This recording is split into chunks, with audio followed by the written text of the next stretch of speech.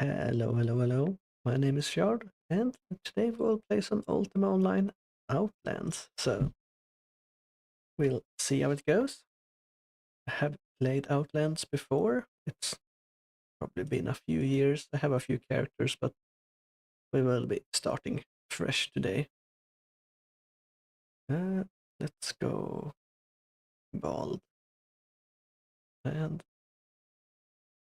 Longbeard. No, goatee and Dyke. It's a little bit small, but it's not too bad. I think we'll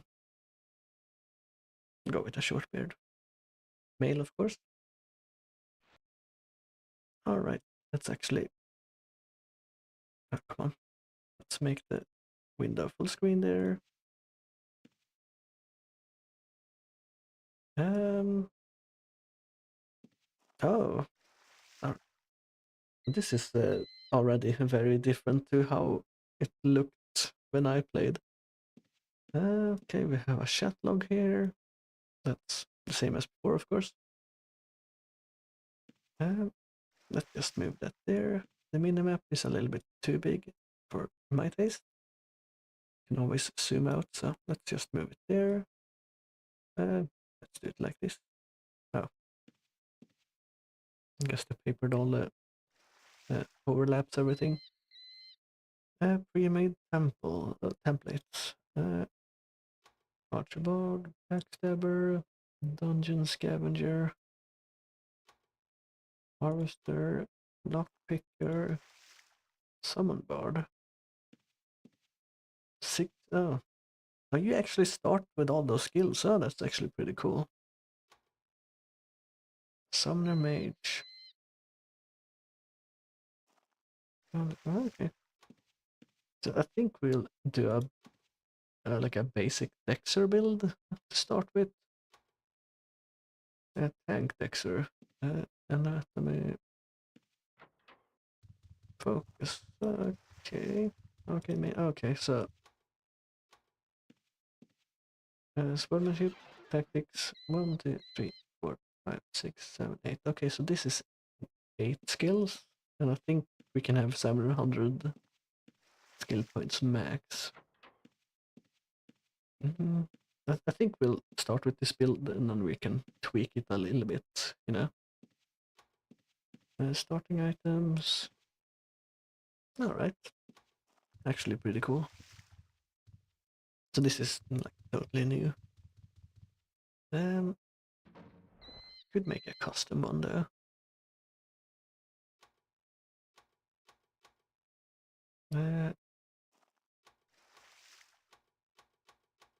So I think it's is it 225 stats you can have? So it might be good just to do this and then we lock the intelligence score, so we can't get any of those. Let's see here. We want the amazing, I believe we'll go with. We want chivalry though. Let me actually pull up the build I was looking at. I did actually look up a basic build before, since it's easy to get a bit confused in this game, especially when you're starting out. So we took chivalry. We want anatomy. We want healing, parrying, arm store. Where's arm store? There it is. So I think this is a very good way to get people into the game actually, and understanding what's going on, because this is many years ago, but I didn't have a clue what was going on back in the day when I started playing. Maze fighting we want. Tactics we want as well.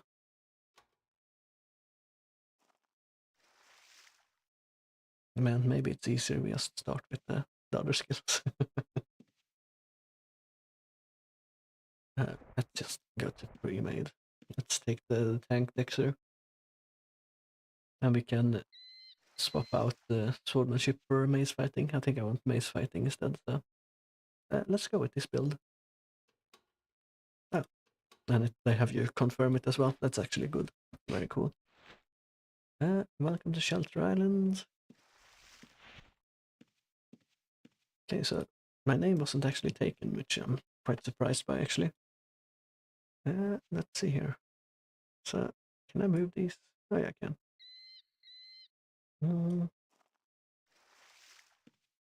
Toggle circle. Oh, yeah.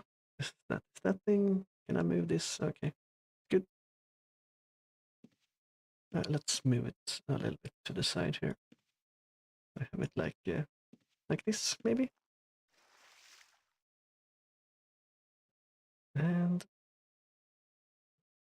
no cooldowns. We can move this over here. So you enter war stance with tab. So I do remember a few things about the game. Let's lock our intelligence for now. But it has been. Can I make this smaller? Oh, there we go.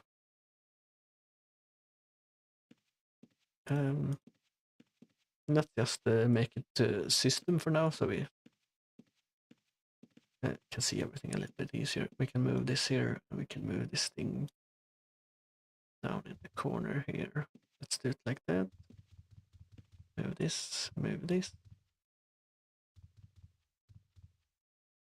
All right, there we go. So I did see that they added like a quest somewhere. Can I? Prevent overlapping nameplates. Let's do that. So, from what I saw, yeah, this guy, Cortina, I think. Oh yes, it has a quest icon as well. Okay, that's actually cool. None of these things were in when I last played, so, and I think it's a few years ago. So, you know, very nice to see that they've made the starting experience a bit easier. Oh yeah. So, as you can see, I have a total gold value of 700,000. That's because my other characters on my Outlands account have money, of course. But we'll take this quest, earn 2,500 gold while inside the newbie dungeon.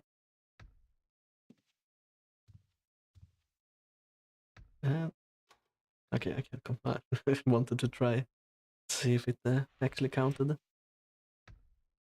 Let's see here. Where is my... Oh, right.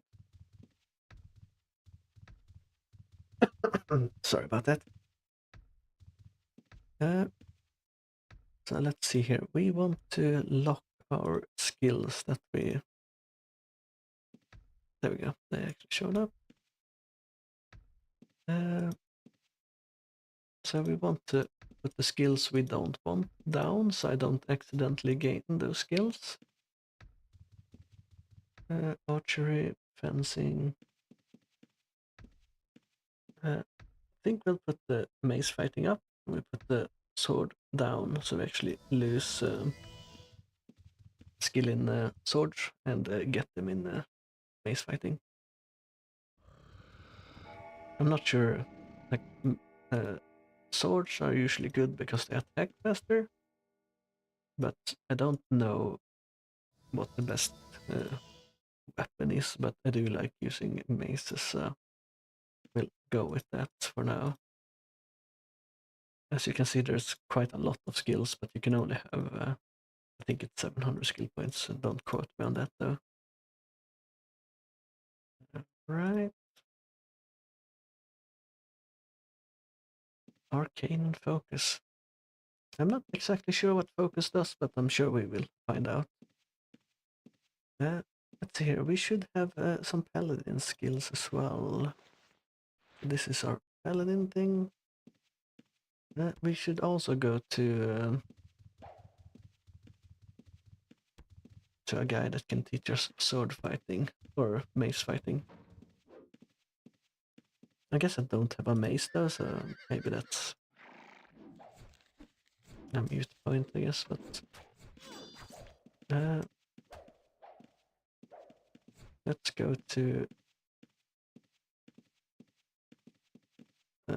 usually some dude in the blacksmithing can teach you something, I think.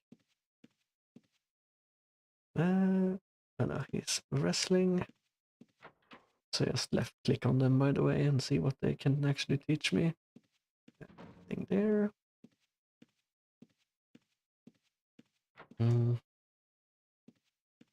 There we go, maze fighting. And then we drag the training credit deed on top. Did that actually work? No. Maze fighting. Alright, and then we use the credits. Okay, that works. So I need to make a little bit of money first so I can actually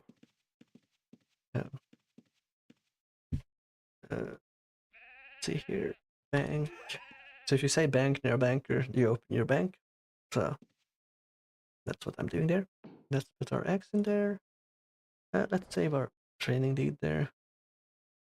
World Atlas. Is that blessed? Yeah, it's blessed. So Ultima Online is a full loot game. Shelter Island here, of course, they can't loot you and kill you. But out in the world, they can take you down. Okay, let's actually see what the skills does. Chance to reflect spells and evade melee attacks. Open hotbar. Ah, there's the hotbar. Okay. So I'm assuming the red ones we can't use because, you know, they're... I don't have the skill for it yet. Let's actually check what the last skill does. Every 30 seconds, melee have a chance to cure poison and inflict damage. Okay, so we activate that one, and it should activate in combat, I'm assuming. And this one, let's activate both of those. Don't think we will encounter any of these things right now, so we'll not use that. Alright, so let's go into the newbie dungeon. Let's actually check here. Let's see, the yellow ones are heal. The orange ones are cure, okay. And the red ones are refresh, and I think that's stamina, right? But we'll see. Actually, it's not showing my whole window for some reason, so let's fix that. Not sure why. And why is it? Actually, I know why. Options, video. Let's go full screen, borderless. And that should fix it.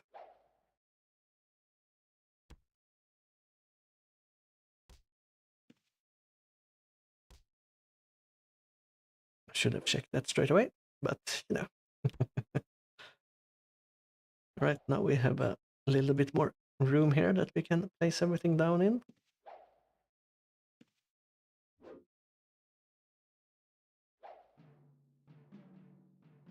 Let's just move this down. Bag. Now we can just have it over the system window here. Right, so now we can actually see what's going on a little bit. So, as you can see, this is the newbie dungeon, and all the dungeons are labeled on the minimap. So, you can easily see where they are. So, the skills you get are faster in this one. Can I actually hide corpses and stuff? I don't want to see all of those.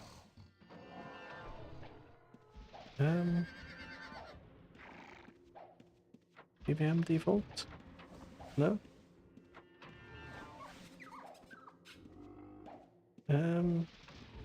Okay, there we go.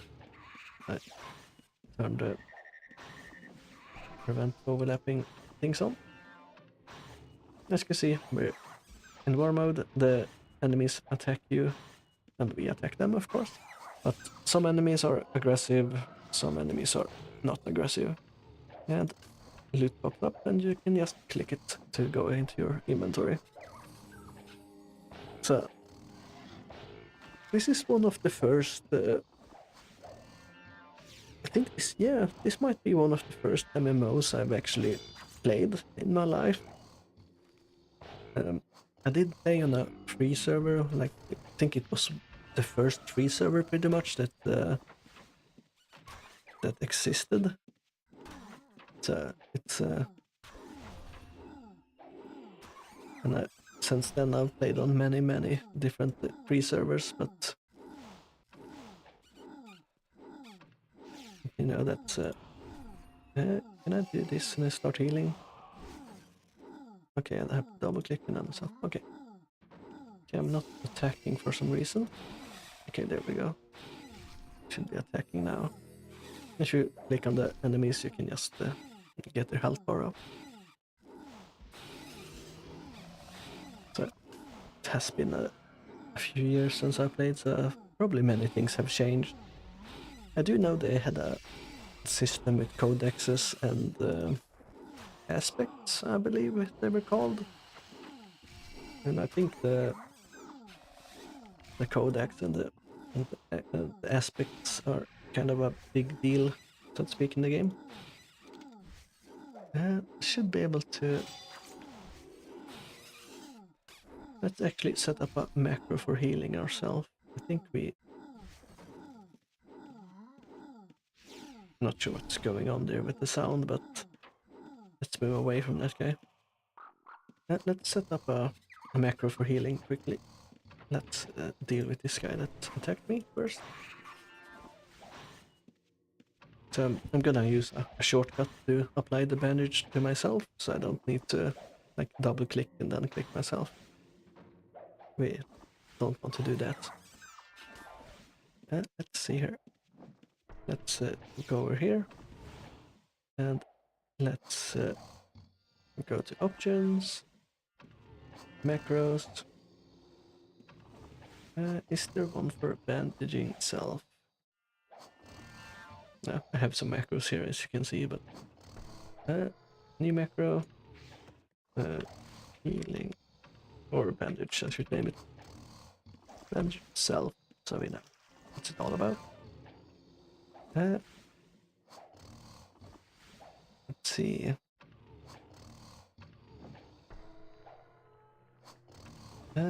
Bandage self, that's what we want. Create macro button, bandage self. How do I actually use my... Oh. Yeah, that's what we want. There we go. So this should bandage myself. That being is not damaged. Okay, so now we have a button. We just double click or click it once and then we start bandaging ourselves. So we don't need to double click and then click ourselves. Right, so we have 96 gold. Let's get like 200 and then we can probably switch to a mace. The supporting skills for like maces, swords and I think it's called fencing is all the same, so if we level those skills up it doesn't really matter. So it's good to level them up anyway.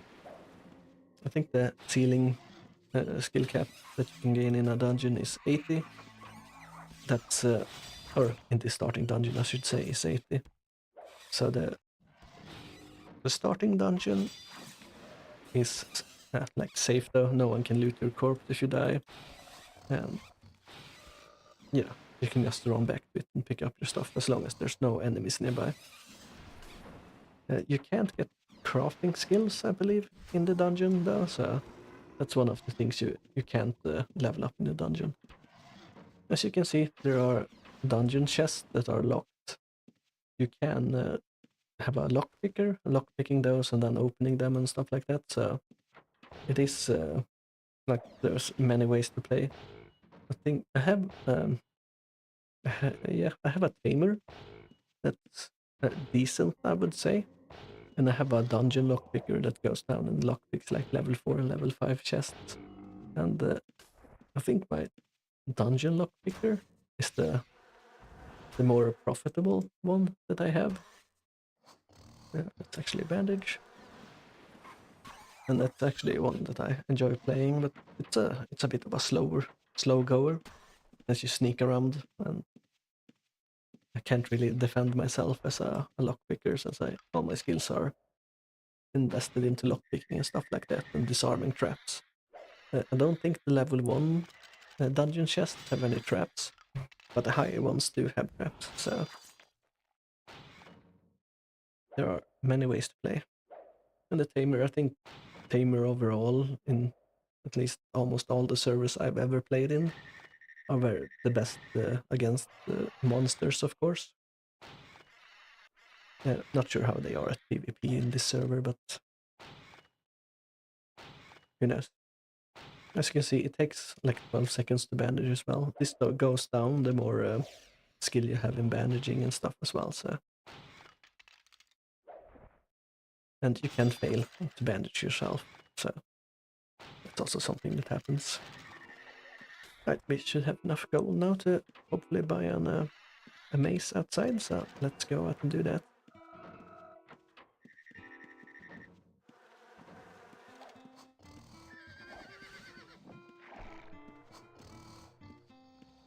Alright. Let's see here. I guess we go to the... what's it called? The blacksmith again. And see what he has to sell. So I'm running on foot right now, of course, but you can get a horse and stuff like that, so it goes a bit faster. You don't want to be running all over the place. And usually you want to buy player crafted gear, because player crafted gear is a lot better than the vendor gear. So there are also magic gear you can find in dungeons and stuff like that, but you need to identify it to be able to use it.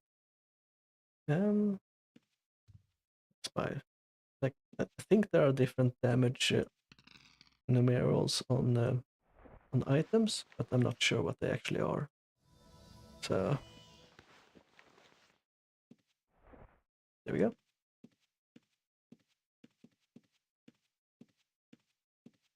Do we not have pants? No, we do not have armor pants. Let's actually buy some pants, I guess. We don't have a gorg as well. That's strange. I thought we would be fully kitted out, so let's buy pants. We don't have arms. Let's see, how much gold do I have there? Oh yeah, it says down there. Pants, arms, heads. That's all we can afford, I think. So I think that... okay, so it's underneath my pants, I guess. Right, so we only need hands now, but that's fine. We can survive without hands. So we do have an armor value down here. You can see it down at our buffs. So there are some female-only gear, but I think the female characters can wear any gear. So I do know that some people roll only female characters because they have access to more gear. And yeah, you know. So I think that's something that people do. Not something I think about that much though. Okay. I don't really care, I think. I never got into like the high end in this game, so to speak. Only I've been doing... I would like classify myself as mid game, but I think the people that are at mid game would disagree with me. Like it's a very different experience. So yeah, I don't think I'm... can we take 2 skeletons? We can try, I guess.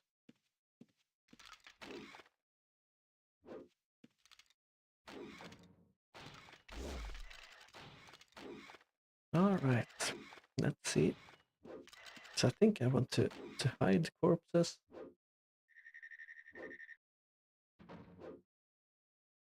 Alright, we should bandage ourselves as well. I think I want to set up so I hide corpses, like I don't want to see them on the screen all the time, but I guess it's not a major issue either. Getting to half health there. We might be able to make it. It depends on how lucky we are with hits and stuff like that as well, of course. We'll see, we'll see.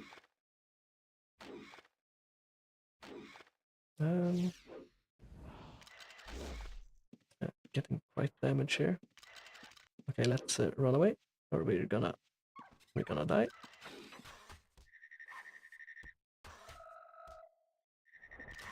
So you do slip more and more, like if you get hits that are above a certain value, your hands can slip, and that means you know, heal yourself for less. Right, that's one skeleton down, so we should be fine now. It feels like the skeletons in the dungeon here are giving more gold than they did in the past, but might just be me not remembering. So the reason I actually thought about playing Ultima Online again was that I saw the Lazy Peon had made a video on it actually. So otherwise I had kind of forgotten about it.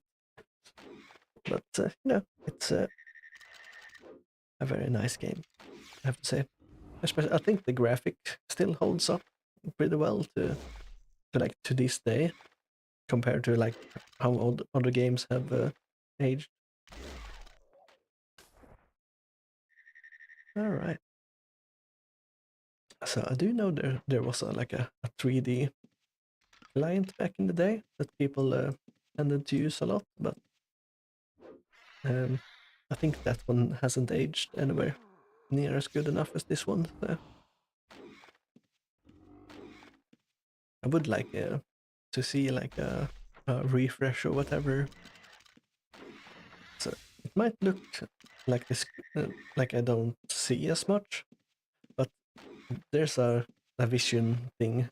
I guess you can see people pop up right here, and that's because like I can see the map here, but I can't see any entities outside of this circle of.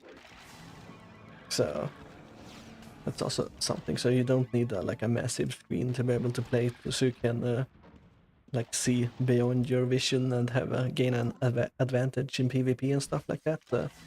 You can only see so far, and that's actually helps balancing out the game a bit, I feel like. Let's see if we can. All right, we have two of them again. Let's see if we can actually take them out or not. We can. Okay, can't actually. I was gonna say we can re-roll a bandage, but we need to have a little bit of damage to start bandaging. So we'll do it slowly but surely.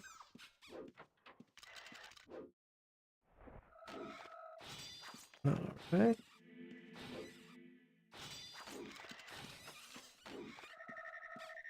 So you probably can't see because no, I'm not blocking my inventory that much.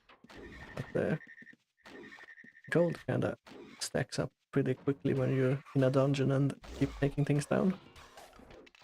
Our first other loot as well. So this is what I was talking about before. Unidentified gear. So I can put this on my character, but I don't really know what it does, so I do need to identify it. The gear that will drop here in the newbie dungeon is probably all gonna be quite terrible. But, you know, that's not strange. It's the first easiest dungeon, right? With the easiest mobs, pretty much. As you can see on the minimap as well, like you can see the layout and everything. If you are very observant, you can see other dungeons that are kind of in the same like dungeon layer, I believe. So that's why those show up. Usually you're not this zoomed out either, right? We can zoom right in. Right, I should be healing myself instead of talking and getting distracted. And these are gems. They are amethysts, and you can sell them to a jeweler or craft with them. Not actually sure what you use them for in this game, like crafting wise, if it's anything useful or if it's just for leveling up your skills, but it's useful anyway. And I don't think NPCs sell jewelry. I think I should say I'm not actually sure. And as you can see, it takes a little bit for the mobs to respawn. As you can see, yeah, locked and trapped, so dungeons just do have locks on them. Why am I getting attacked by? Or maybe it was just my skills activating. As you can see, this guy has a bear that's attacking the target as well. So that's a bear he tamed and using to take down mobs. You can also get a little bit of skills when a creature attacks. So not sure why that guy is attacking the same creature as me, but right, let's see if we can take down a zombie. So some creatures are tougher than others. They have more HP. Some are spellcasters as well, and some are not spellcasters. I don't. I usually put resist magic on, like on a Dexter. We might have to switch out arms lore for resisting magic in the future, depending on what we fight and stuff like that. So, but we'll see. As you can see, sometimes we get a special attack where we do extra damage, which is quite nice. Alright, and I think arms lore increases the chance for an extra attack. Not sure why that guy isn't attacking me when I'm dealing the most damage to it, but...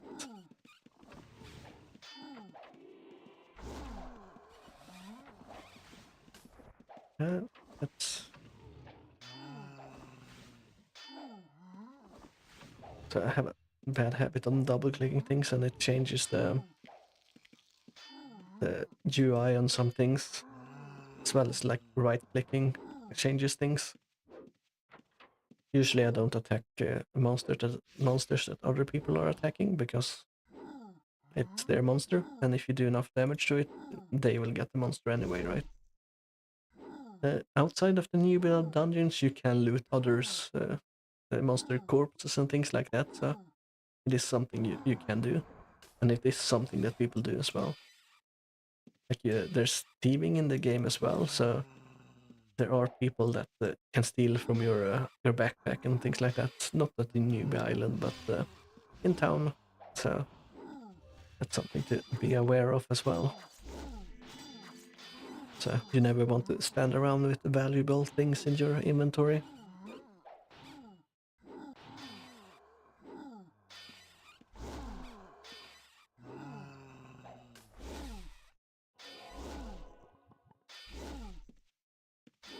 So you can pretty much just stay in town and steal from people all day. Something I did back in the day, and it was very profitable. Probably one of the best money makers I had back in the day. But people have, they've gotten more wise to things these days, but every now and then you can probably snag something very good. Right, so this is the second level for the dungeon, so you can actually go down to a different level, and there's are different mobs here. Usually they are harder the further down we go. So, okay, let's actually not stay there. As you can see, that one hit just took out a lot of my HP, so we're not gonna tangle with them, especially not two of them. Like if it was one of them, we might be able to do it, but two of them is just not gonna be great. There are also like a very big variety in the mobs in the game. Like these unidentified ringmails, there are unidentified weapons as well. Like some of them has Slayer, like undead, and it do more damage against all the undeads. There are demon slayers and things like that. So a lot of different Slayer weapons and things like that.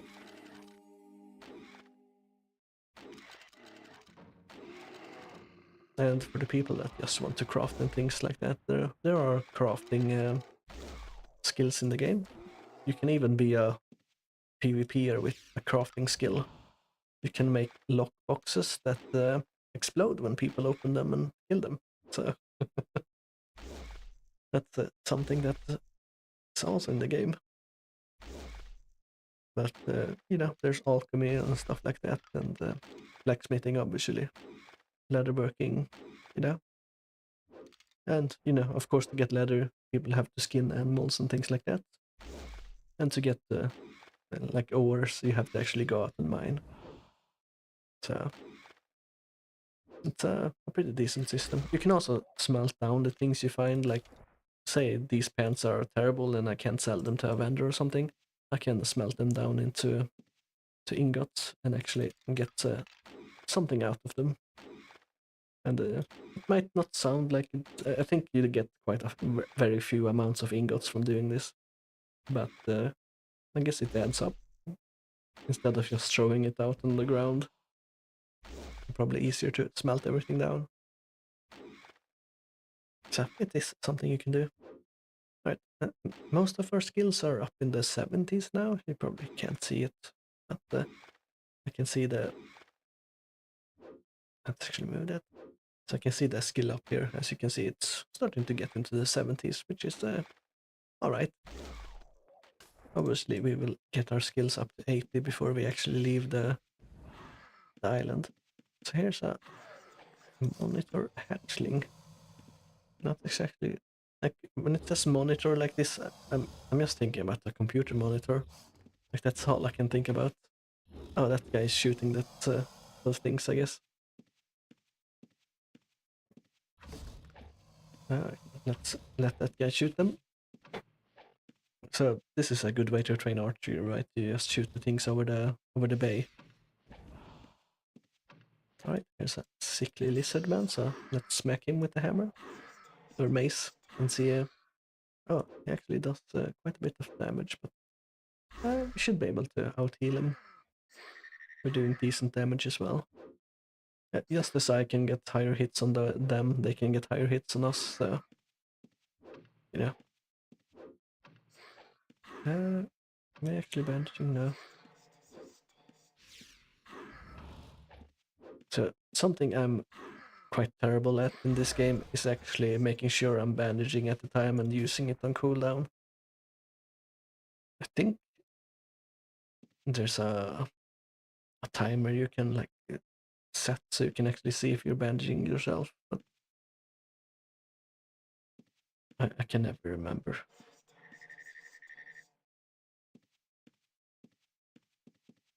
So we're gonna heal up first all the way before we fight another thing.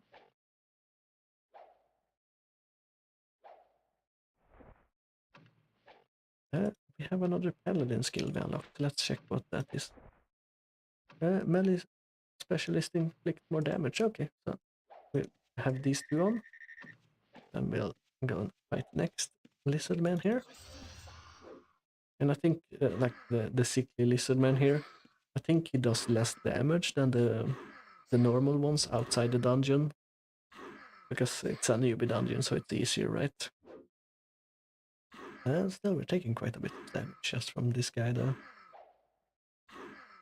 So I'm using plate now, but I don't think anyone really uses plate outside of the dungeon, but I'm not sure. Do you know in the servers I played in the past, the king has always been leather because of like certain buffs and things like that. But I think the server has balanced it a little bit better, so it's not actually like the best thing anymore. So plate might actually be decent still. Right, let's see if we can take on a troll. They should do quite a bit of damage to me though, so we'll see if we can actually take it or not. So trolls actually like also have a regen ability where they regen HP over time, so it's not a big amount, so it should not be an issue. It's going better than I thought it would so far. Yeah, taking a bit of damage as well now. Alright, that went well. Let's heal up the full first. What's this? Primordial Well. Can we take one of those? I guess this is something people usually tame, but let's see if we can take it. So some mobs don't drop any gold at all, but you know, you can skin them instead to get leather from them. And the higher your skinning is, the better stuff you can get. There are also mobs that run away, like, you know, like in World of Warcraft and everything like that.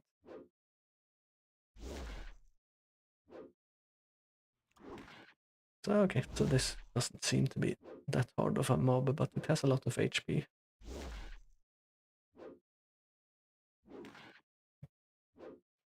So let's actually see if it has any gold or if it's one of those skinning mobs. Did I? There we go. I kind of want to lock these as well so I don't move them around. Okay, so I guess it frenzies and does more damage when it does that, or attacks faster. Yeah, attack speed increase. I can actually...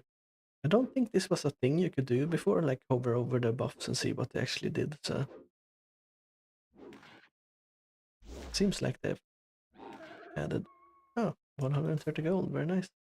So to skin something, you just use your knife you have in your inventory, and then you don't anymore.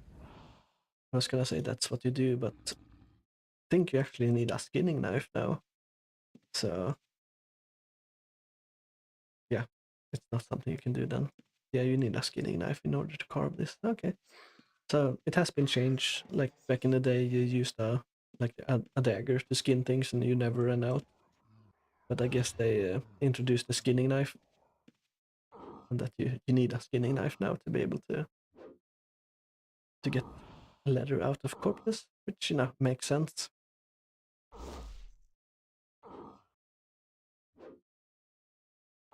As well as you. Okay, let's move away from the trolls. Doesn't attack us as well.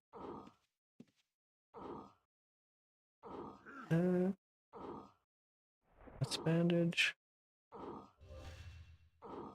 So I'm clicking on the chest because I'm curious what level they are. I don't think there's higher than level 1 in here. But I think level 5 is the highest if they haven't increased it. A crippled Ettin. I think Ettins deal quite a bit of damage, if I remember correctly. At least when you're starting out. So.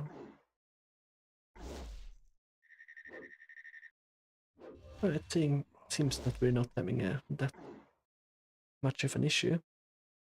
So we do want 2,500 gold though, so we can get the rune book for the quest that we found on the outside there. And it was a blessed rune book as well, which is very nice. So something that is blessed, you can never lose it if you die in PvP or if you die to PvM. It will always stay on your body, so blessed items like that is very nice. And a rune book is something that you put runes in, obviously, and you can teleport those runes. So you you mark a location with a rune, and then you put the rune in your rune book, and then you can teleport to that rune if you have the right spell or the right what's it called? The right spell or the right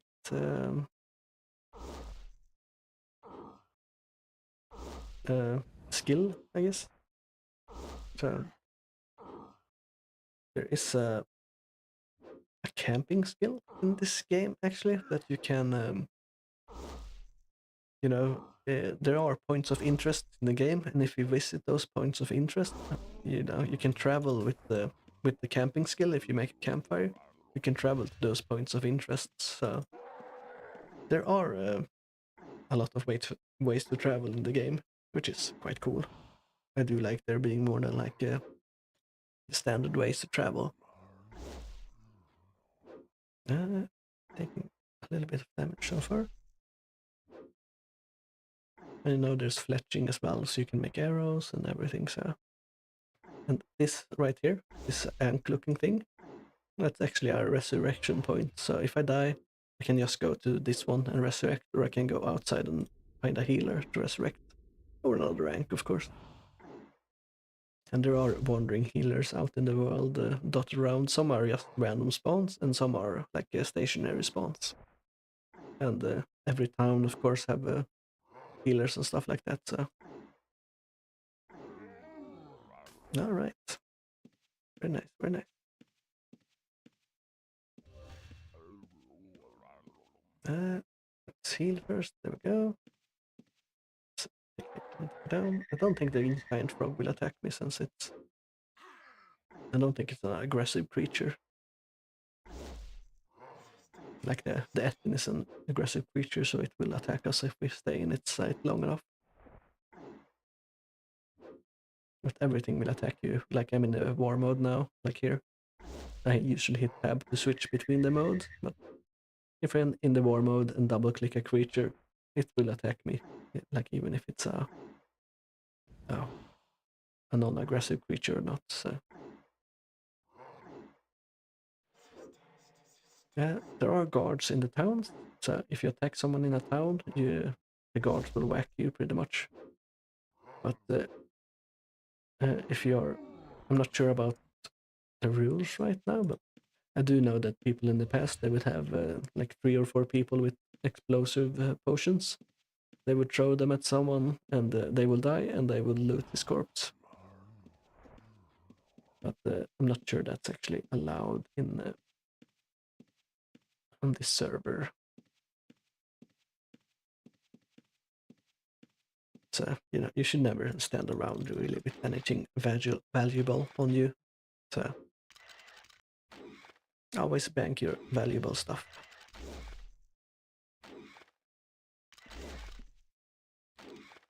Right, so we reached 100 in strength, and I think 100 in strength is max.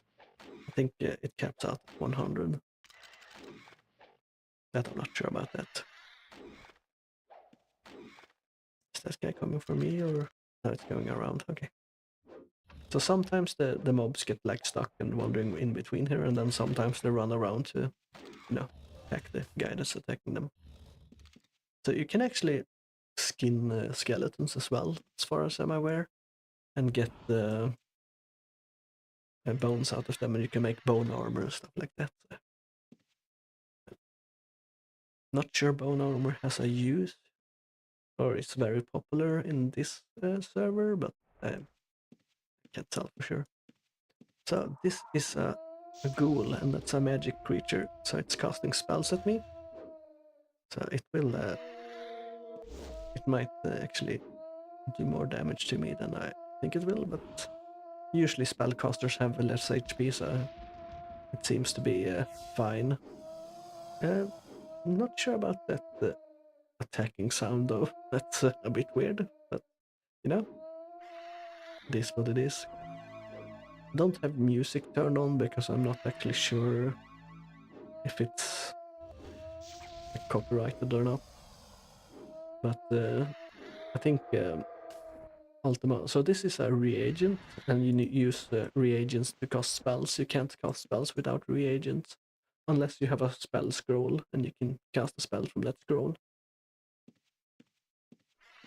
So, what was I saying again? Probably nothing important. Man, what was it?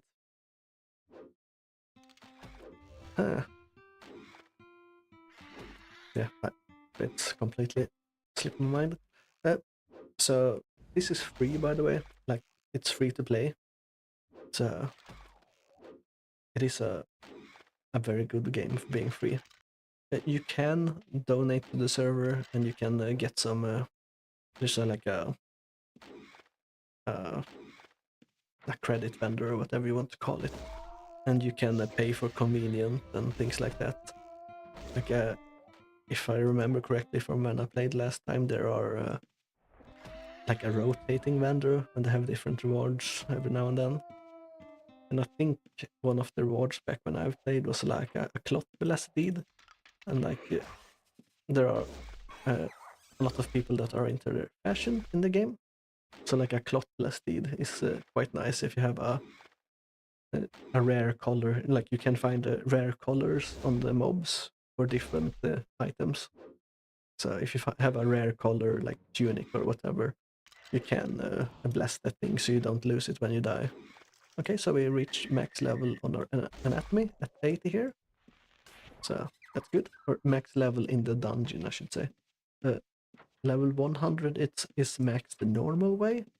You can go up to 120 in most skills if you find the scrolls for it. But I think those scrolls drops from bosses. Don't quote me on this. It's either bosses or harder enemies. But I don't know which one it actually is. So here in this area of the dungeon, we have harpies. Let's see if we can actually find one, or they've all been taken care of. Looks like most have been taken care of. Right, there's one. Let's take down this giant bat sitting on the ground here. So I was hoping it would actually attack me. But it looks kind of stuck, so let's just whack it. Let's heal. So you're hearing that noise, right? To me, that sounds like two cats fighting and not like a bird.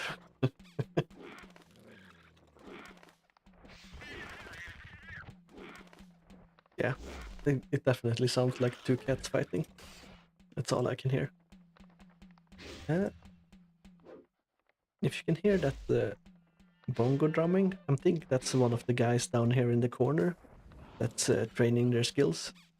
Like you can train like music making and boardship in the dungeon, and they usually do that at the entrance because I think the entrance there is guarded by guards. So if you get hit, like a guard will come and whack the monster. So it's safe to do. Right, so we got arms lore at level 80. So 2 skills at level 80 now.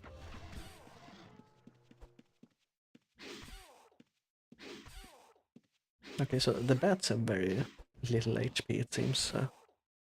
They don't give that much gold either.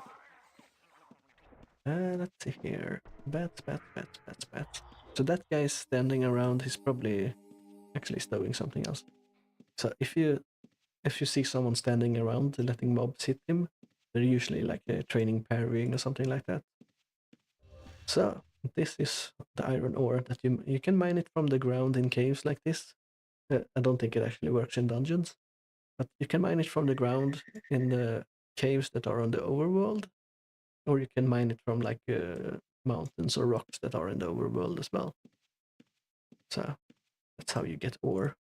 There are iron ore everywhere here, or a few places. So I think maybe you can actually mine it in here. Right. So this is a rat man. This is also another mob in the game. I think the rat man actually runs away, but I'm not sure about this. Let's actually see if it runs away or not. We might like just hit it too hard so it doesn't happen, but I think they run away. Not sure. It doesn't seem like it. No, it doesn't run away. It might have been changed.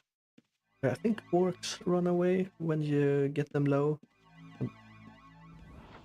So this is a familiar. Let's see if we can actually take it down. Okay, so it's doing quite a bit of damage. We might have to run here.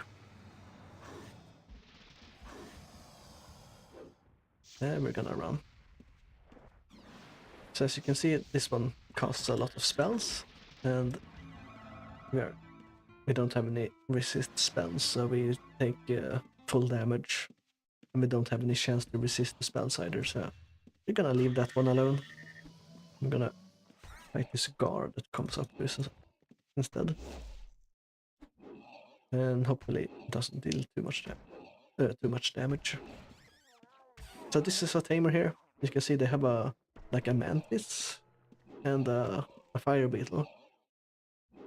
I think the fire beetle is used as transport. I'm not sure there. I think they have like the beetles have like an inventory so you can store things inside them. But I'm not sure. I do know that thinking back to my tamer, I think that I used like a beetle as a tank because they have a lot of HP and a lot of defense. So of course, different animals have different stats, right? So, so I think that's one that I used as a tank, like when I was starting out as a tamer. I think I moved on, but I'm not gonna say entirely sure if I actually have moved on or not. From I haven't logged into my tamer for a very long time, or any other characters either, I guess. Uh, Backtrack. Okay, so this is like earth elementals. You can also summon these as a mage and have them around. That was the summoner class we saw when we created our character. So so the reason this guy is doing this in here with these kind of strong uh, creatures, right, is because you want them to get bonded, and they get bonded when they hit a certain EXP threshold. So this is an orc mage. He casts magic, of course, and he also punches you in the face. But they have a little HP, so he took him down quite easily, actually. So, as I said, the reason this guy's doing it in here is to bond his creatures, and when they're bonded, they when they die, they spawn like a ghost, and you can resurrect them with at a spirit healer or with like a bandage with the veterinary skill. So that's the reason he's doing it in here, because it's safe in here. If you're doing it out in the world and you have so the animals also have like a stat, right? They have like say they have 100 strength maximum, but they can spawn with 80 strength, and you can't level that strength up, I believe, anyway. So don't quote me on this. And if you find one with 100 strength, that's obviously gonna be better than one with 80 strength. So you want the one that's as high as possible, and if you get one that's really high, you don't want to go into a random dungeon to level it up so it gets bonded, and then they get a bunch of PKs coming in and taking it down. So that's the reason that people are doing it in the safe dungeon here.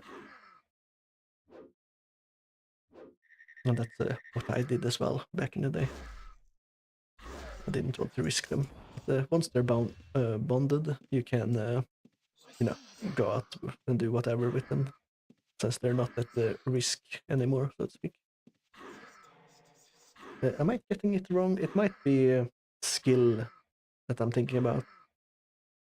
Like, like I can get 100 in my skills here, right? Or I guess 80 for the dungeon. But I think I think that's actually it.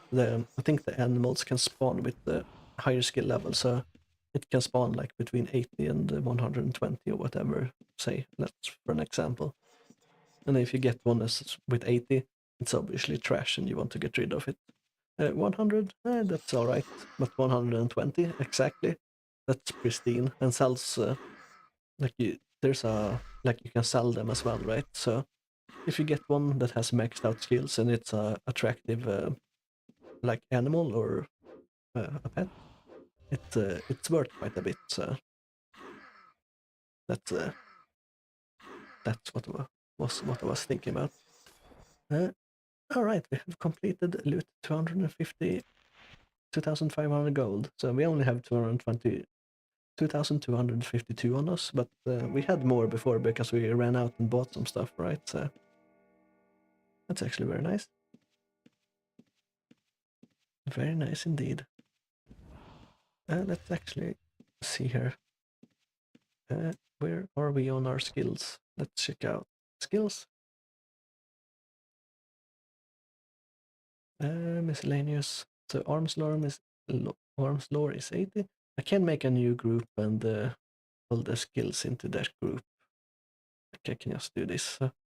Should probably have done that already, so don't need to do this. Anatomy, chivalry. Also getting close to max with chivalry there. Healing, mace fighting.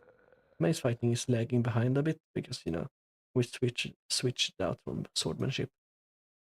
And swordsmanship is marked down, so we will lose skills in that when we get to the chapter. Magic, no. Wilderness, no. Thieving, no. Bard, no. Focus, let's move that in. I think focus might be PVM damage, I'm not sure. So it's something like that.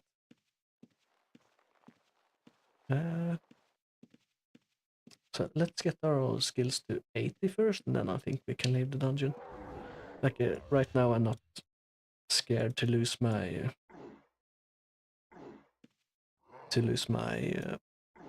my gold or anything, so I can stay in here because if I die, I can just run back to my corpse and no one can loot it. So,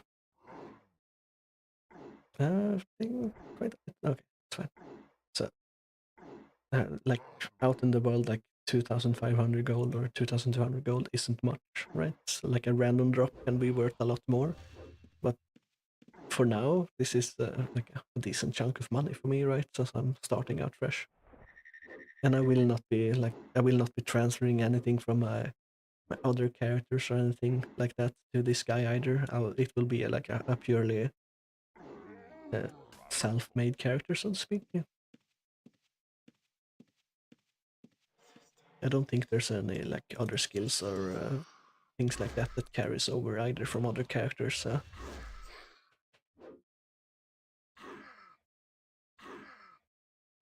I think what we want to save up and buy is a codex. That's the thing we want to get. Well, actually, we probably want to buy a set of blacksmithed gear, so we can what's it called?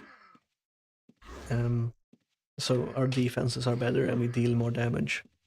I think if it's I think the blacksmithing gear can get exceptional and made by a grandmaster. And don't quote me on this. And that like I think exceptional means it's 10% better, and like grandmaster is like 15% better. Like I said, I'm not sure about this one, so don't take my word for it. But as you saw up there, the guy that was mining, I'm not sure where he actually went. If you can see him again. So this guy that's mining here, you're seeing he's wearing a green armor. I think that's a higher ore tier, and that's not something that vendors sell either. So his green armor is probably a lot better than my shitty armor. And by a lot better, I mean a lot better.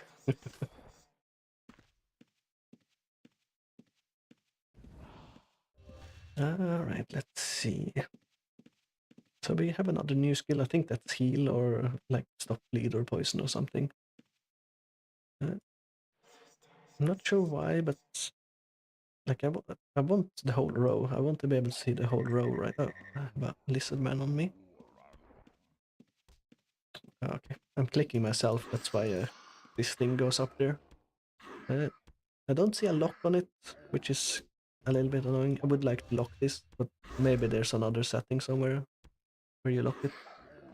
So this guy that's standing in here and getting beaten up on, he's probably training up his parrying skill. Or his healing skill, either or.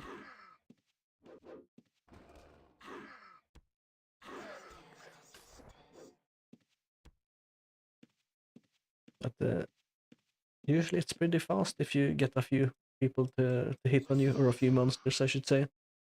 And I don't think the level of the monster matters. Like, it's probably better to have a few low-level mobs beat on you, because I think it only counts like hits. But I'm not sure about that.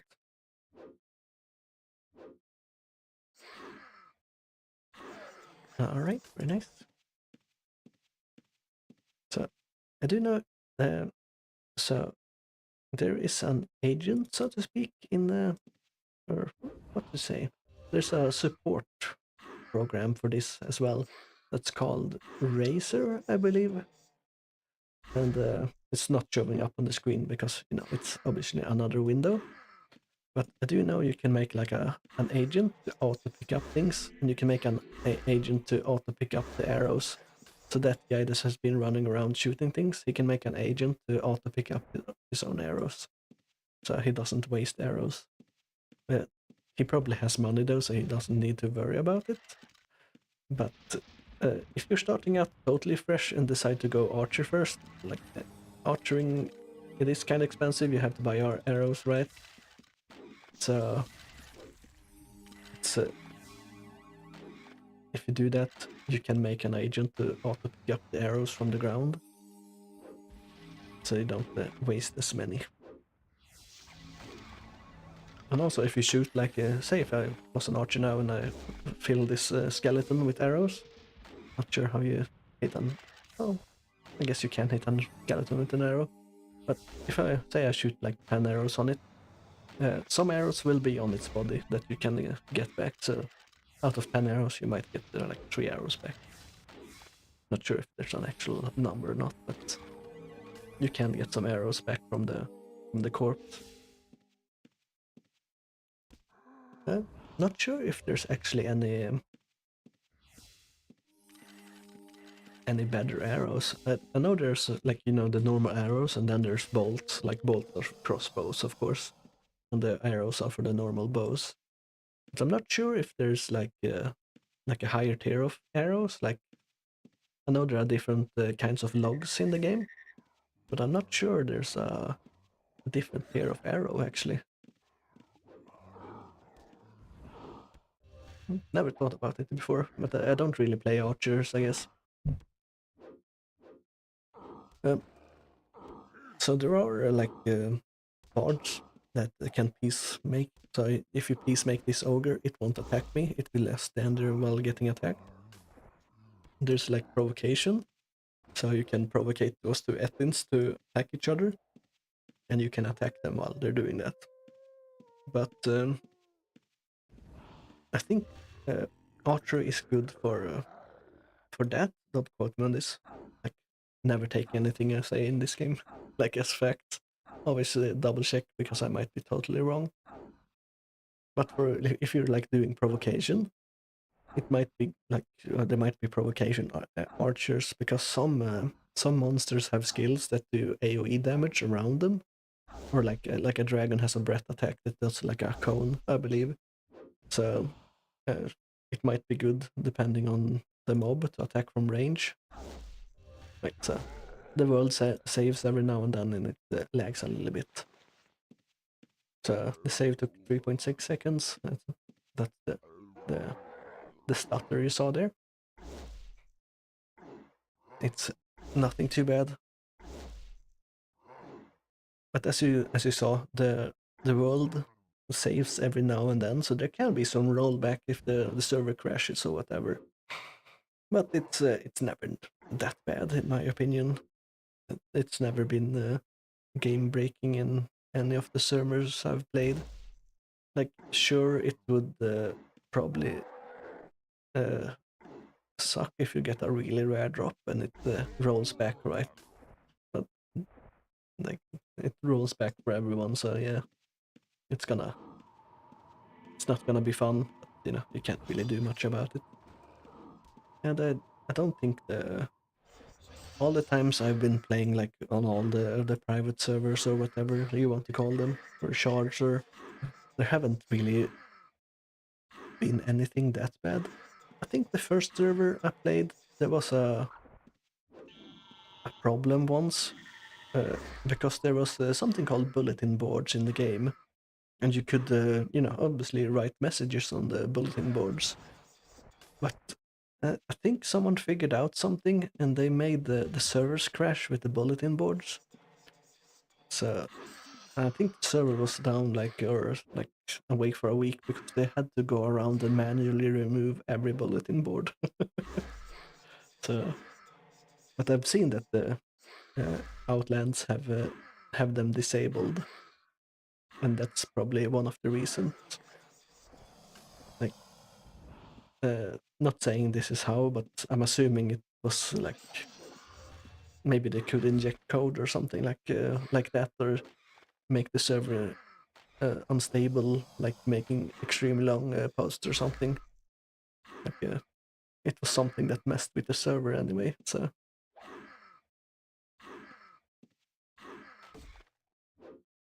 but I haven't seen them enabled on any other server I've been playing on. But I haven't really played on that many servers, I guess. I do like servers that like this though, that actually adds new stuff and don't just rehash the old stuff. It's it's very nice to be able to come into a server and have like a new experience, so to speak. Like, sure, the base game is the same, but there are different things. And that's Mr. Yoda down there. That's the guy that's been shooting everything. Let me actually check if everything is working on YouTube. I never actually checked that. Yeah, it looks like it's working. Looks good enough. Right, let's keep going. Should be almost 80 in most of our skills now. Let's not forget to bandage ourselves.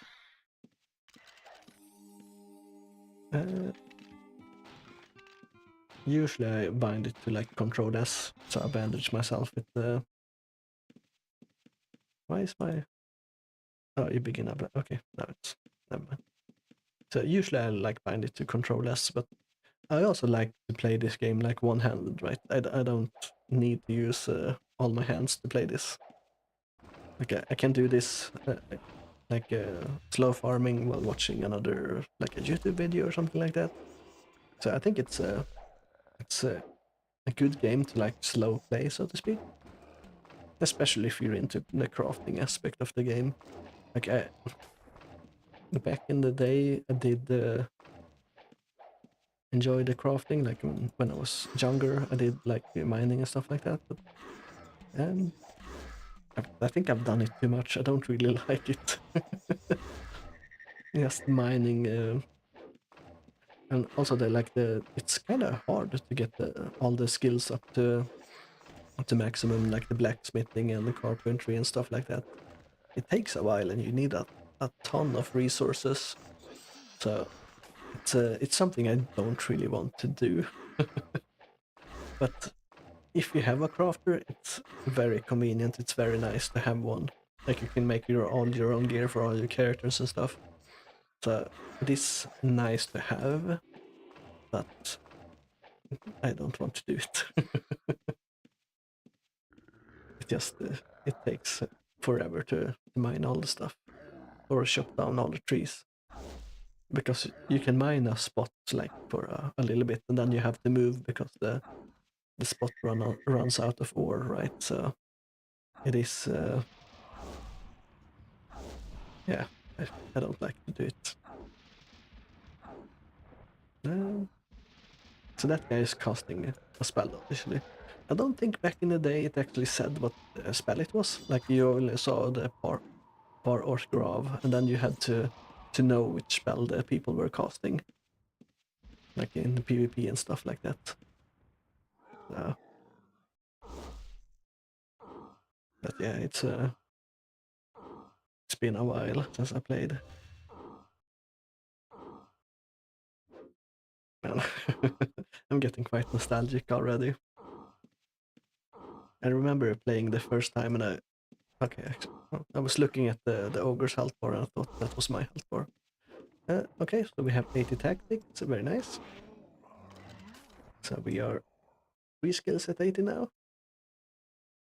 I'm not sure. Like I'm assuming there's there are PKers in the game, obviously. So I'm assuming there are like people that watch people stream and check where they are and everything. Like sure, you can cover up the minimap, but if you know the game, you know exactly where they are. Like it's very easy to see. You know what dungeon they're in, you know what floor they're in, you know roughly what area they're in. So so it might be hard to stream this game outside of sanctuary dungeons and things like that, but I don't think it will matter that much. So there are like I'm not sure how many dungeons are in the game now, but there are like I think it was 7 dungeons back when I played. I'm not exactly sure, but there are several dungeons in the game. Okay, we got 80 healing, very nice. So there are several dungeons in the game, and they have them on a rotating thing where one dungeon every week is a sanctuary dungeon, and that means that you can't PK in that dungeon, but you also get the what's that sound? You also don't get you get half the loot, I think. So you get less you get less loot, less gold and everything, but it's safe. So, but you know, since it's the sanctuary dungeon, it has more people in it, of course, because people want to play safe and things like that. Like if you're like playing right now, like playing one-handed, watching a YouTube video or something like that. Very nice AFK skilling, and oh, it's this guy. I'm assuming he's stabbing that frog or something like that. Not sure what he's doing, but it's a very weird sound. I guess that's a sound that plays every time the frog is getting attacked. But you know, there are some skills that you can protect yourself from PKers, like there are tracking and hiding and stuff like that. But with hiding, uh, usually PKers are in a group. I say usually because that's not always true. Like if they're in a group, they usually have someone with the like tracking and the detect hidden, so they can see if there's a player nearby the hidden, so they can reveal you. So it's not a guarantee that you are safe if you're hiding. But if you can see them coming in time with like tracking or whatever, you can usually make it to a portal and teleport out. I say usually. Every now and then you will obviously get trapped if you're in like in a dead end or something like that. There are like spells like recall and stuff like that, so you can recall, like I said with the runes before, but those don't work in a dungeon. Unless they have changed it, which I don't know.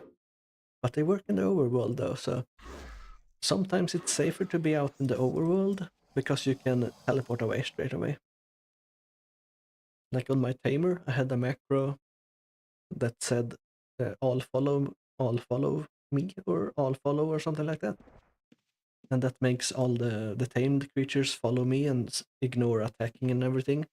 And then I would have a, like, in the next line, cast recall and then target a specific rune that brought me to a safe city.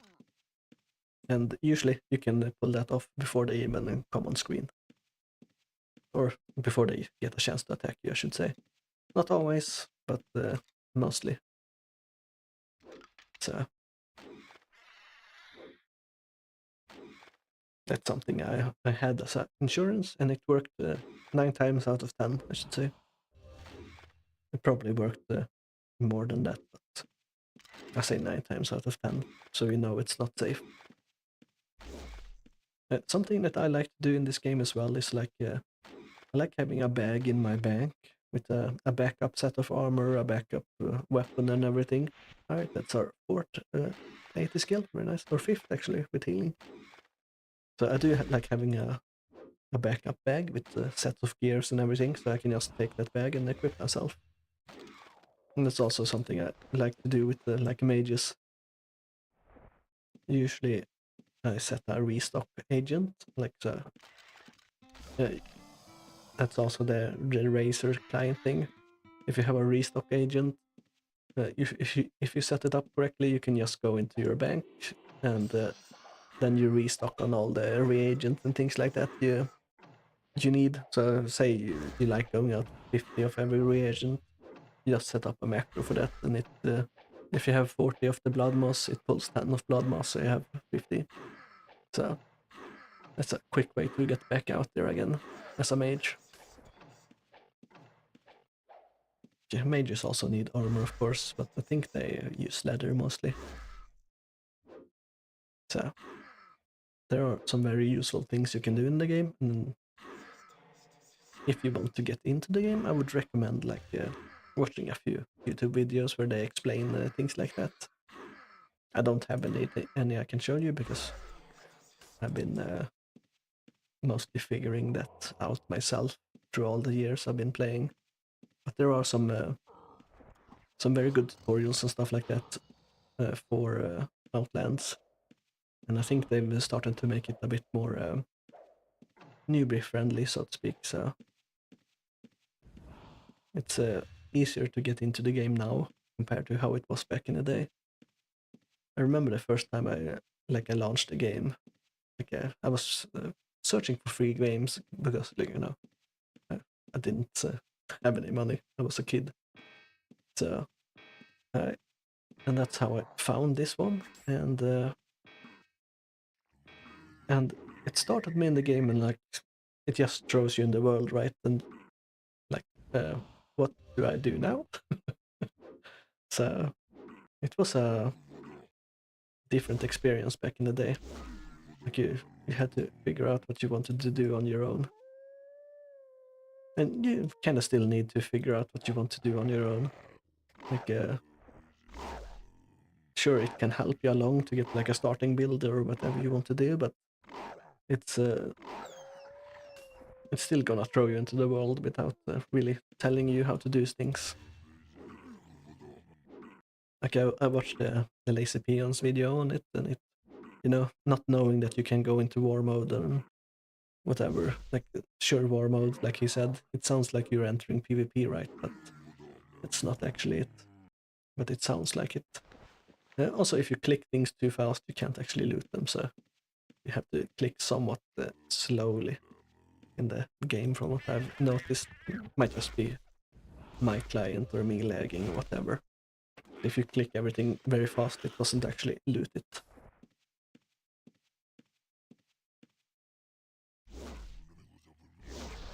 Yeah, this was I knew what's called RuneScape was popular back in the day. When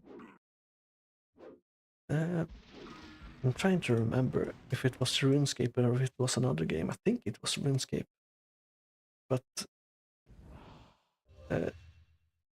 from what I thought, like I tried to play RuneScape back in the day as well. Like it had nowhere near the charm that I felt like the Ultima Online had. So I tried it out for a very. Oh, it's saving again. Okay. So I tried it out for a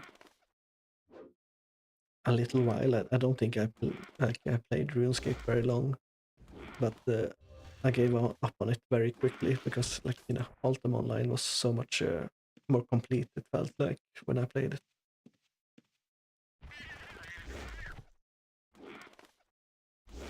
And still feel well.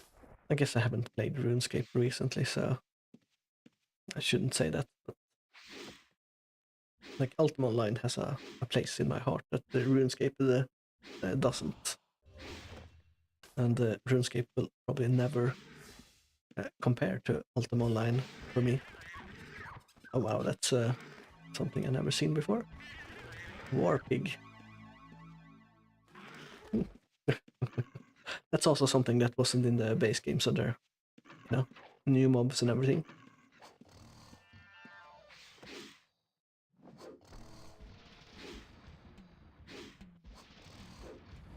Oh, that guy is okay. That guy is getting calmed from the people boarding through the walls here.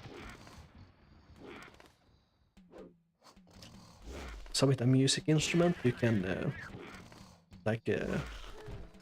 with the skill, if you click yourself, you can like peacemake everyone around you, and that makes them leave the war mode or like stop attacking the person for a little bit. But you should use the skill on an enemy if you're intending to fight them, so to speak. Okay, it's a red man. Let's smash his face in. Let's move one step back. So I think that the creatures used to aggro across the pond like this, but maybe they don't anymore. Because it felt like this gar should aggro on top of me. But it might have been changed. Or maybe I'm not close enough. Or it's actually looking at me. Alright, so it's coming for me. So maybe its sight of aggro range was small.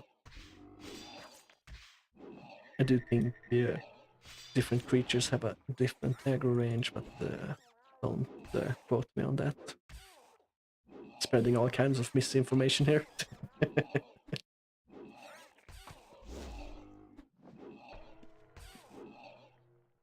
Man. Right, we have 4,000 gold. Oh, that's actually not too bad, not too bad. I think one of the codexes that we like we need amazing codex, we need a healing codex, and probably something more. And I'm not sure, but I think they used to be like around 10k each, but I don't actually know the price now. It might have gotten more expensive. I did see like there's vendor search actually, so there is a it's called. There are player vendors, like there are player housing in the game, and you can go to like people's houses and stuff like that. But usually they're set to private. But there are like vendor malls that people have made that have a lot of vendors in it that are run by players. So you can actually go to those and buy stuff. Hey El Bendito, I'm a returning player, I would say. I played around 3 years ago, 2 years ago, I believe. But I never gotten very far in the game. But I have been playing Ultima Online for many, many years now on different servers. I think last time I got into the aspects a little bit. That's as far as I got. But never really got too far into it since it was quite expensive to start stacking those things. Yeah, I did notice when I created my character today, like they had a whole template and stuff like that, and like easier to make your first character, which was very nice. So it's changed a lot actually. A lot easier to get into it these days.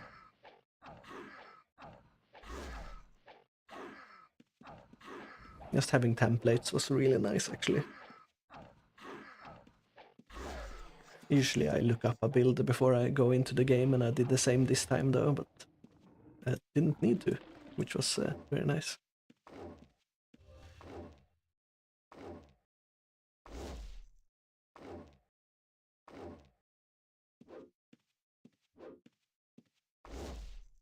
Alright, as I was saying, there's like vendor search now, so you can actually search the vendors and see what the best price is. So you can actually find the deals a lot easier now. I think there was like a non-developer vendor search back when I played that people used, or like people used Discord to sell things, right? But I don't think the developer thing was there then. So it's probably also something new, which is quite nice actually. Makes it a lot easier to find good deals. The problem with the player ran vendor search that I found was that if you found a deal and then you ran there and then the deal was gone, of course. I think some people deliberately put up deals and then took them away so people would visit their vendor as well. But every now and then you could find a decent deal, so to speak, or a decent price, I should say. Right, we are 100 in Dex as well, so we can have our intelligence go up a little bit. I think 25. Yeah, I think 225 is max for the total stats there, so let's get it up to 225 and then we can lock everything. Don't think it matters to lock it since we're at max, but might as well.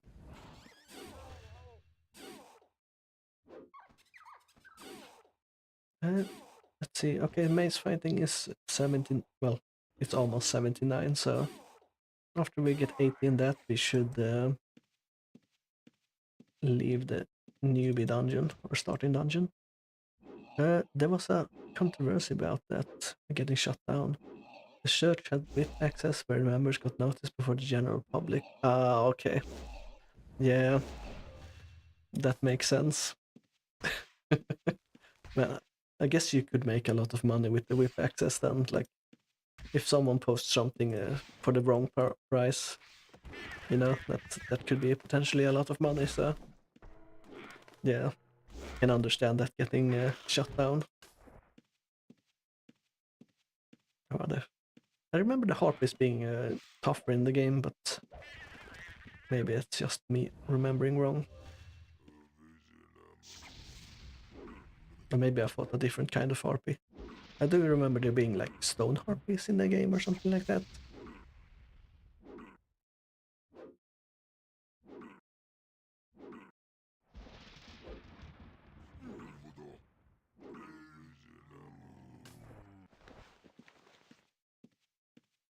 Stone and blood harps are a bit tougher. Ah, yeah. I don't think I've seen the blood harpies though. I think I only seen the stone ones. I do remember trying to farm the stone ones because they were supposed to have a decent drop rate, but they were very overfarmed. And there was a lot of PKers around them, if I remember correctly, so I quickly gave up on that.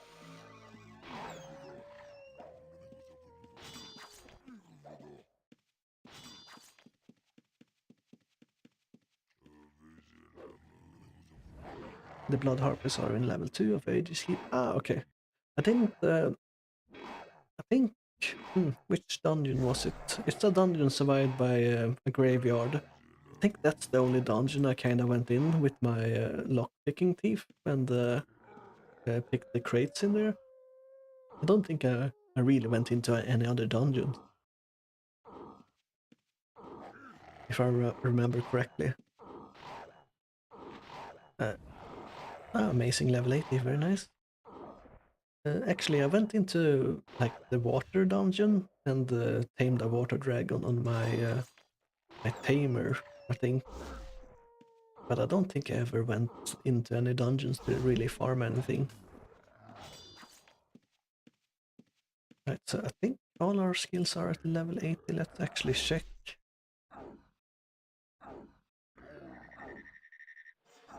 Only parrying is at 68. So I guess we should get our parrying up a bit. That should be easy enough. We just need to have a bunch of monsters beating at us. Right, so let's go down and find some weaker monsters at the start, or at the entrance of the dungeon, I should say. Because we don't want to take too much damage, of course. Skeletons are good to raise parry. Ah, okay. Let's grab a few skeletons here. Let's grab 3 of them, should be enough. Let's not actually attack them back, so we... what's it called? So we take any of them out. Yeah, it's going up already. Let's check our... let's see here. Let's check our paladin book, whatever it's called. Okay, so this one is bleed and disease. Melee damage inflicted increased. I thought there was a healing skill. Resurrector heals out to targets within 4, but can't heal yourself. Okay. Maybe I'm remembering wrong. Swing speed increased. This is the sacred journey where you open a portal, like the recall thing. Right, this is the healing. This guy. Oh, minimum skill level 95 though, so I can't use that. Oh, I thought they were red when I couldn't use them. I guess they're not. Am I actually healing?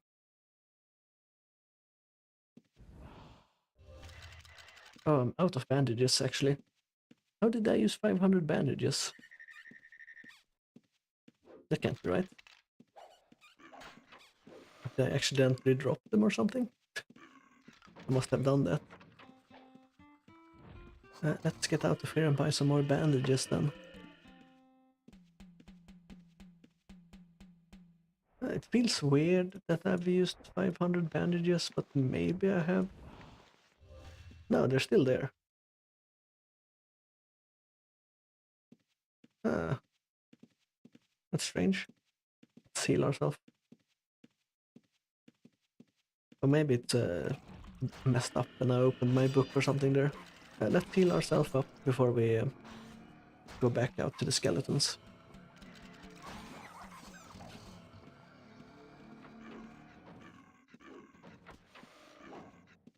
Sometimes if your pack closes the game, it doesn't recognize you have items. Oh, okay, I see. I guess that's happened. That was the thing that happened there.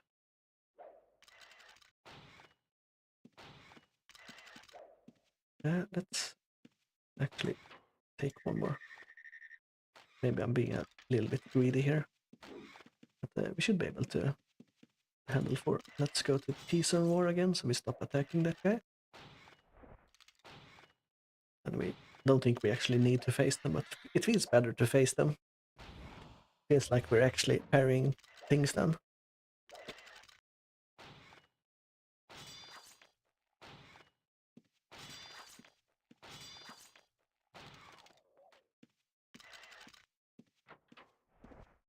Right, and we're healing a decent amount now as well, so we can probably heal like half our HP with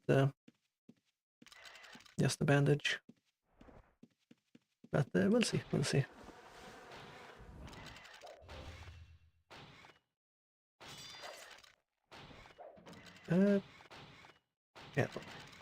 Yeah, we should probably close our paladin skills just in case.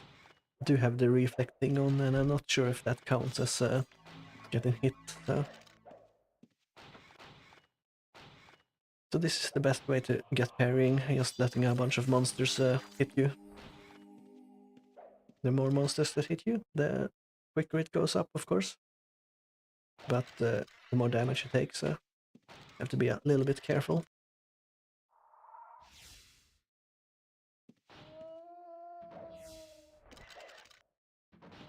Alright. That's also how you get your veterinary skill up if you're like also healing skill. It's good to level it up like this. If you're leveling veterinary skill for like healing your pets with bandages, you usually have your pet just standing around while getting hit. So.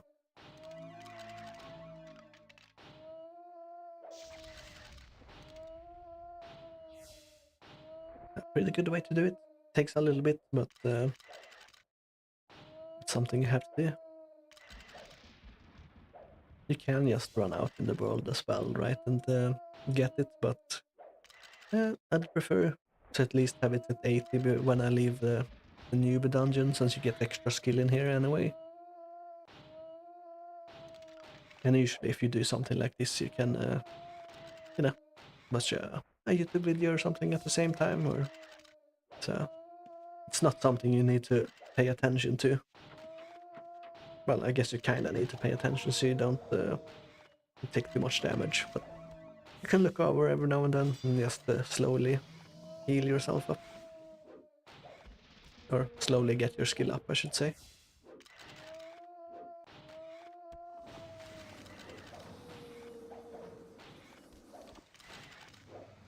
Are these scrolls? Oh yeah, that's the party thing. Alright, so here's actually my account. My account is 1,286 days old. That's older than I thought it would be. So as you can see here, it doesn't say anything right now, but you can get titles in the game, right? If I remember correctly. Let's see if anyone actually has a title. Yeah, so you can click on a person and open their paper doll, and then you see how they look like. And as you can see here, she has the illustrious Lady Vemix. And I think Lady, or the illustrious Lady, I think this has to do with karma. So you get karma from taking down monsters, and you get the negative karma for killing certain creatures in the game, and also for for doing murders, I believe, unless they have changed that system. So murderers get the bad karma usually. And I think the highest level of bad karma is the dreaded or something like that, but I'm not sure. As you can see, our pairing skill is going up quite quickly. We're already at 70.3, so it doesn't take that long in the newbie dungeon. It obviously takes longer outside the newbie dungeon because you don't get skills as fast. Yeah, negative for murder, snooping, stealing, and applying poison to food and weapons. Ah, okay, so it also applies to food and weapons. Yeah, that makes sense. Do you get negative karma for stealing from NPCs, though? I'm not sure about that, but probably. Still, yeah, maybe it is. I do know that you get it from snooping and stealing from players. But back in the day, it was one of the most profitable things you can do, like stealing what other people had made was very profitable, or what other people had made or had looted. And sometimes you don't get away, but mostly you did get away with it. Yeah, I do have a dungeon, like a thief, lockpicking, looter, that I did enjoy playing. I think I made it to steal from players at first, but I didn't have much luck. Maybe I wasn't at the right spots or at the right time, but it's I didn't have much luck stealing from players. Players are a lot more aware now, I think, compared to how they were back in the day. Like back in the day, you could pretty much get away with anything. But today, players are a lot more aware. But it is kind of profitable to go into dungeons and stealing from people, I believe, because they're not really paying attention, because they're fighting monsters and stuff. And if you steal their bandages and things like that, their healing herbs or reagents, they can also get taken down, and then you can loot their entire body. So as you can see there, you can actually run away from monsters and just wait until you heal up a little bit. At least from melee monsters. There are monsters that attack from range and attack with spells, of course. So, right, so we're back to somewhat healthy, so let's keep getting hit there. Lockpicking thieves is super fun when it works. People feel safe with lockboxes on them and you can pick them. Yeah. But I think people trap them these days as well, but I guess you can disarm the trap, right?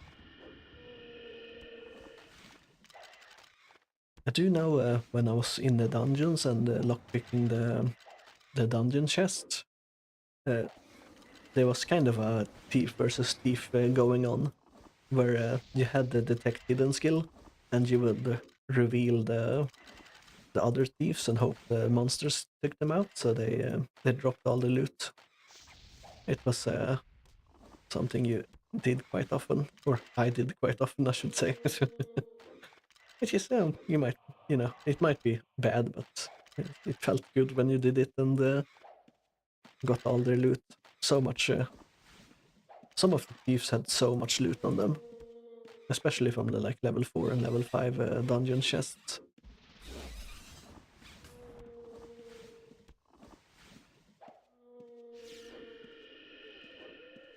I did enjoy playing it quite a bit. I actually ran out of money on that guy. I did rent a room at the inn, but I think it pulls money from your bank every week. So when I checked him before checking that everything works, I did see he had no money on him. But I do think I have some good stuff on him as like items and loot, but he had no money at all. I think my tamer is the only guy that has a little bit of money, and that's not even a lot either.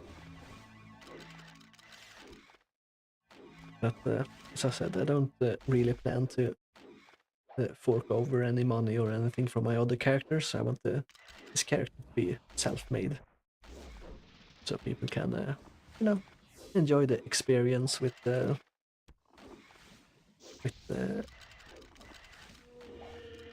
watching, so to speak, instead of getting super powerful early on just by forking over money.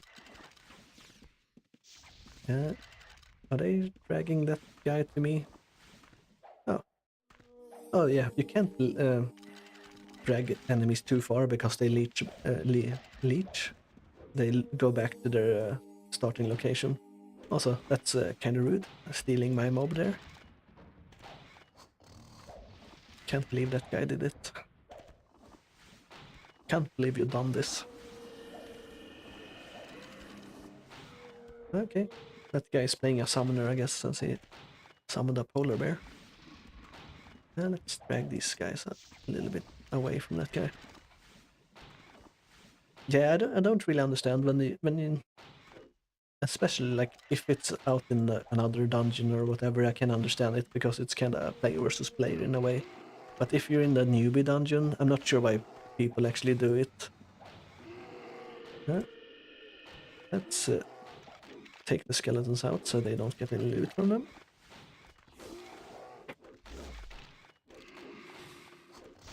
They're not getting any skill from me.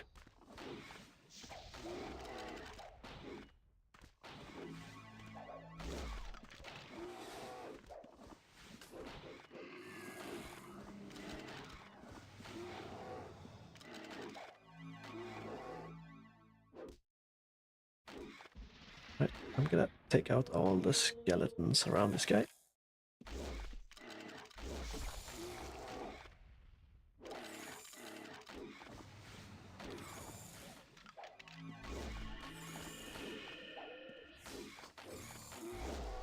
Yeah, as I said, I don't really understand when people do that.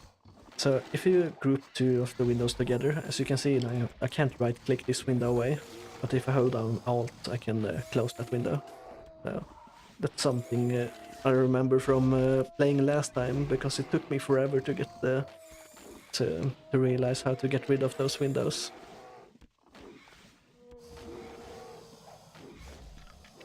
I do remember it being a pain in the ass to figure that out. I think you can hold... Oh yeah, I think it's control. Like if I do this, yeah, it pops up the... Oh, that's the player name. I thought it pulled up the NPCs, but I guess I'm remembering wrong. Is this guy doing the same thing I was? Like having the...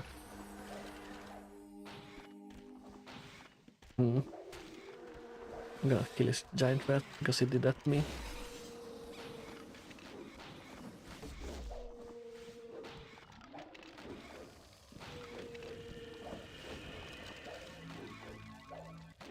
Yeah, not so fun now, is it? Right. Let's go and grab some mobs from somewhere else. We can probably find some, maybe some ratman. We have a harpy here, a bat. Let's grab a bat and a harpy. This is kind of tucked in the corner, so I don't think anyone will really come here. Probably be a little bit slower with only two of them, but it should be fine. And we also have to listen to the cats fighting sound. Like, it's definitely not a bird, right? It's two cats fighting. That's all I can hear. Why are they not attacking? Oh, there we go. Not sure what was going on there.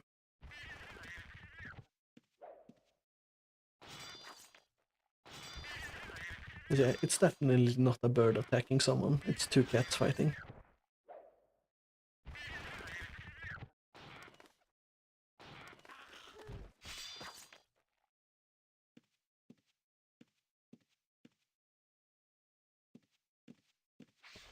Okay, we got a third bat, so we should be getting it up a little bit quicker, hopefully. Let's actually stop attacking it. I think, oh no, it survived. Okay, that's good. I almost took it down, though.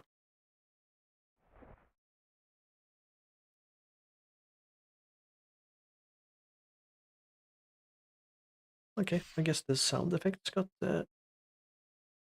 muted as well. Or maybe it only makes the sound when it connects with hitting you, so to speak. Oh yeah. Debbie does UO has registered an antiquity. Feral Hunter figurine.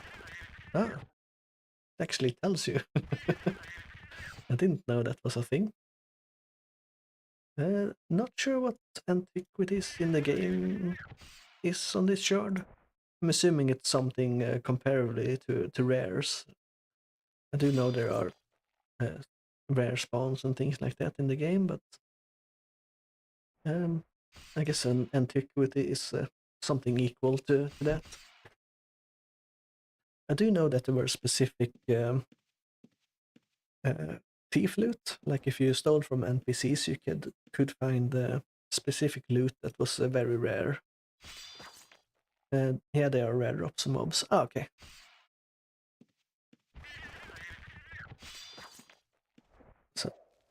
So I guess if you register them, do they are they bound to your character after you do that, or is it something else? Maybe. Oh yeah, someone also registered one. Maybe I've seen this message pop up before, but I never noticed it.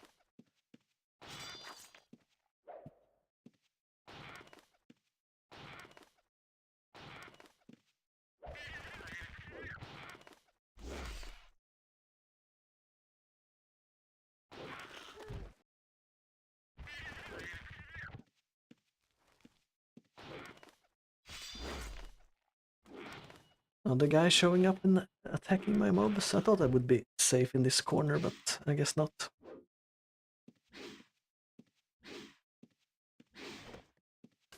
Well, no, not bound, but your name will be on it as registered and earn achievement points per registering. Oh, okay, I see. That's actually pretty cool. Oh, actually, that took that guy down.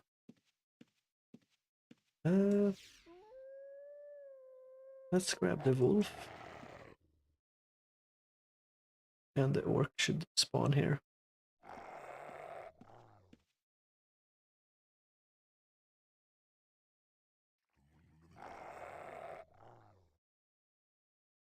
Can you use the achievement points for anything, or is it like bragging rights? I'm assuming it's bragging rights. Right, we have two creatures on us again. I do like that the orcs speak in their own tongue, so to speak. I'm not sure if there's a translation for orc speak, or if it's just random gibberish.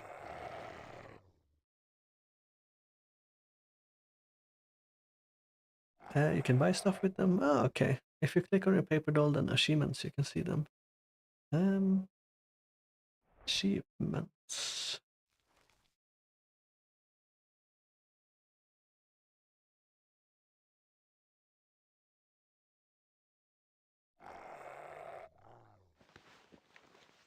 Help first. Oh, okay. Oh. Help. Achievements. There we are. Oh, so you can get achievements for a lot of different aspects, I can see. And let's not forget to heal. And there's different pages. Adventuring, Mastery, Crafting, Vice, Guild, Arena Societies.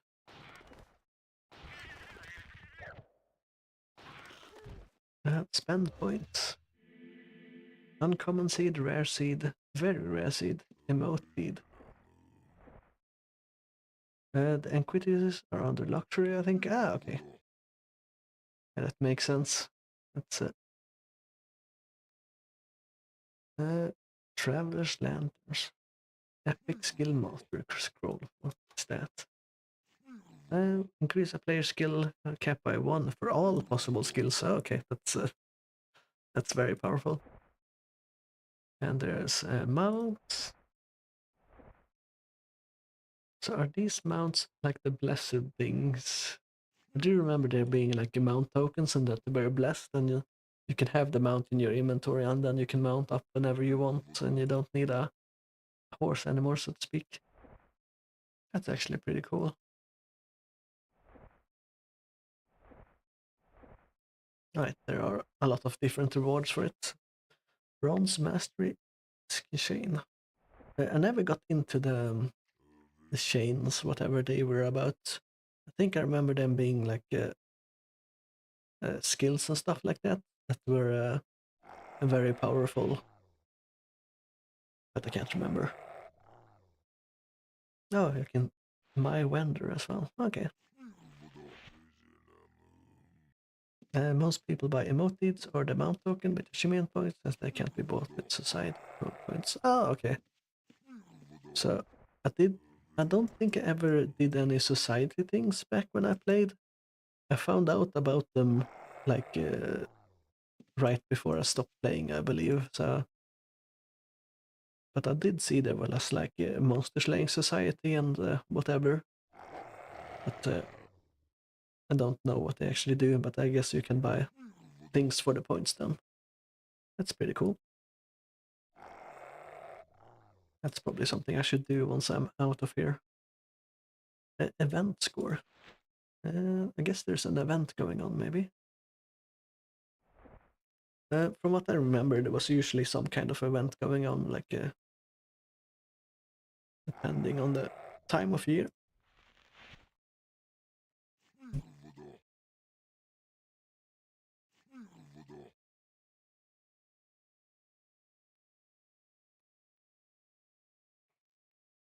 If you get into Outlands long term, you want to look into societies. A good way to buy gold links with points. I'm assuming the gold links are very important. Like I did see there was like bronze and silver links, but I don't really know what they do. The event ended this morning was the pre-title tomb release event. Ah, okay. Is that a new dungeon or something? I do like that they're actually adding new stuff every now and then to the game.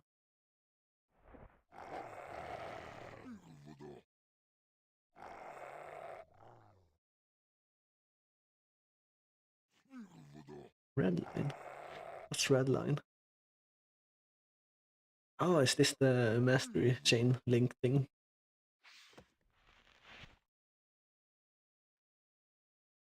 A new dungeon coming out tomorrow morning. Ah, okay. It's probably gonna be crowded as hell then. And full of PKers as well. I'm assuming. Probably some new monsters and new gear. Or new rares, I guess, as well, though. That's actually pretty cool. I'm assuming they don't add dungeons that often, so it's probably quite a big thing.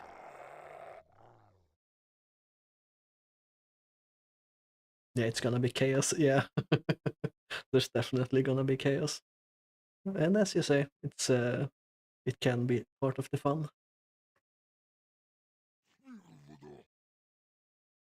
And I'm thinking about who would profit the most, and the first thing I was thinking about is uh, people that can stealth, like walk up to corpses, loot them, and stealth away. Since it probably will be chaos with people attacking each other and people defending themselves from PKs and everything. We're not actually getting our parrying skill. Okay, now we actually got the skill because I was gonna say we're not getting any parrying skills. Yeah, they're gonna be getting a lot of loadouts and items for sure. Yeah, definitely. So yeah, I think thieves are probably gonna be very, or being a thief is very profitable in the new dungeon. Uh, Aspect Mastery. Oh yeah, this I think I started to get into the Aspect Mastery a little bit when I played last, but I can't remember what mastery I did. I think it was Shadow or something for my teeth, or was it Fortune? It might have been Fortune actually, if that's the loot chance thing for my lockpicker dude. Let's see here.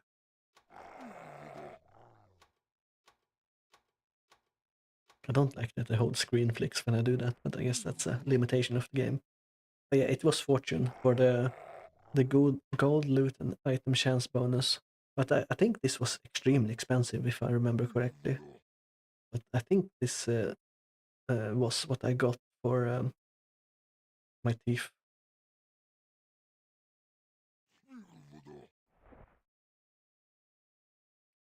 Fortune is nice for picking and XP gains, still kind of pricey. Yeah, I think I looked into command for my tamer, but I think that was also something that was very expensive. Anything that's popular with tamers are gonna be expensive though, since tamers usually have a lot of money, in my experience anyway. Yeah, follower damage bonus. Yeah, this is the thing. But prices are generally lower these days versus when you play last. The addition of chromatic cores will help. Ah, okay. They're making cores from phylacteries. Ah, okay. So I guess they noticed that some aspects really skyrocketed in price. I think Earth was the cheapest thing back when I played, but I'm not sure.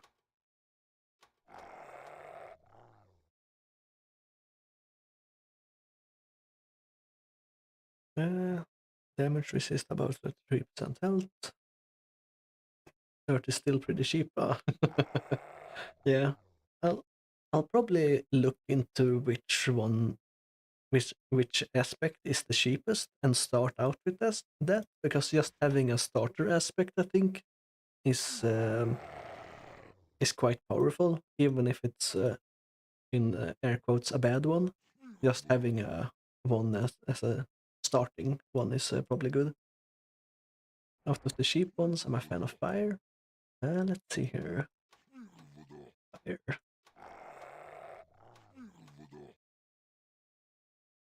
Let's not forget to bandage ourselves. Alright, if you bandage yourself and you click bandage again, it resets the timer. That's not something I should be doing. Uh,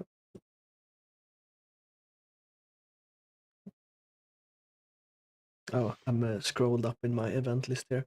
That's why it's not working as I wanted to. There we go.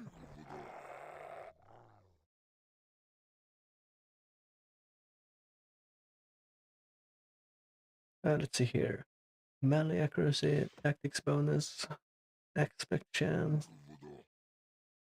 armor rating, damage dealt, costs flame strike. Oh, okay. That's actually pretty cool. Damage taken reflected. Ah, that's nice. Chance to reduce blade disease damage. That's also nice. The weapon proc is strong and the armor damage reflect is super nice. Yeah, looks pretty good. Also, the chance to reduce bleed disease tick damage by 1 is probably quite nice as well. Since, um, if you're out doing stuff. I think most enemies I fought have used bleed, uh, but that's probably because I on purpose avoided enemies with poison and things like that, because they are annoying. Okay, now we start healing again. Yeah. Yeah, I'll probably look into which aspect are on the cheaper side and decide after seeing what to go for. I like it when I'm farming Aegis Keep. A lot of those monsters bleed. Ah, okay. Yeah, that makes sense. I guess it makes sense, especially since there, as you said, on the second floor there are blood harpies. So I'm assuming it's kind of a blood themed dungeon. which, you know, makes sense. Man, 75.9, so we're getting closer. Let's see if we can find one more mob to attack us. Can we get this harpy? Come on. Come and attack me.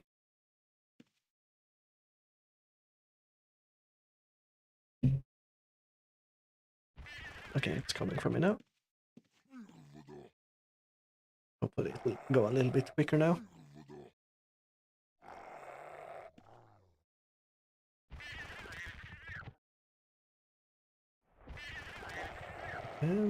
Kinda low on HP, kinda low, half HP.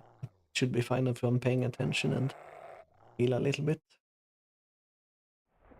Alright, there we go. Back to full, well, almost full. That's a skill mastery. Oh yeah, this is the cap you can increase with the skill scrolls you can find. Let's see here. Aspect. What does Earth do again? We don't need to look on the spells since we're not going to be using any spells on this guy. Accuracy bonus, tactics, aspect chance, Earth hands, whatever Earth hands is. Okay, 6 tile radius.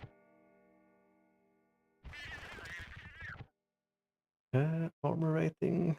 Okay, so Earth is kind of all about the standing still and taking less damage, it looks like.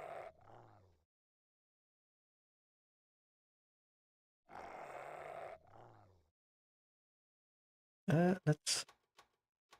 I think air was also kind of cheap, if I remember correctly, but I'm not sure. I think blood was the one that was most expensive for like the melee skills. But am I not healing?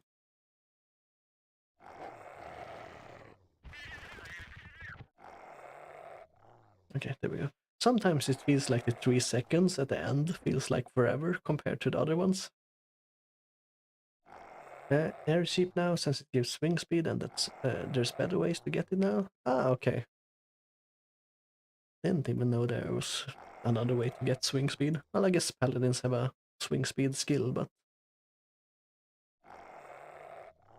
special effect whirlwind. Alright, that's pretty much the same as the earth one, it looks like.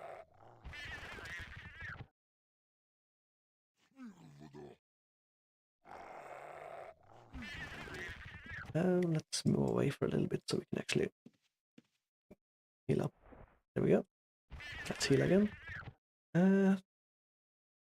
Chance to avoid movement effect. Oh, okay.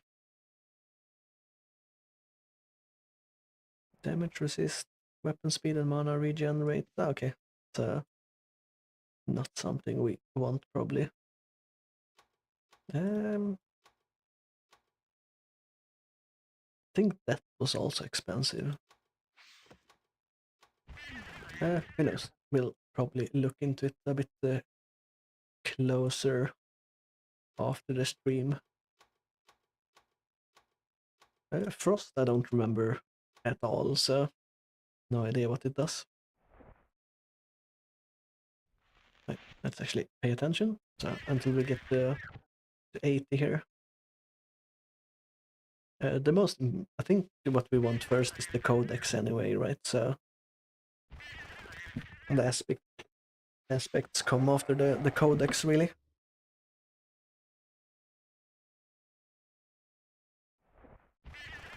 I think we want the mace codex and the healing codex. I'm not sure there's a codex for the other skills, but I think those are the codexes we want. Frost is a newer aspect and it's really good but kind of pricey. Ah, okay. That's probably why I don't remember it at all.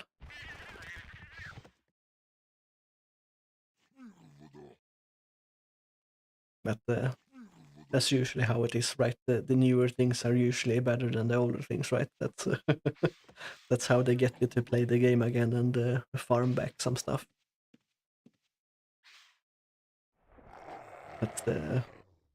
That's how they they make the games, and then they nerf it after a while, like after 6 months or a year or something like that. They nerf it slightly so it's on par with the other stuff. But it's fine with things being a little bit stronger every now and then. So everything has their chance to shine in the sun, so to speak. Right, we're at 77.5, so we're getting closer to level 18 parrying. It's taking a little bit, but that's fine.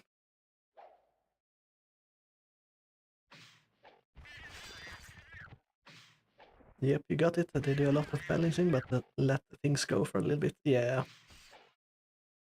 I think that's how you keep things interesting, right? Like, so nothing stays as king forever.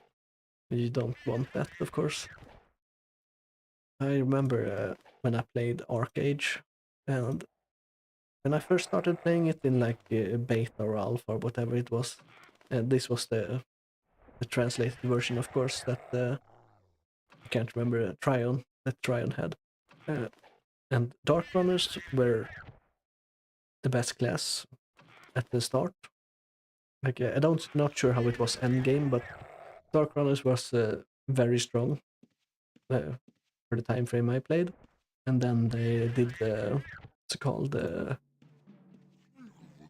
Arcade fresh start servers. The Dark Runners were still the best, and then after several updates and things like that, Dark Runners were still the best. Okay, like let someone else have their time to shine in the sun.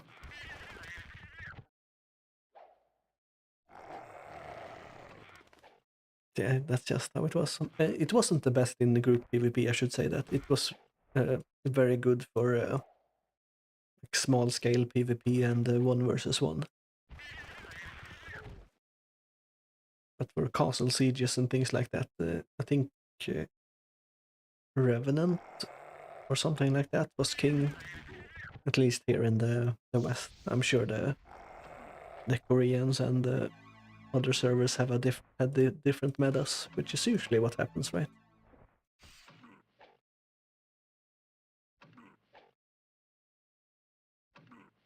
Alright, we are at 78, so only 2 skill points left to go.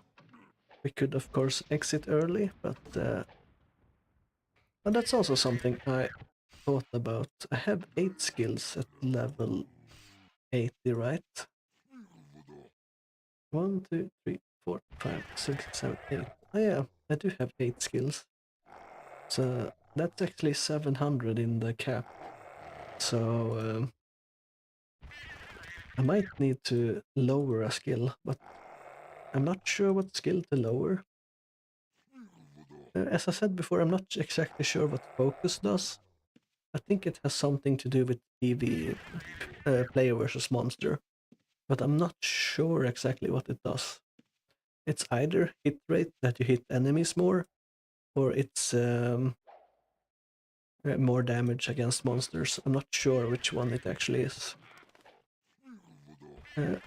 I might need to lower arms lore to like I do like having the special effect increase though, like the special skills or whatever they are called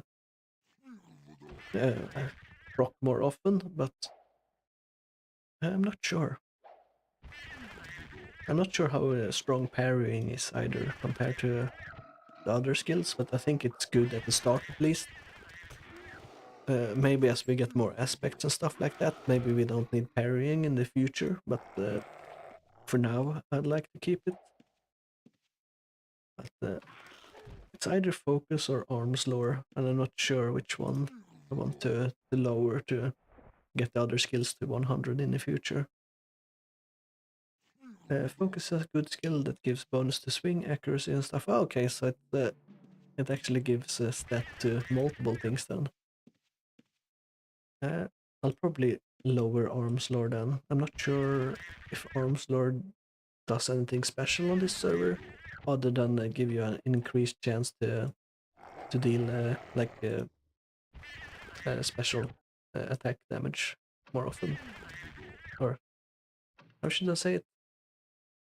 Proc the special attacks more often. It might do. I do know that some skills on this server give bonus damage, so it might be one of those skills that give a little bit of bonus damage for having it as well, but I'll probably lower arms lore. But we're not there yet. We still need 1.3 skill points, which should be quite quick though. At least in this corner we had no one come around and beat on our mobs, so we've been able to skill up here. Yeah, it gives disarm and needed for hamstring too. Ah, okay. Disarm is really good in PvP, but and hamstring is also good in PvP, of course, but I don't think I need hamstring. Like, sure, maybe if I use it, I can get away from a PvPer, but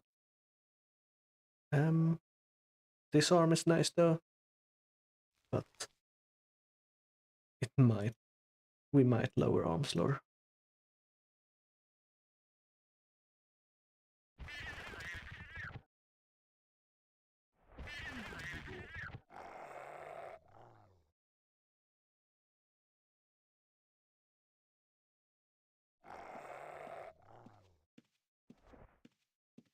All right, we are almost there. Only 1.1 skill points left to go. So this is like standing around and getting hit and stuff like this. This is pretty much a part of skilling, but you usually do this semi-AFK. Like when you're training magery and stuff like that, you usually make a macro and hit yourself. So and fills up your ability meter faster once you have them. Yeah. Oh, is the codex something to do with ability meter, or am I thinking about the wrong thing here?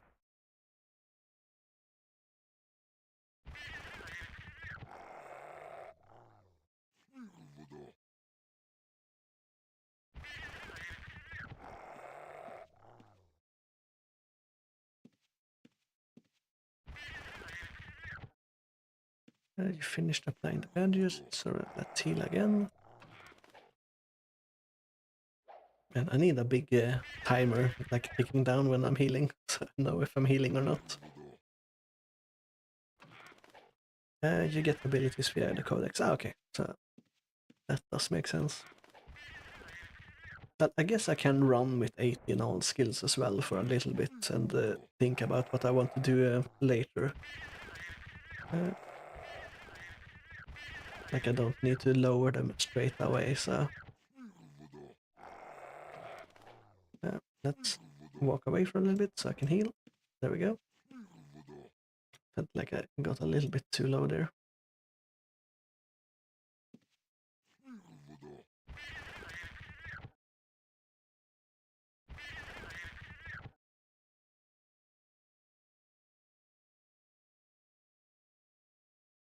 Yeah, that's what I would do. I just run for it with a little bit and decide later. Yeah, it's probably the best thing to do right now.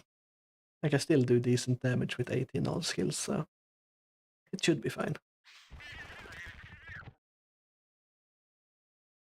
I'll probably run around in the overworld for a bit, like and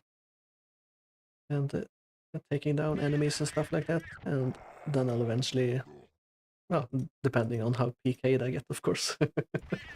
I can always go into the Sanctuary dungeon, whatever dungeon that is this week, in case it gets rough. So, but we'll see. We'll probably check out the overworld for a little bit first. I do know there was a place I like to go, but I think it had liches and stuff like that, and I'm not sure if fighting mage-related mobs is best when I don't have any resist magic. Right, that's 80 parrying, so let's get out of here. Someone has been taking down a lot of guards here. I'm not sure if the corpses stay longer if you don't loot and skin them.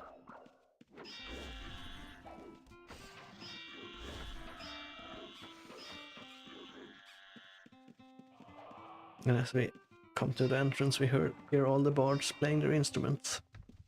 Right, so let's talk with the Runekeeper. We actually completed that quest, so... complete quest. Quest complete. So now we have a blessed rune tomb, which is very cool. I think you had to get blessed scrolls for rune tombs to keep them forever. Mount Petram is sanctuary. That's where the stone harpers are. Ah, okay. What's this? Oh. So if you put gold in a pile, 6 of them, it makes a pile and it looks quite big. If you put them in one, it's just 1 coin. So some people do this, and I'm not exactly sure why they do this, but they can.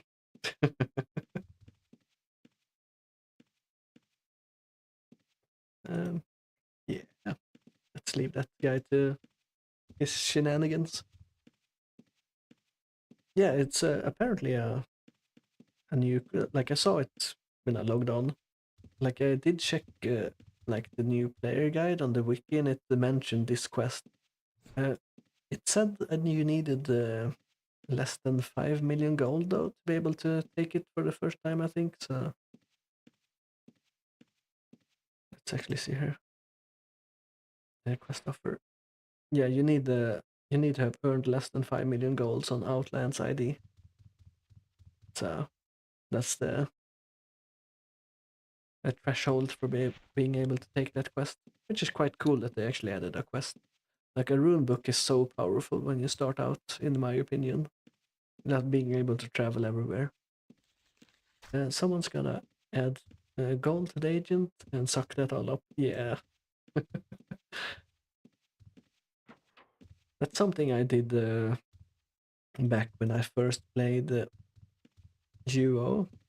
The first boss kill I ever got was with a group of friends, well, acquaintances, maybe we could call them. And I had the gold in my agent to pick everything up.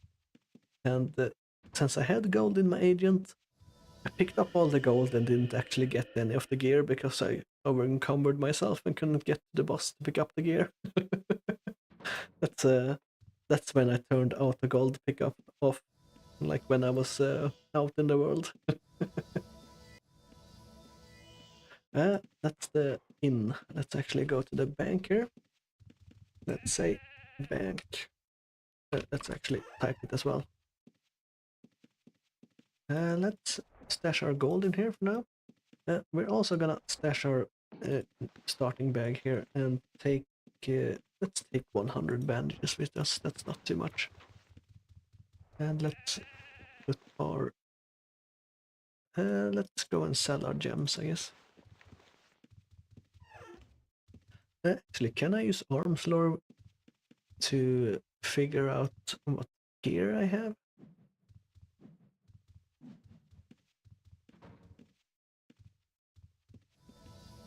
Yeah, I do know, as you say, that some people got killed when they had scavenger on because people figured out that people had it on, and they dropped the like gold so they couldn't run away. They have a lot of other quests for aspects and codexes too, I think. Ah, okay. I should check that out. Let's actually see if we can identify this. No, is that not how it works?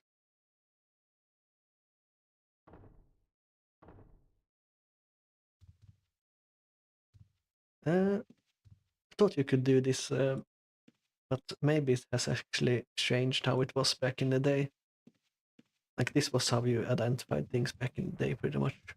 But I guess I do know there are identification ones now. So yeah, item ID. Oh, okay. I see. I see. I guess we can't use arms lore on that, but that's fine. It's probably gonna be trash anyway, right? Since it's from the first dungeon. So let's actually sell everything we have and get a little bit of money out of it. Sell, and we buy ourselves a properly smithed outfit, or whatever you want to call it. You have nothing I would be interested in. Okay. Let's just throw these on the ground. You don't need them. Let's see, is there a jeweler nearby? There should be one down here if I remember correctly. No, that's a tanner.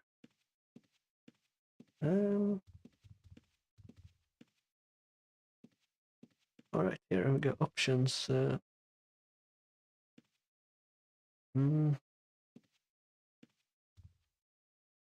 Okay, I'm not gonna look through all those options. That was way too many options.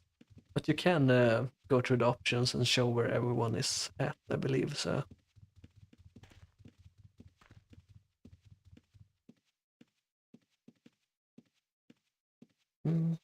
Sheeps. Provisioner tailor. Maybe there's not actually a. Oh, I was gonna say maybe there's not a jeweler on the island, but I just found it.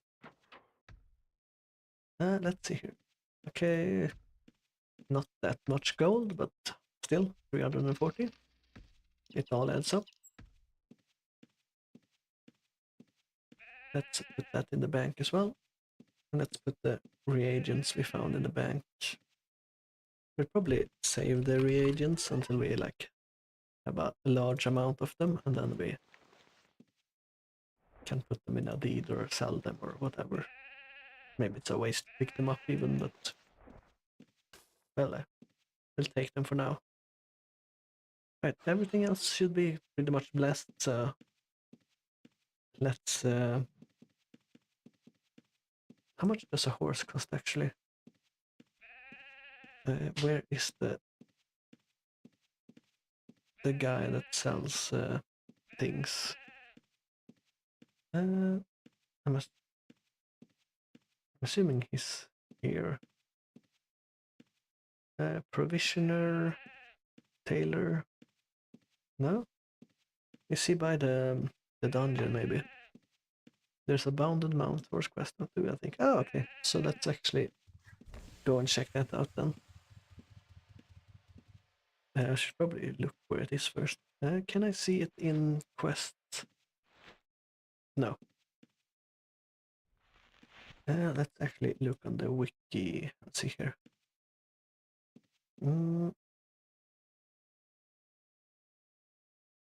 Maybe I should go to the new player guide and it should show there, I believe. Let's see here. A character. New player quest. Privalia Stables. Let's ride. Okay. Fill a barrel with apples and return it. I'm not sure how we do that, but I'm sure the quest will tell us. So let's head over to the Privalia Stables. So this is the moon gate that takes you to different locations in the game, and all these people around here that are spamming are advertising their vendor malls. Privalia, yep. Leaving Shelter Island will renounce your new player status. Your newbie items will lose to newbie status. Yeah, that's fine.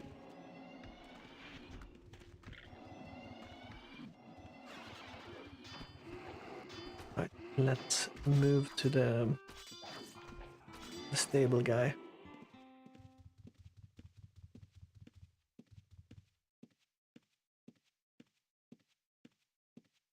And see what he has to offer us.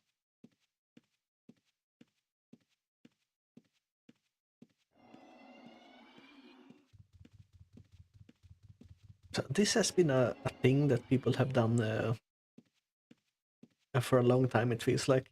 They line up the horses in all the different colors with... No, it's kind of cool, I have to say. What's this? Exceptional crafted megabyte warhammer. Let's pick that up. And actually check it if it has durability as well. I think I can check that with arms lore, right? Or is that not how it works? Let's try it at least. Arms lore. Okay, you're uncertain of the full detail of the weapon. Okay. That means I have to go again. Oh, did that not work?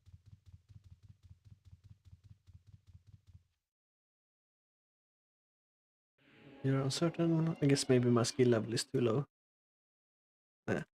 Maybe my skill level is too low. Type stats and see if it needs a repair. Let's see here. Stats.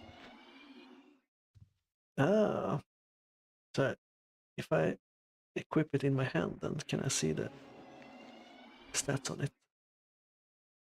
Or if I click melee, does it show? No. So let's equip it. Alright, it's full durability actually. That's quite nice. Is all of them full durability? Yeah, looks like it. Free loot. Very nice. Let's bank them. Or two of them in the bank, I guess. I do know that weapons can be quite expensive depending on the vendors, so I take that as a win. Ah, this is the quest guy. Let's see here. Quest. Fill a barrel with apples from an apple cart near the city. Double-click empty barrels and target apple cart. Return and give me filled apple barrel.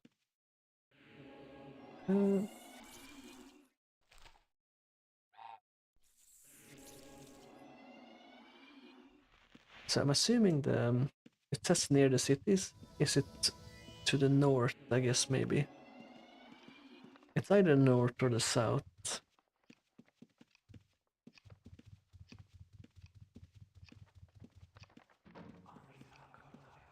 There's some farming stuff here, so maybe it's near here. Sebastian the sewer worker. Quest. Use the investigator. Of course, it's called investigator. To recover funds from 5 alligators. I've seen some odd things working. Let's take this quest as well. I think there's a quest guy over by the society hall as well. Okay, let's go and pick up all the quests. Investigator. Like, that's such a good name. War cart. War cart. Okay, that's not the. I think the society. Yeah, I can actually see it on the map. I was gonna say I think the society is in the east, but then I saw it pop up on the map. So, House Decay Lottery. I do know that there are. I think the last thing I did was pretty much look for housing, but like all the housing locations are taken, which is not surprising,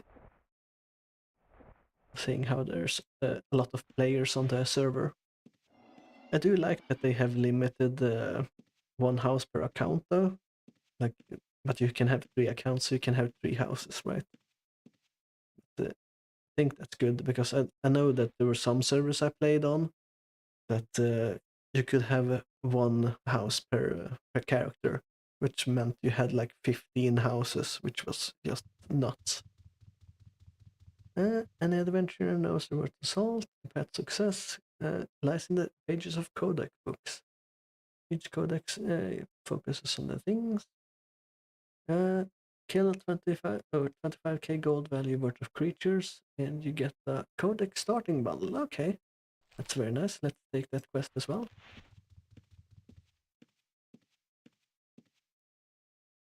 Yeah, they did good with that. And if you have more than one house, you have to pay taxes on the others. Ah, okay, that's actually good. That's actually very good. I do like that they made it like that. Monster Hunting Society. Society jobs. Kill 25,000 verticals in Shadows by Cathedral. Not gonna do that. Goblins. Not sure. The Mausoleum. Darkmire Temple. Pelma. These are all dungeons, if I remember correctly, so 11 rhyme elementals, skeletal, reta. Inferno, 3 bosses. Definitely not gonna be killing 3 bosses. Kill 22 precursor servitors. Kill 3 paragons in Aegis Keep. I think this one might be like a hard one to do. Paragons are usually hunted very strictly because, you know, the extra loot they give, the paragon chest. The only thing I think we can do here is kill 5 goblins. I remember them being in a place, so let's actually take that one. Yeah, they are very rare, as you say. But the paragon statues and the paragon chests, depending on the paragon, are very nice. They are, or they can be very expensive and very, like, people will contest you over it. Even like blue people will PK others, I believe so. There are trees over here. Is that where the apple thing are? No, I think the apple thing might be down near the moon gate. You might be able to do the 25k society too, but it might take a while. Is there any penalty for failing quest with the society? If there isn't a penalty, I might pick it up, but if there's a penalty, I don't want to risk it, so to speak.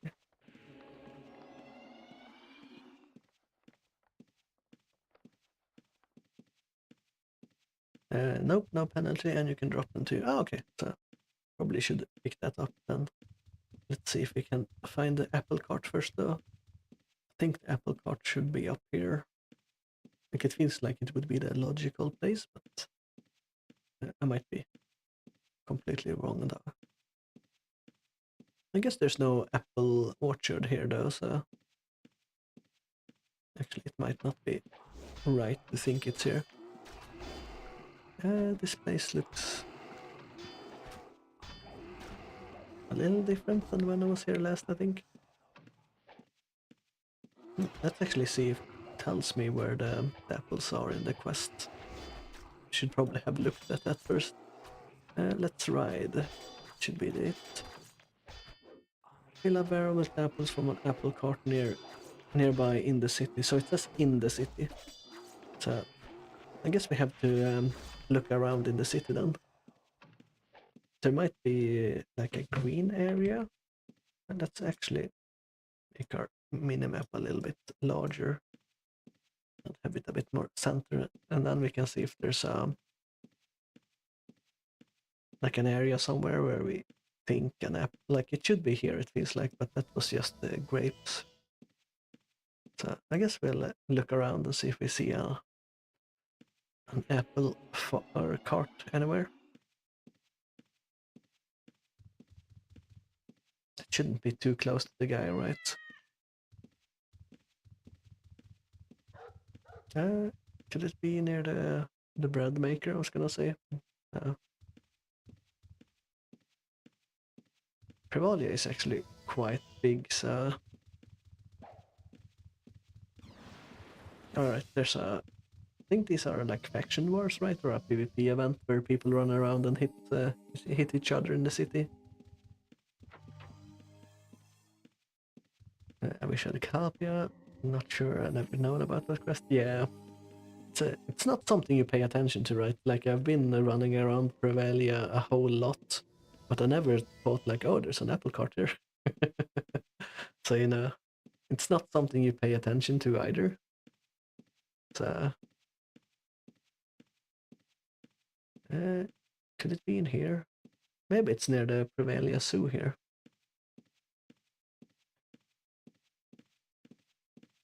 Okay, only greens there.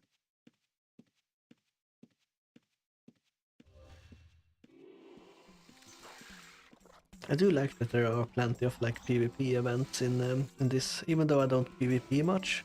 I think it's great that they actually have like events like this that happens every now and then, because it gives them something to do as well. Like, if you run around PvPing in dungeons all day, that's gonna be boring. It's southwest of the bank. Oh, okay. Let's actually go there then. Never eat shredded wheat. Okay.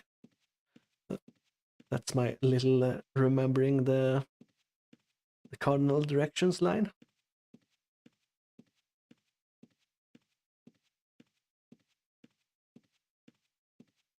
So let's go to the southwest here and see if we can see it anywhere. I thought it would be at least a little bit away from the stables, since you know, the guy didn't go and pick them up himself. But that's just my quest logic thinking. Yeah, I still need to use that every now and then. I'm not extremely used to the cardinal directions. Like usually you have a north on your map, right? Oh, here it is. All those apples from just a tree. Let's double click the barrel and click the cart. Very nice. So I was close by, but not close enough, I guess.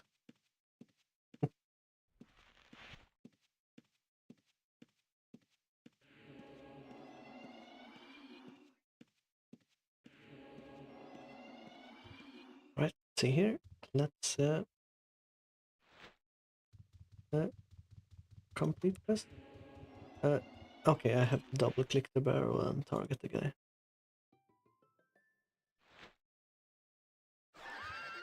There we go. I got a horse. And it's bound to me as well, which is very nice. Can I do it again, or is it just staying as a quest thing? Okay, it's just staying, but it says I completed it. Very nice, very nice. What's that? Ouch. Oh. Let's see here. Let's go to the guy again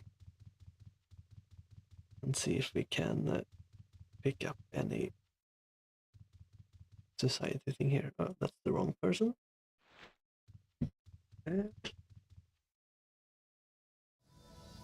Shadow Spire. Normal 0. Accidentally right clicked it. Hmm.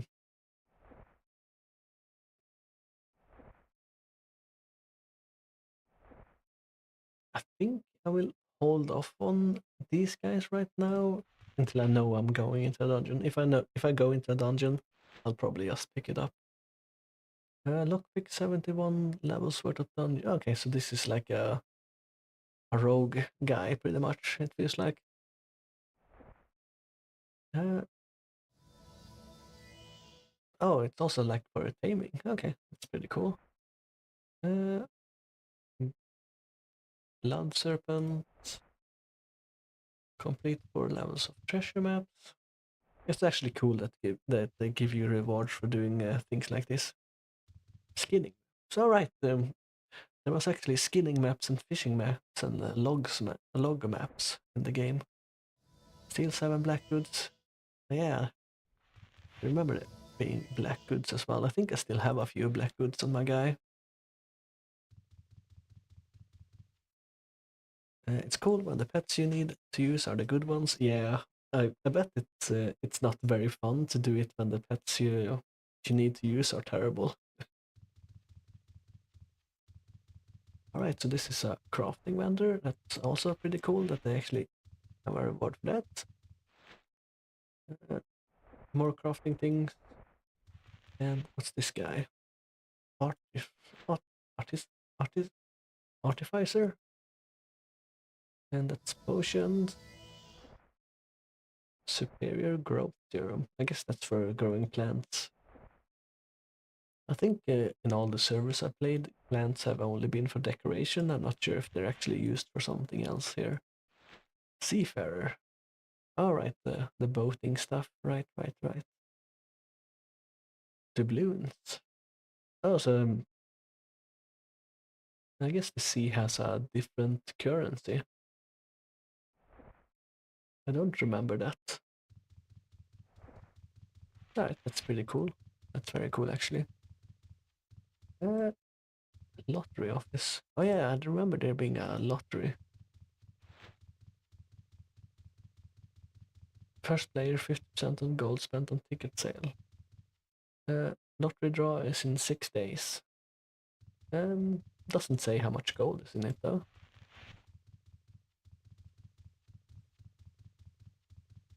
Mostly there's one plant that is used to clear disease that's called cleansing brew. Ah, okay. That has a use then. Balloons are a cheap way to buy some things like upgraded echoes. Ah, okay. I see. But I guess you need to do both stuff to get them, so...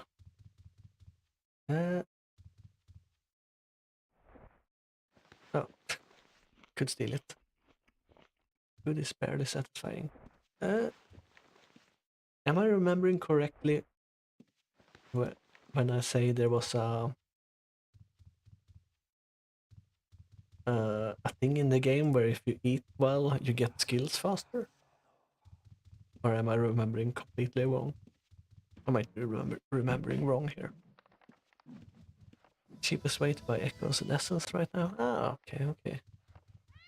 It's good that they give the sea some love, because usually they don't do that. That's OC, but not here. Ah, okay. I see. I'm mixing things up then. I'm quickly gonna go and go to the bathroom, and then I'll be right back. So I'll be back in a little bit.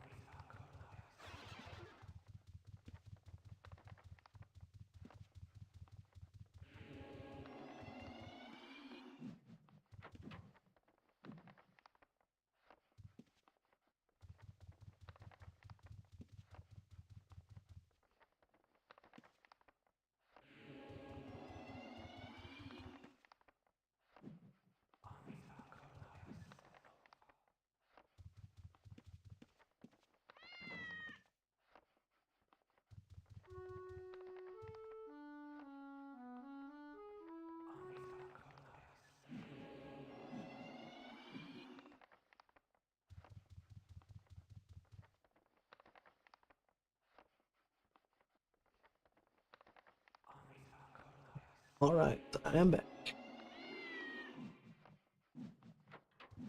Let's see here. We had to go into the sewers.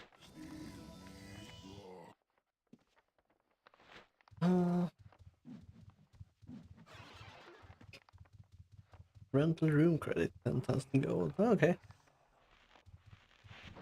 So let's go into the sewers and do this thing.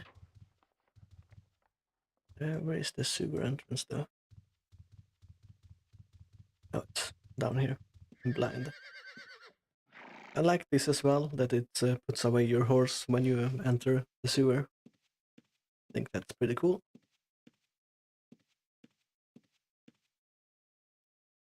Do not open the corpus, please. Let's get attacked by a slime. Let's put our skills on.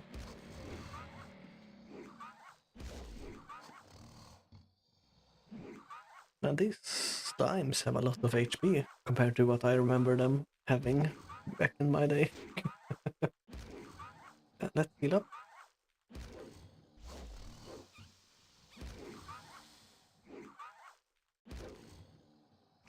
I remember the slimes being easier to take down.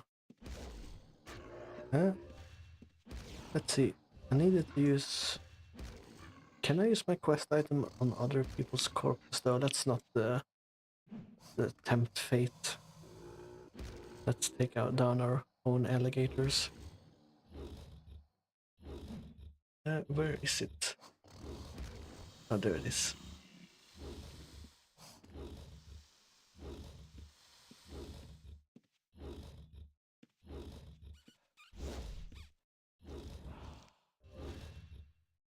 So we're gonna have to use this on the 5 alligators and some sewer shuber corpses.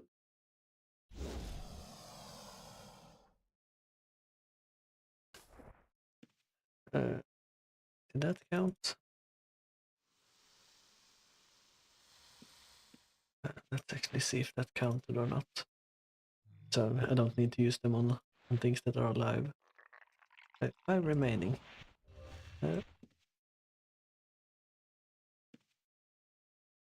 Do it wrong?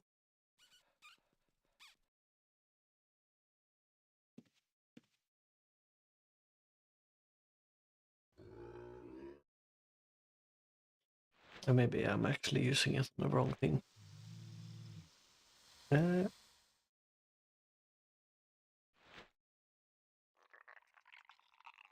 Recover funds from 5 alligators, 5 sewers. I guess they might need to be alive then, so let's sewer shrooms. Okay, let's try it on this guy when he's alive. Oh yeah, I need to use it on the people when they're alive. Or people, alligators. I think it would be easier to do it when they're dead, but I don't know. We'll give the guy what he wants.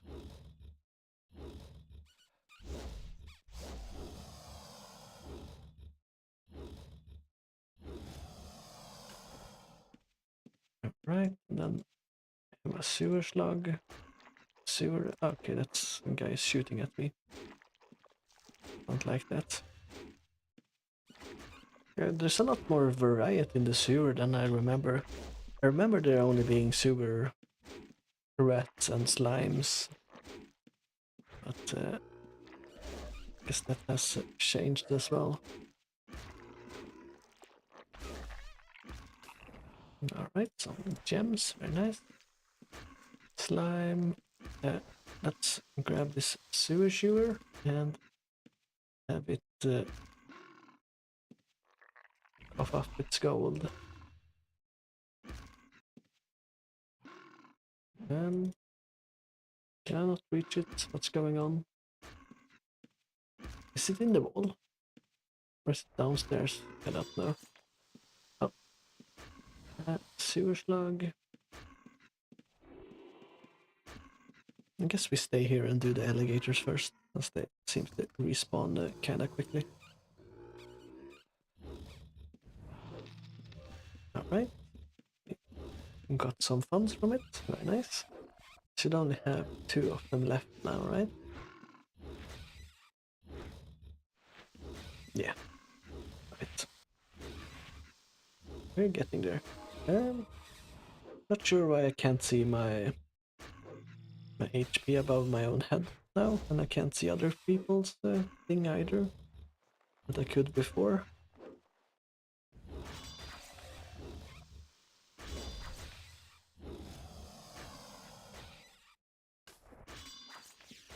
I'm sure there's a reason for it.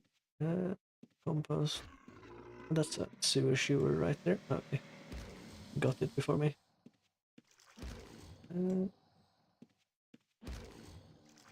Can I do this though? I guess I can.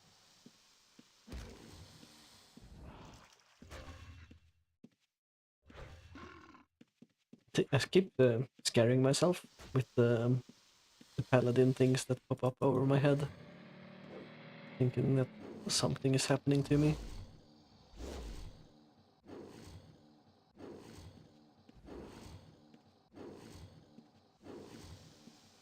I guess we...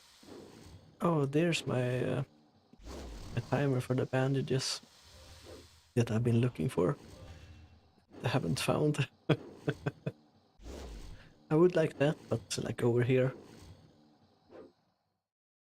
I can probably set that up, but I'll probably do it off stream, because it's probably gonna take a little bit of figuring out. Also, did I not have 8 skills?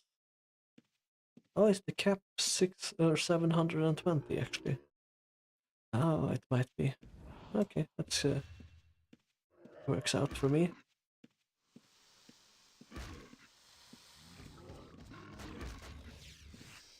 Let's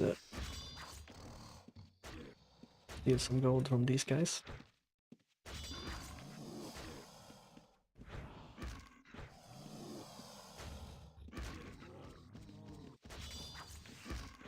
Let's steal the gold from that guy as well. I'm sure they can do it as well, right? It's not a one-time per corpse thing. And if it is, I'm sorry. Okay, there's the guy. Just waiting for him to spawn, so... I think we are done with alligators. And now we need one more alligator and 2 more sewer guys. I think I can click the checkbook in Razer for the overhead bandage timer on the display counter. Ah, okay. Let's actually do that then. I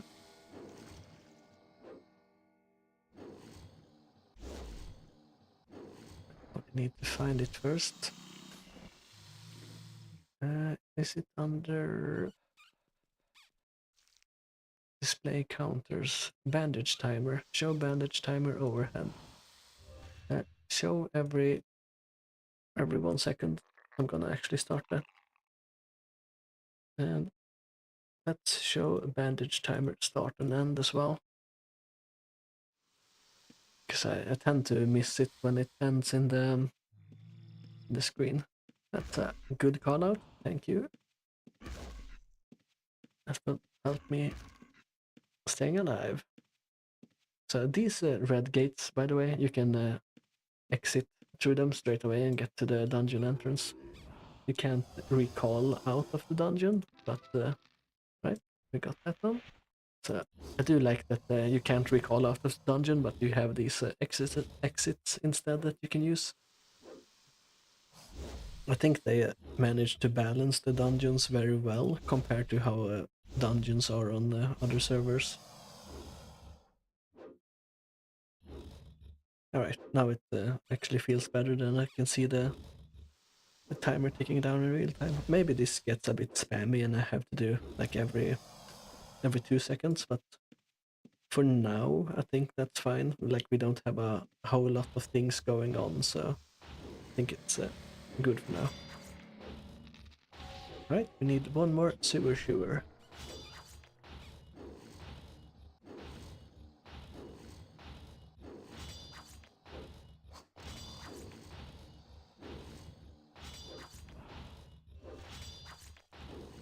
I'm not sure what that guy is attacking with, but it sounds sounds like he's really slapping them. I'm assuming maybe it's some kind of training weapon since it's not doing any damage. Is that it? That's probably it.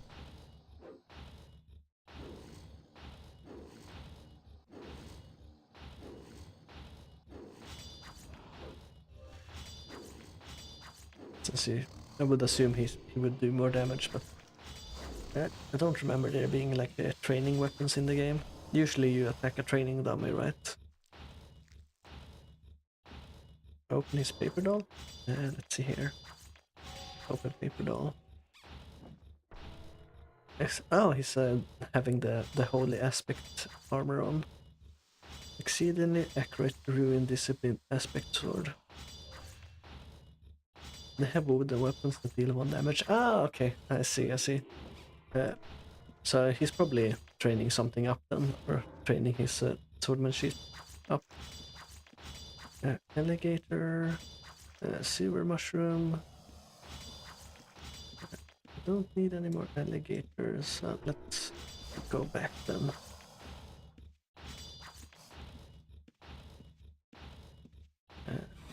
Sewer rat.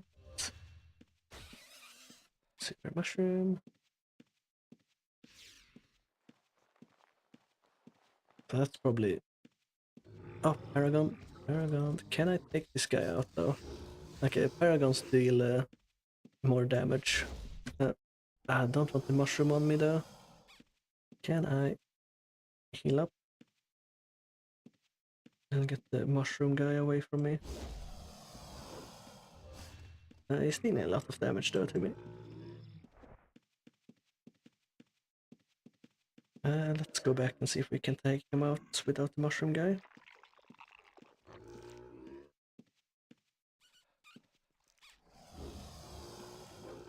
It would be a very nice boost.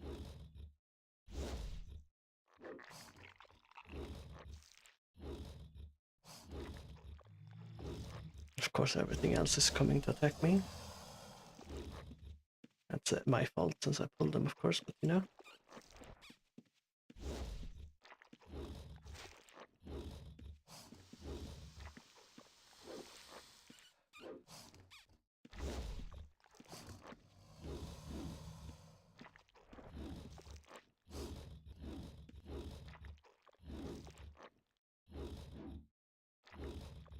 Alright, we might be able to... Okay, the other guy took them. That's actually very nice and very kind of him, if he did it on purpose.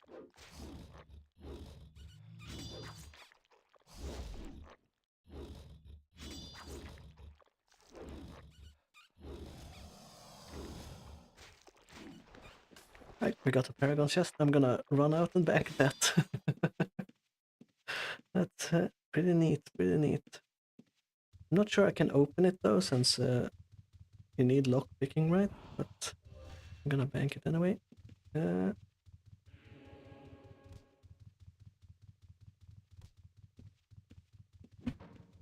Bank.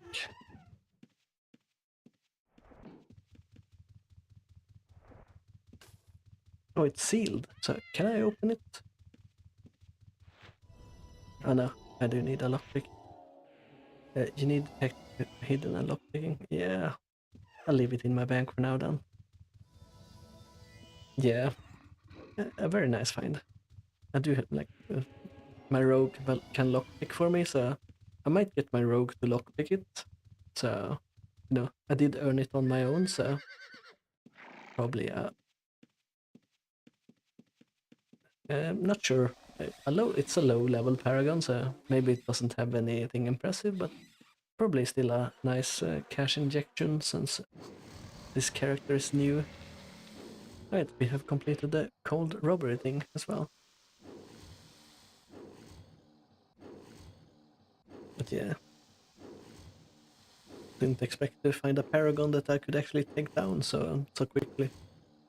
Usually if I find a Paragon in the world I can't take it down, so that's a nice find.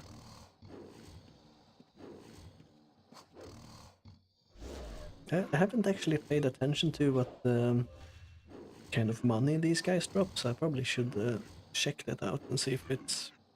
The sewers is a good place for me to farm since I'm new.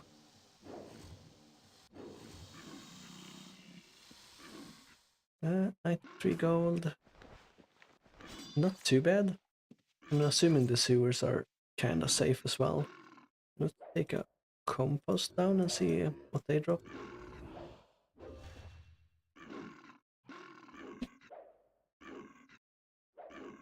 I'm not sure the Paragon chests themselves sell for anything since they have a different color usually, but you can color chests anyway, right? I'm not sure if Paragon chests have a unique color or anything like that. Or that guy is a thief.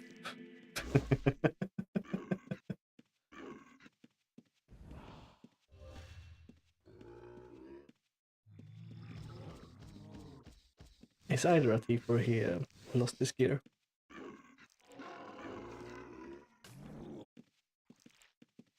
The Prevsevers are Sanctuary, I think. Oh, okay. So if they are a Sanctuary, I guess that guy can't steal from me, so... But let's go up and complete the quest since we completed it. Quest offer, complete quest. Very nice. Let's bank our. I'm assuming this is blessed as well. Yeah, bound to Fjord.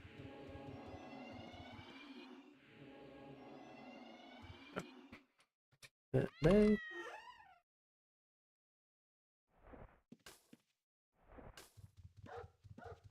Let's put that here as well.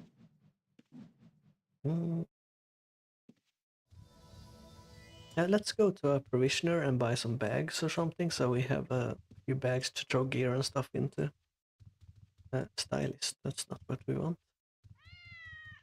I do like having a few bags that, like, I throw unidentified gear into one bag, and like regs into one bag and things like that for some organization. That guy doesn't have anything. I think it's actually only the provisioners. Well, probably more people than the provisioners have them, but okay, there's one. That's the guy I know has them. So let's see, shovel there.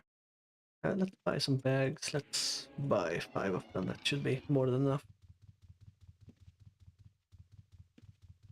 Right, so they'll probably stay in Prev sewers for a little bit to get their some more skills up, and also uh, getting back into the groove of the game, so to speak. We have been out of it for quite a while. I do usually like to have these color coded, but we'll deal with it for now. I'm not sure if these are considered leather bags, and then you can't use the cloth dye for those, I think. So let's have our first one for unidentified gear.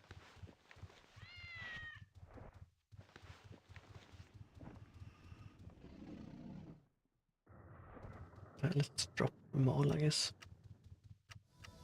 I guess we're too far away, we can't do that.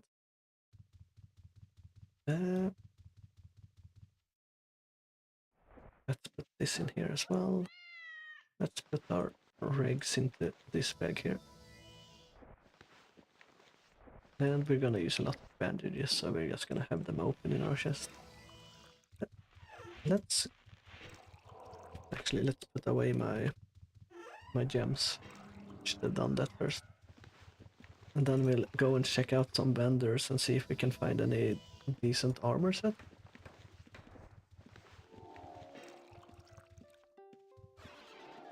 Right. So let's see if we can find any armor vendors. There are a few vendors right outside the gates here, so let's check those first. And if we can't find anything, we go back to the place. What's it called? There's a key to show nameplates, right? So I can see what the vendors have. I don't want to have armor and shield. How do I do it? Let's turn off war mode. What's this? Oh, this is something new. I did not know that there was armor crates in the game. That's actually very cool, and a very easy way to quickly check armor and things like that. Control and shift to open the menu. Control shift.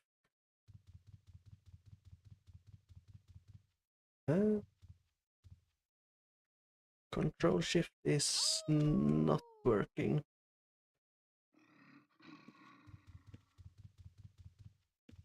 Oh, that guy is a PK. He scared me.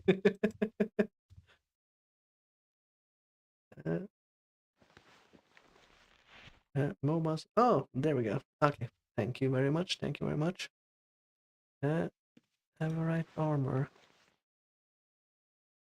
Looks like armor is quite expensive. It does, of course, differ between wherever you go, the different vendors. Timer, Fletcher maps, Dark Forest, wood, all you need. I don't like when they they have special names like this, like Red John Goods. Like, that doesn't tell me anything.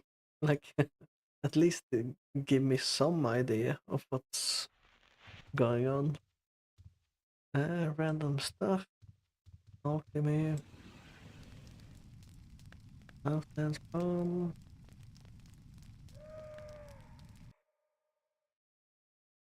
There's vendors. Oh yeah, there are vendors by the Moon Gate as well. They might be more stocked since there's more people coming by there, right?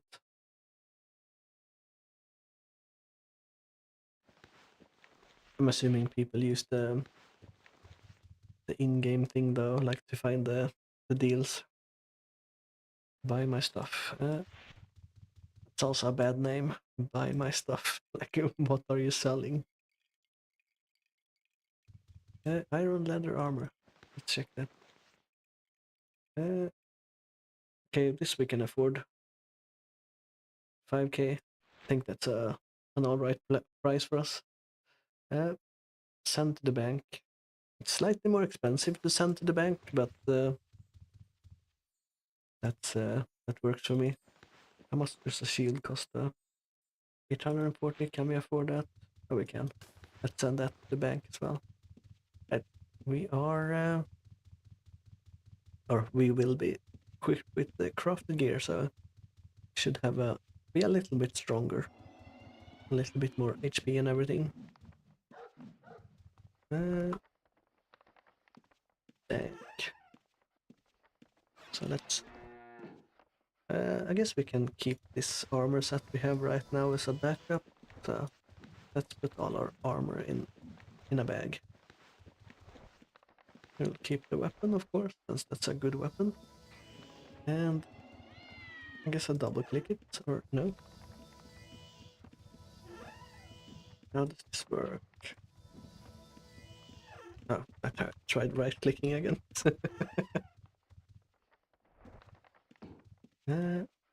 How do I need it in my inventory? Oh, okay, there we go. Let's equip ourselves here.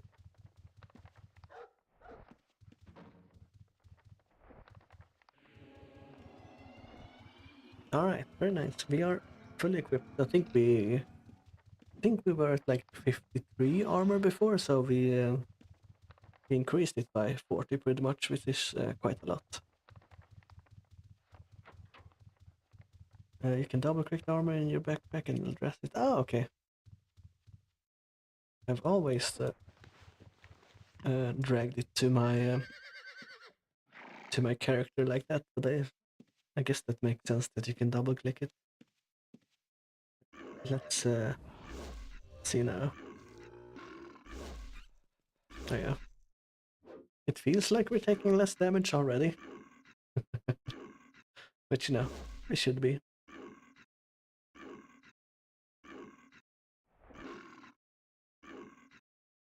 Very nice, very nice. I guess we food satisfaction. Add an additional chance to regenerate one additional mana. Grant swing speed bonus. Oh, okay. That's actually pretty cool. Didn't know that was a thing. So I guess maybe better food gives you a faster swing speed bonus, maybe? Or maybe you can recover more mana as well. Very cool, very cool. And maybe it lasts for 60 minutes as well, which is quite a long time, so that's actually quite cool. Didn't know that was a thing. Good thing I randomly picked up some food and ate it. Right, let's see here. Let's go away from the sewer slug there. I wonder if there's a level 2 to the sewer. It doesn't look like it if I'm checking the minimap right now. But we will go further down and see if there's anything around there.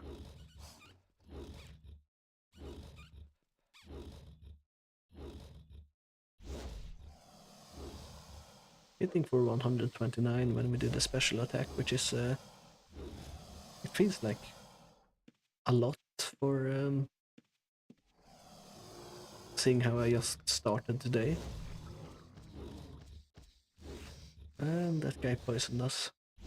Let's see if we can actually take him out. After we take the alligator out, of course.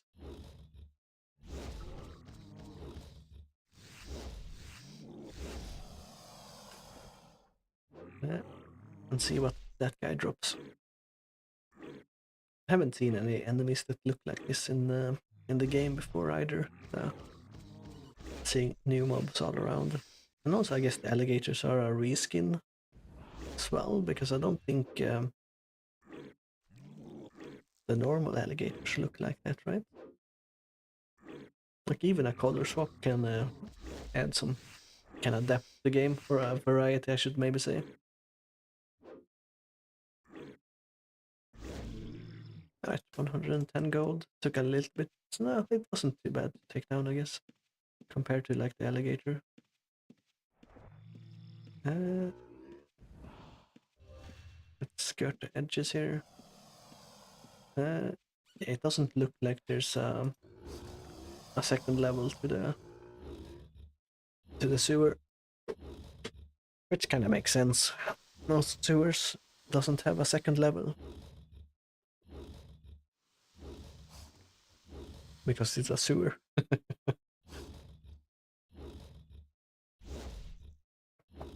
They're very impressive that the sewer have metal pipes and stuff, seeing how it's an old game, or like a medieval world, I should say, not an old game.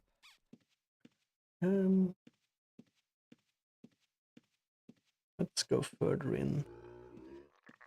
Shouldn't be disturbed by any players down here. Or any other players, I should say. Oh, there's a corpse there. A remain of Mayos.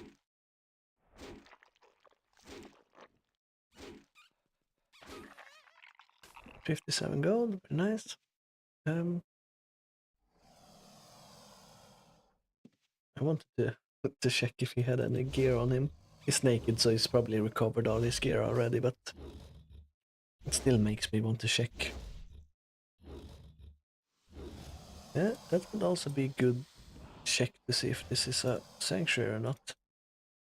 These criminal acts are permitted. Okay, so it is a sanctuary zone, so we don't need to worry about thieves.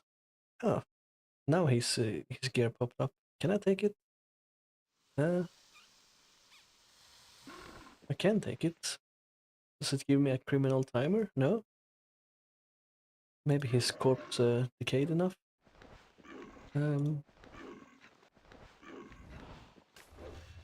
I guess we'll take his stuff.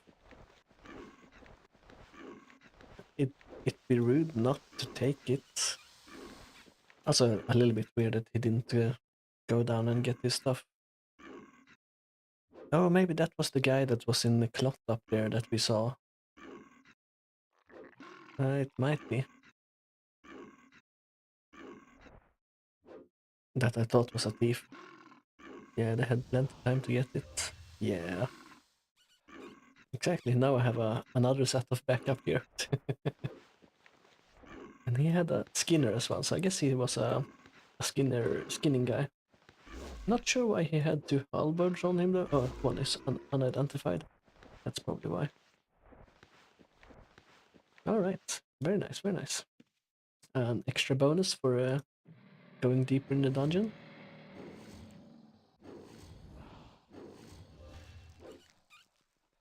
Alright, let's actually pay attention and heal ourselves so we don't end up as poor old Minus over here, or Mayos. That guy was going for someone, felt like. Maybe someone just ran by down here. I thought he stealthed, but the circle of what you can see, I always forget that you can't see to the edges of the screen.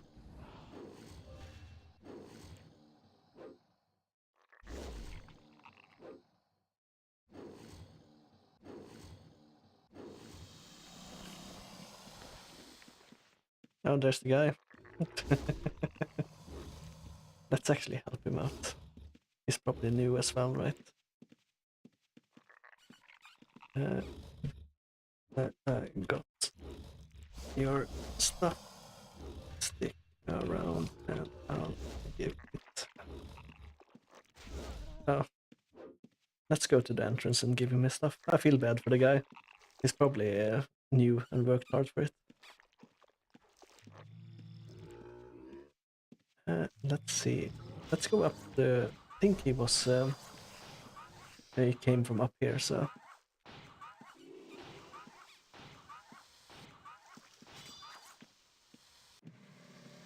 Let's see here. So I'll stick near the. Oh, it's saving. I thought I crashed. So let's stick near here, and we can give him his stuff if he comes around.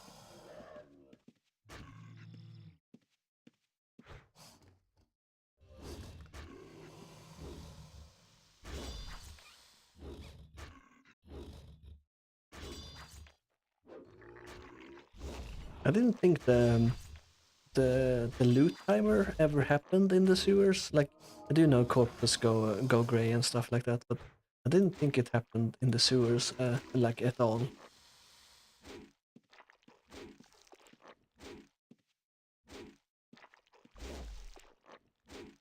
Like in the newbie dungeon, I don't think corpses ever decay enough that you can loot them.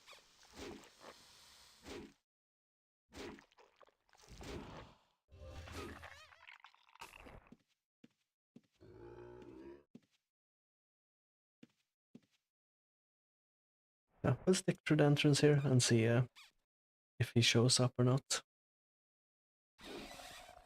Also, I had caps lock on. Let's take that off. I'm not sure, but I think the game has a decent Russian-speaking population, and I'm not sure those guys usually speak English. So if it's one of those guys, like he might not have understood what I said. But I'll see. He has to run back and rest and then come back again, so he's probably gonna be out for a while if he comes back.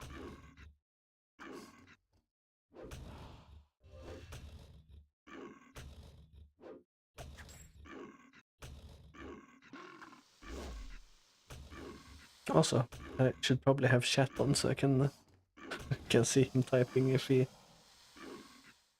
Alright, we can have all on right now. It shouldn't be an issue.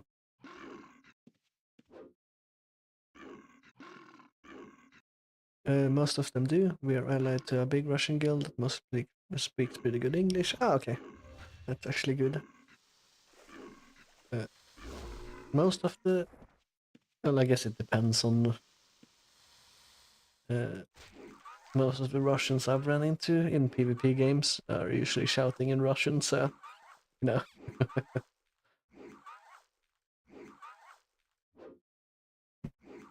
But I guess it makes sense that they are good at English as well, since they are... English is... Like, if you speak English, you can pretty much speak to the vast majority of the planet, right? So, makes sense.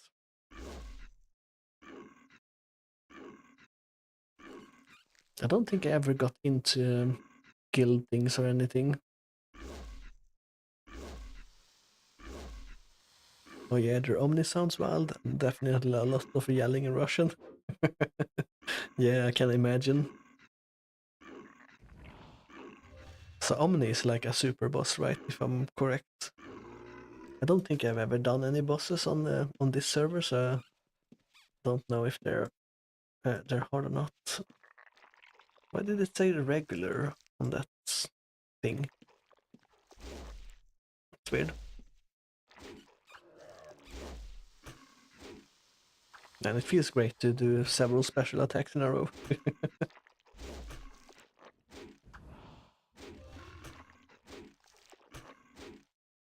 Pretty much, and it gives better loot, but you need the guild to kill it. Yeah, it's. I'm assuming most bosses need the guilds to kill them, but I'm not sure how bosses work in on this server. Usually they're pretty contested as well, I bet. Since, you know, a lot of good loot.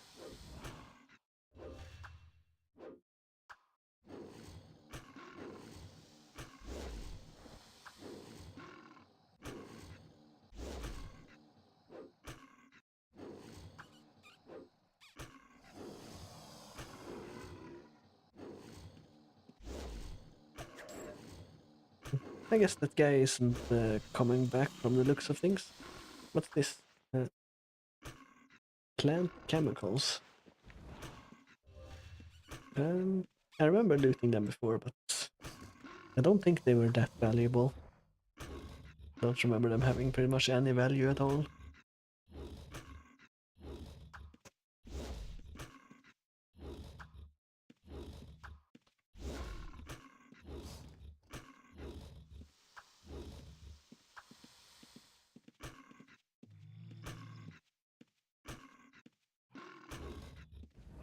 Um,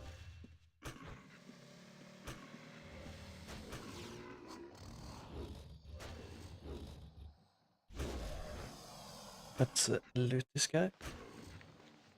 And let's drop his stuff on the floor and he can choose to pick it up or not.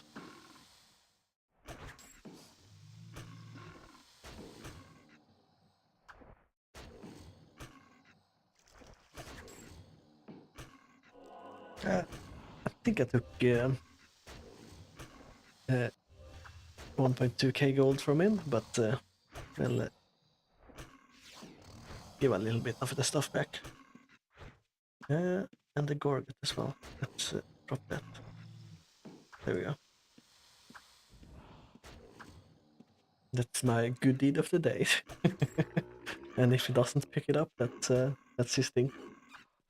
I still profited a bit of it, so I guess I took his ladder as well. We'll hoard that for now.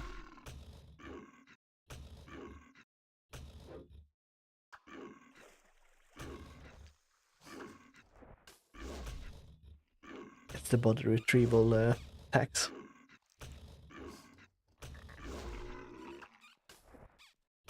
What's that?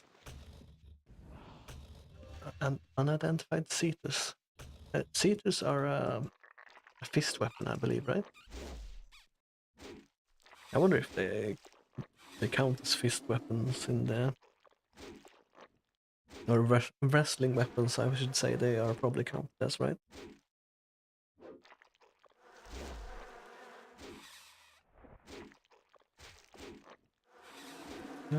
Alright, we are able to take 3 of them on at the same time. They're not like high level, but still not too bad, not too shabby.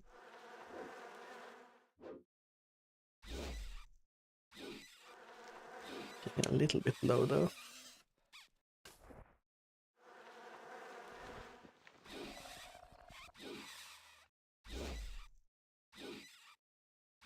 Not too bad. I guess they go down quickly when we're smacking it.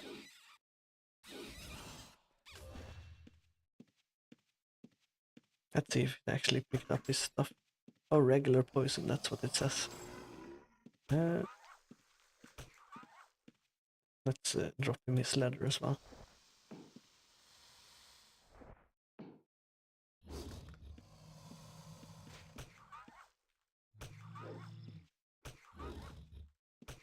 I don't have a need for a ladder or the skinning knife, so...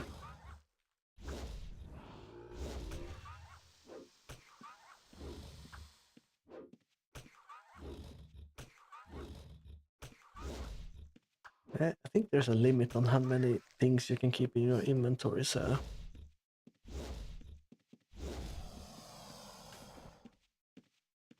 let's take down a mushroom. Has to be a pretty bad sewer to have this kind of infection where a mushroom turns sentient. Or maybe they're sentient all along and can't tell us. Who knows?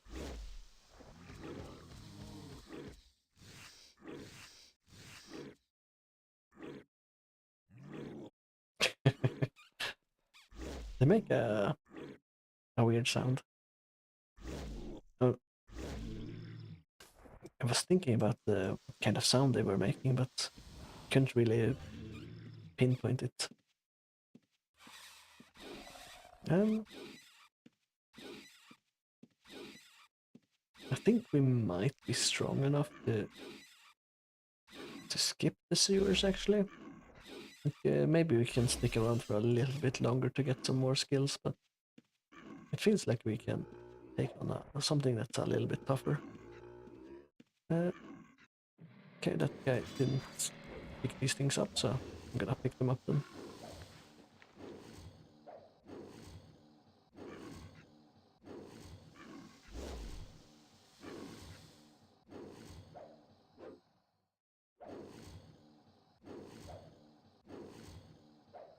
I wonder if I can vendor search. Oh, I need to log in with my Outlands ID. Okay. I guess I'll do that later then. I was gonna look up different aspects, but I probably need like 20k gold to be able to unlock the aspects, right?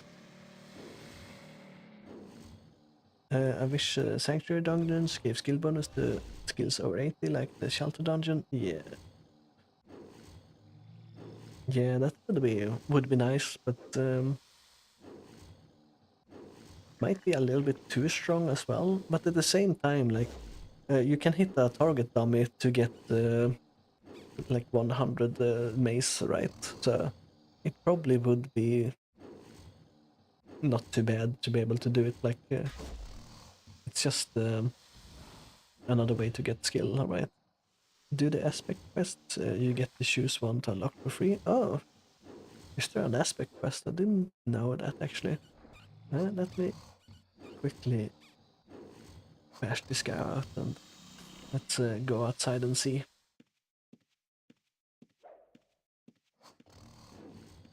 Oh yeah, you did mention there was an aspect quest before, right? I guess I wasn't paying attention. Let's get out of here.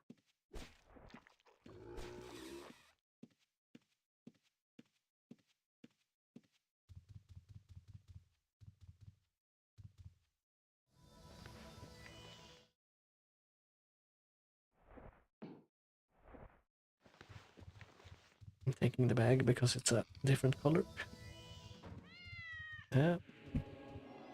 And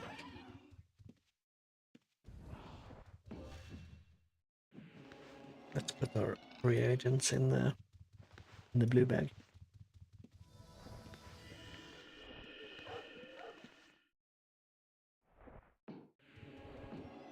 There we go. I think it's you get a chain and a free link with the quest too. Okay, that's actually very nice. Let's check here. Mm. Oh, it's from the same guy that has the codex. So we might need to do the codex first. We'll check if we can pick up the aspect quest at the same time, or if it's like a quest chain thing. Quest. Oh, we can flip between them. I should have taken this one at the same time then. Let's accept that as well. And then we have skill mastery orb. Let's take that as well. Or oh, it says one of the requirements hasn't been met. Ah yeah, must have completed a codex to go. So I need to complete the codex thing, and then we can do that. All right, all right, all right. I'm instantly thinking about greed and thinking about unlocking the most expensive thing first, but that's probably not gonna hurt me in the long run, right? Bank. I guess we can bank our stuff now.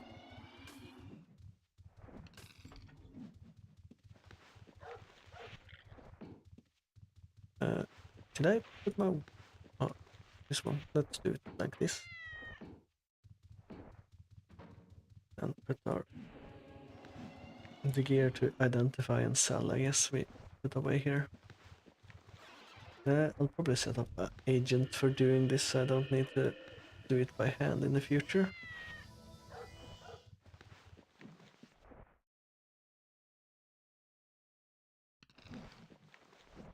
Sorting loot per hand is for... it's not for me. Kindling, or... let's drop those. I think you get 3 unlocks, which would be Void, Frost, and then cheap one you won't unlock. Oh, okay. And Void is Void for weapon. Or, oh, what do you mean? Yeah, I get to unlock 3 aspects, which is, you know, that's pretty good. Feels quite strong to be able to unlock 3 of them.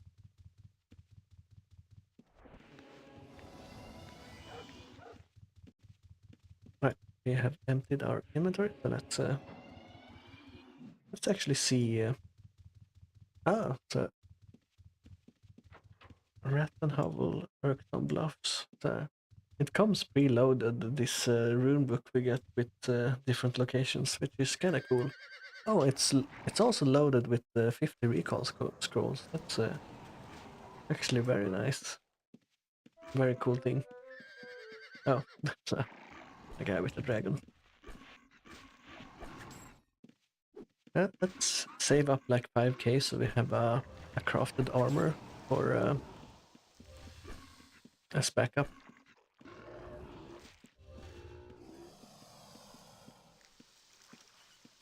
Let's get away from those guys and start killing here, and then go down to the corner here where no one else is around pretty much. That's definitely cool. It has some locations already. Yeah, it like as a new player, like giving you a rune book that lasts is it's like an empty rune book would be kind of bad, right? Because you don't have any runes anyway, because you're new. So it's actually very cool that they give you a rune book with some locations in it. Like the Ratman Hovel is a newbie zone as well, like a starting area for people that's starting out. So very cool of them to actually give you useful stuff like that.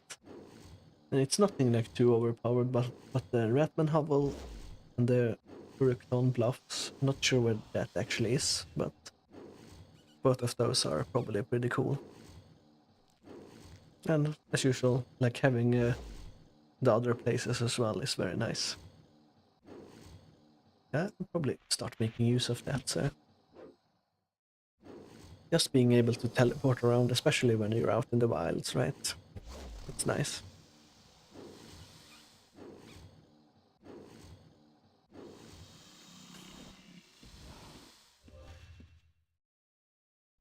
Oh, another guy we can loot. Let's take his stuff. 5k gold. And something aspecty looking thing. Man, it's profitable being in the sewers. I didn't even see a corpse there.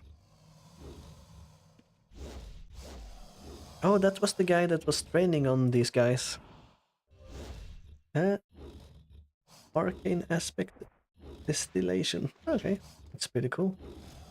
So I guess the guy that was down here training, I guess he ran out of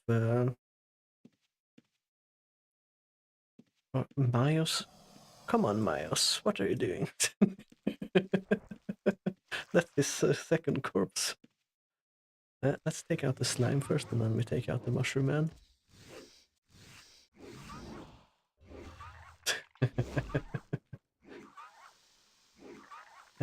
Actually, we're taking quite a bit of damage here.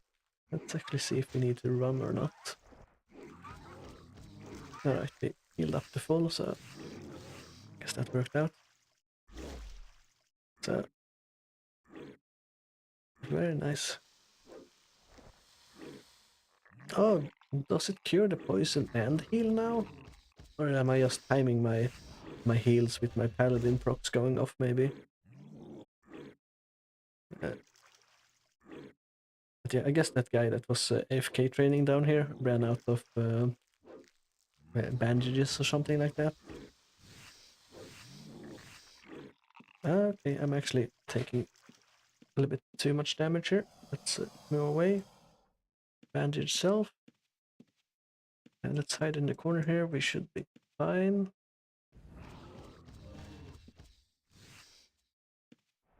Alright, we are back at the HP. Okay, so I thought we were kind of invincible down here, to be honest, but I guess the sewer mushrooms do a little bit of damage. Right, we took him out at least. Oh,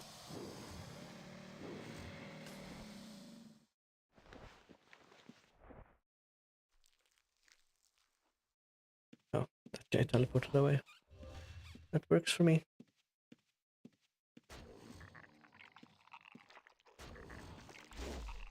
Oh, Myos is down there. I guess he might think we looted his corpse again.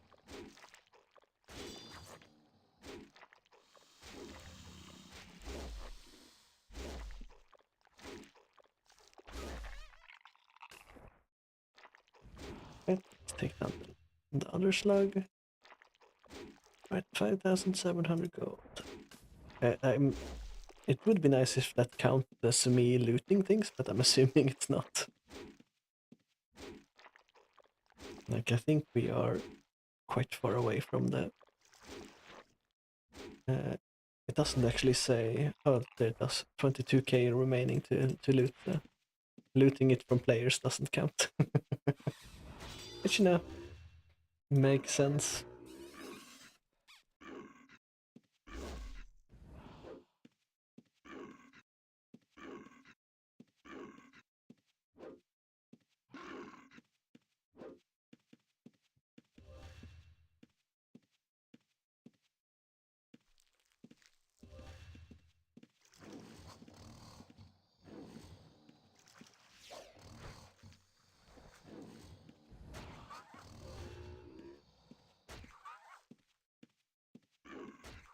Not sure why he ran away from his corpse, but maybe he doesn't know where he died.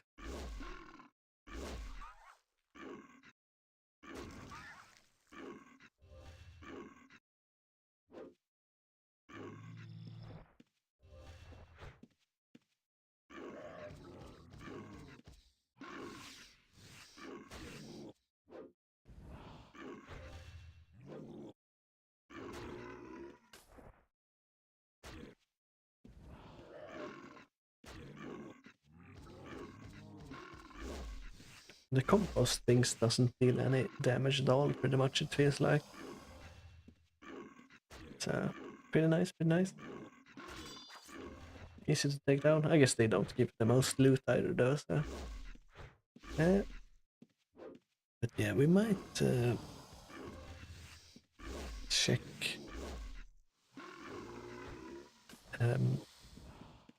outside next time we stream. I think we will remain in the sewers for this stream. Sounds no. It's I think it's prime time for pretty much everyone right now. You know, PKers and everything. So I'd rather take it a little bit slow here at the start, so we get some starting gold, and then we can you know, slowly but surely ramp it up. Also, he didn't loot his corpse. He ran away from it. Each to their own, I guess.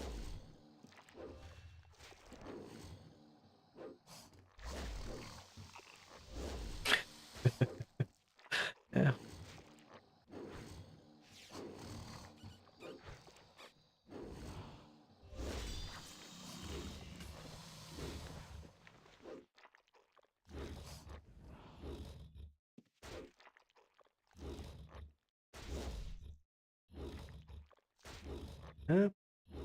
I wonder if the like there's probably no drop tables or anything where you can see what the different creatures drop, but it would be interesting to see what if these guys have any chance to drop anything rare at all, or if they have a zero chance, so to speak.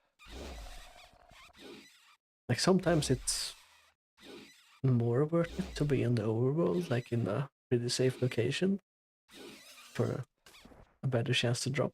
I'm not sure if these have crippled drop tables, so to speak, since it's a sanctuary dungeon. Or a sanctuary place, I should say. It might be mostly for, like, skilling. Song of Discordance, damage resistance. Oh, okay, that's actually very nice. We should put our this thing on. Oh. It's not what I wanted to do, but I guess we're looting Mayo's corpse again. Since he did not want to pick up his own stuff, we're gonna take it again. Getting all of it back from him. Alright. We're not gonna give his stuff back this time, since we already did that once. Yeah, it's a very lucrative trip. Like, I did not expect people to be dying in the sewers that much. I think Mayos only has vendor plate mail though, so it's not very good. But still, it's a spare armor set, right? If nothing else, we can sell it back to the vendor and get a little bit of money. I wonder if the other guy we looted... Oh, that's also vendor plate mail. Okay. I know the leggings are not vendor plate mail. That's strange. Very mismatched. Still, we got like 5.9k from the other guy there.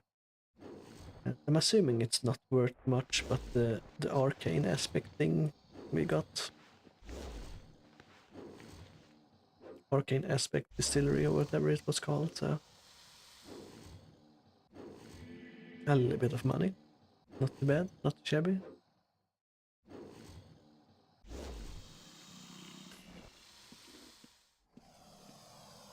Right, someone has fought this guy and ran away, it looks like. I'm on the lookout for corpses now. To see if there's anything to loot. Maybe I should go down in the corner here.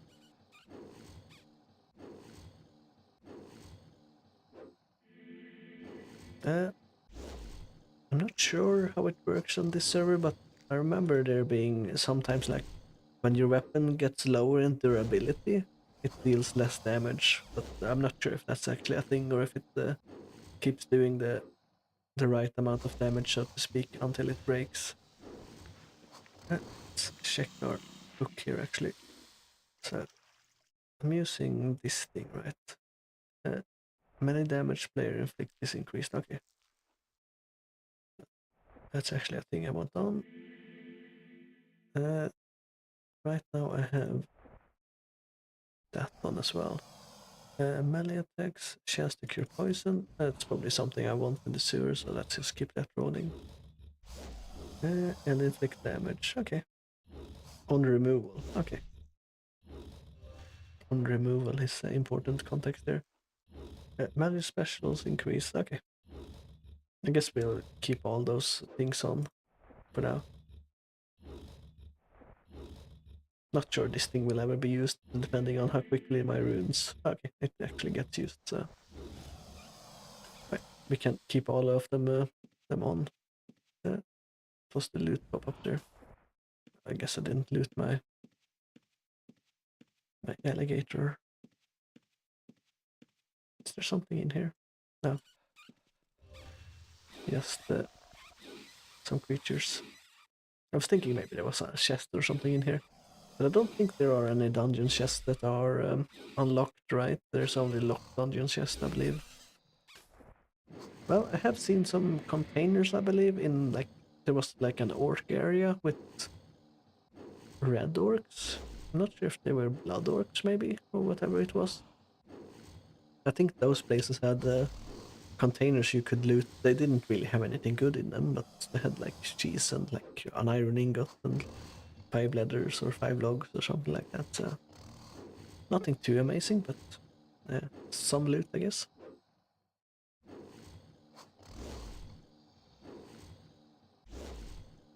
Only in time dungeon, really. Otherwise, they're locked. Ah, okay. Can't remember name time dungeon.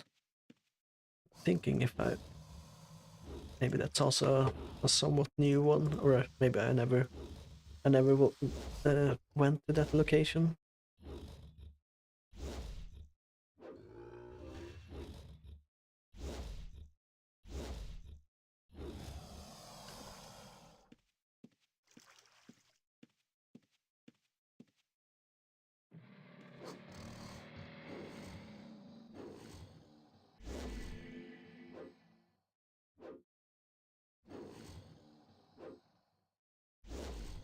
Right, we are lowering our swordsmanship quite nicely. Let's actually see. So we are at 716 in skills. Not sure how that works, but it is 1, 2, 3, 4, 5, 6, 7, 8.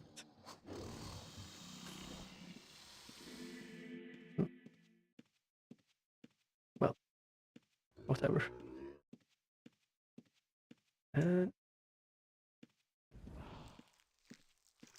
Let's take out the slime and then we take out the mushroom.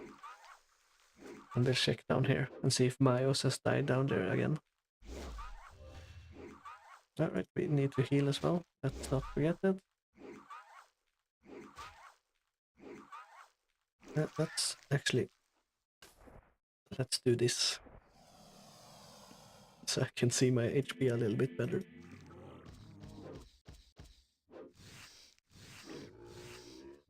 Oh, I probably should get out of the area when he does that. I was thinking he was shooting the seeds at me and not actually like you're doing an AoE thing.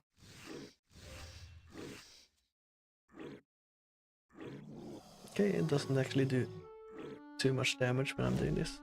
Oh, that's peacemaking. And that calms the mushroom. Very nice.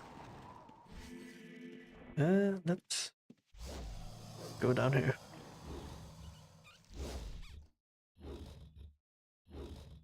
And we can check if Myos have died down here. Okay, it seems to be, or she or he, I'm not sure why, or which, but that seems to be dying a lot, so we can check if there's a fresh corpse down there we can loot. Like at first I felt a little bad, a bit bad for them, but when they died the second time and the third time, I didn't really feel as bad for them anymore. You know, which it is what it is.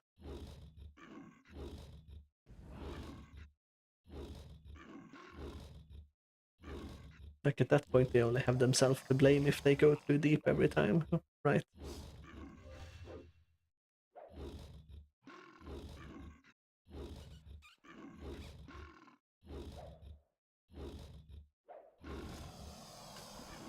Right, so let's go around.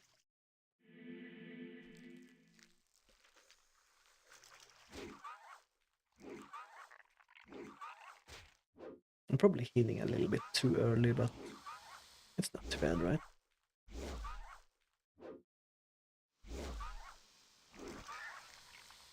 Okay, so the bandage heals the poison now, and also heals a little bit of HP.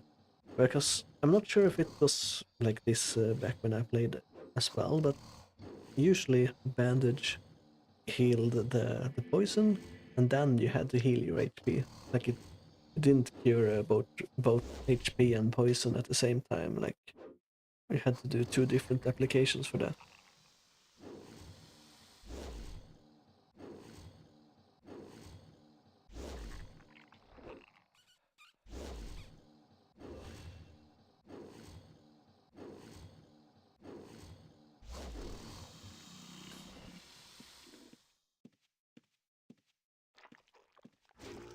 Yeah, the HP heal is just reduced if you're poisoned. Ah, okay. That's actually very nice. That it actually still heals you a bit. That was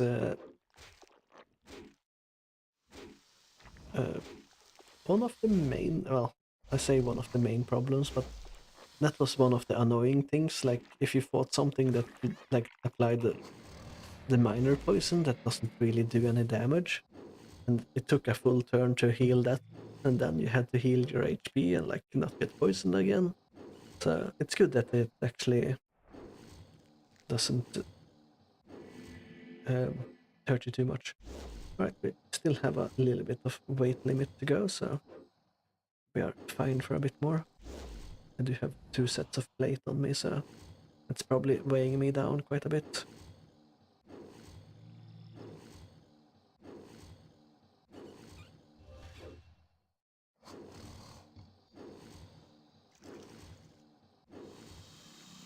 Alright, very nice. Let's check down. Okay, that slime is coming for me, so no. I guess he did not want to come for me. Let's take this down. Checking for Mayo's corpse, but I don't see it. So maybe he survived this time.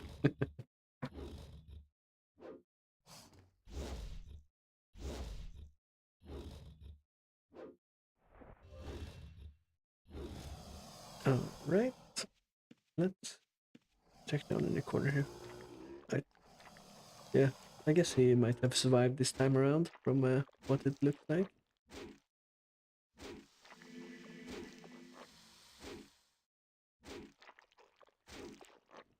I would like to get 85 in chivalry so we can travel around with the gate. I think going through the gate gives you a damage boost as well, if I remember correctly. Let's actually double check that.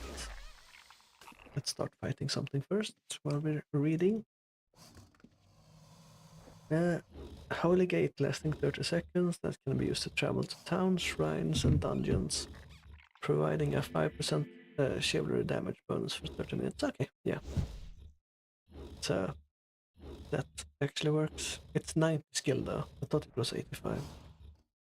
Yeah, I guess we need to get an... Well, I probably want chivalry at 100 for the heal at the end as well. That heal has saved me every now and then back in the day. Is that a... That's bones.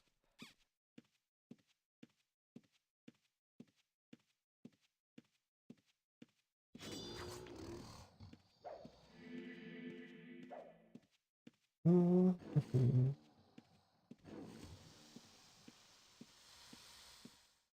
Oh, let's take this guy down since he spawned on top of us. And we got hit by the skill that we did not want to get hit by.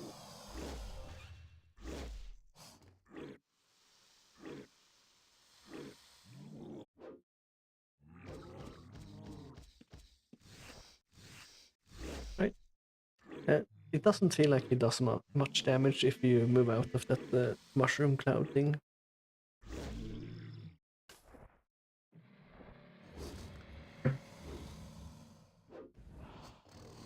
So I'm not used to playing Ultima Online with enemies having AoE skills like this.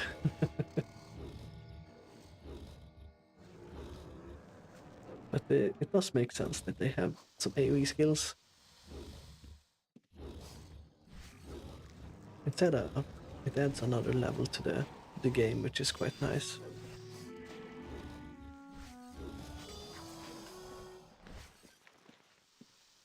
A little bit more complexity, as they like to say.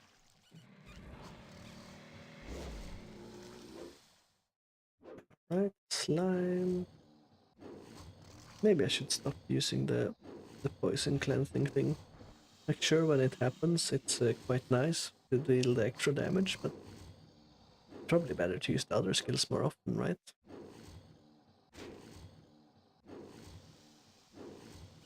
Also, keep forgetting to bandage.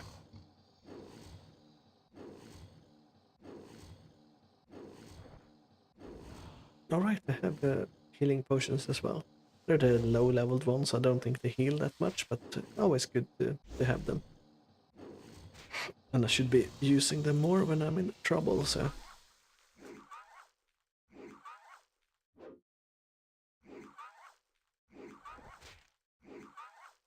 let's actually check which skill is the healing one. Cure poison. Yeah, let's remove that one and use my charges for other things. And let's take out the rat first. The rat should go down a lot quicker than the sewer chewer. Have less HP after all, so easier to hit as well. I'm assuming they have less wrestling or whatever skill is. Or general combat skills, maybe I should say.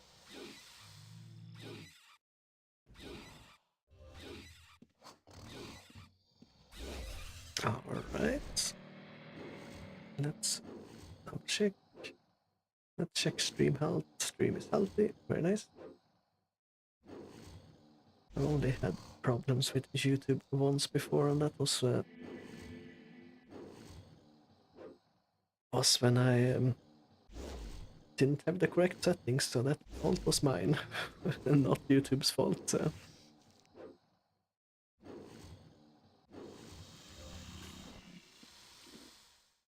But let's take the slug down first, and then we can take the slime. I think the slug also dies quicker than the slime, so...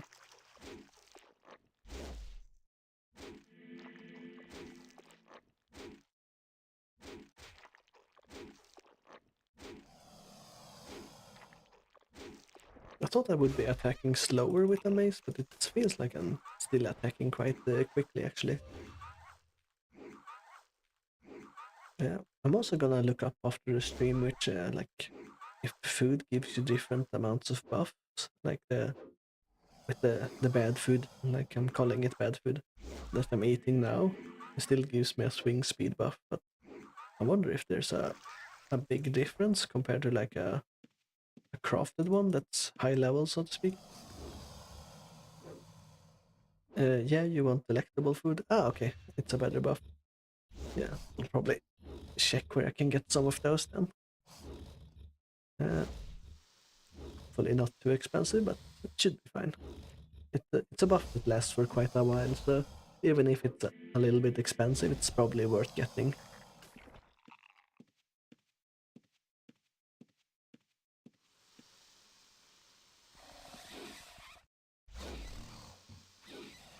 Let's not forget to heal.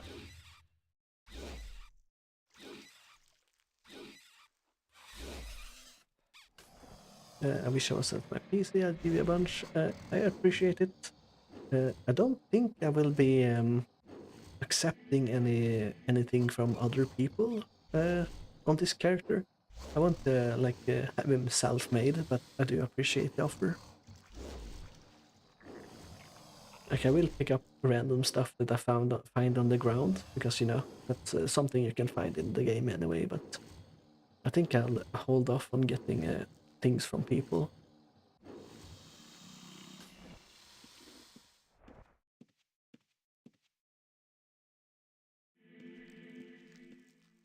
The reign of the Bushman. The reign, the remains of the Bushman. Is dead over here as well. Let's actually see if he has any gear. He does have a little bit of gear, so let's steal that. As we said before, it's very profitable being down in the sewer, it seems. Let's take the slime down first.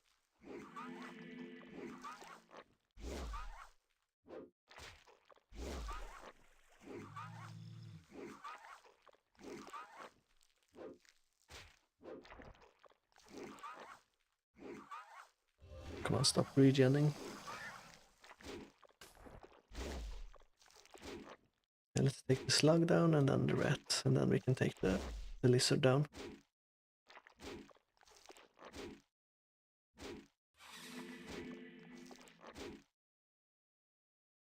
Oh, Oh, the world is saving. For some reason I always think it's lagging when that happens. That's very totally understandable. Yeah, it's a even as a I don't have many viewers, but even as a small streamer, it feels like people are very generous, and I do appreciate it.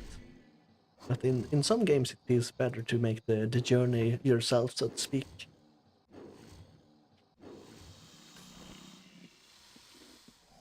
All right, even more loot.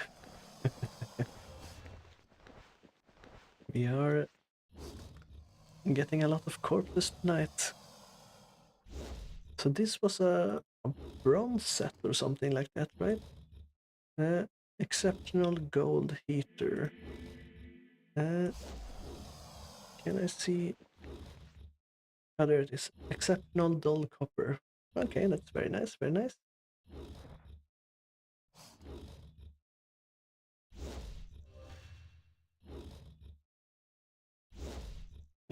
Yeah, I totally see wanting to do it yourself.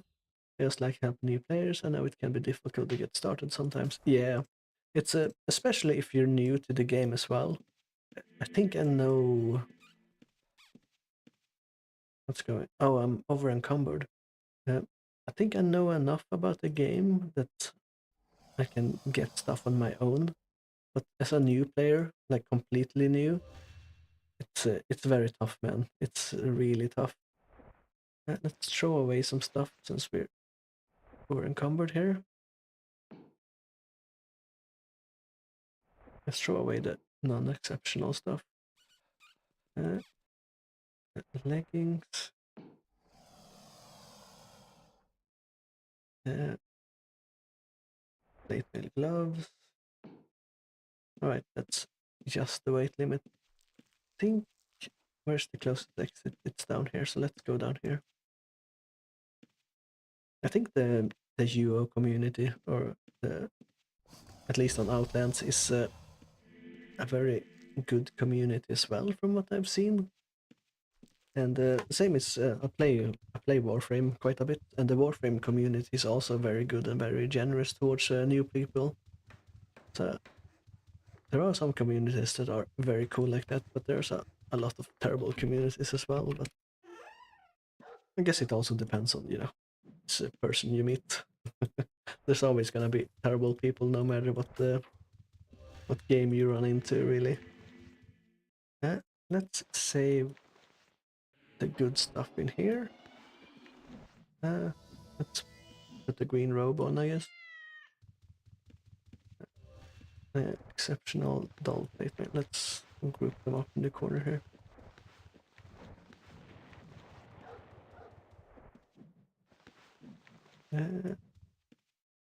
Exceptional unidentified. I really need to make an agent for this.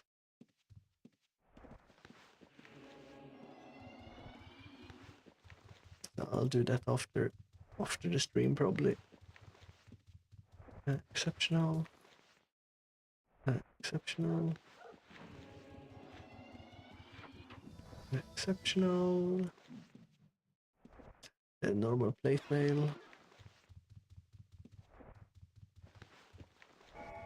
This guy was or uh, matching and mixing different things, it feels like. Just normal stuff and bad stuff. A shadow iron rapier with poison on it. Can't use a rapier, so let's put it in the sell bag. I think rapier is fencing, right? Let's see here. Unidentified great axe. Oh yeah, don't get me wrong, you get rolled by red soon enough. Yeah, but even they are usually pretty chill when they're on the blues. Yeah, I do know that depending on, of course, which reds you run into as well. Like some people only take regs and like gold, and if you have anything rare, and they leave the rest on your body because they can't be bothered to pick everything up. So it depends on what kind of people you run into, really. But usually PKers are pretty chill as well.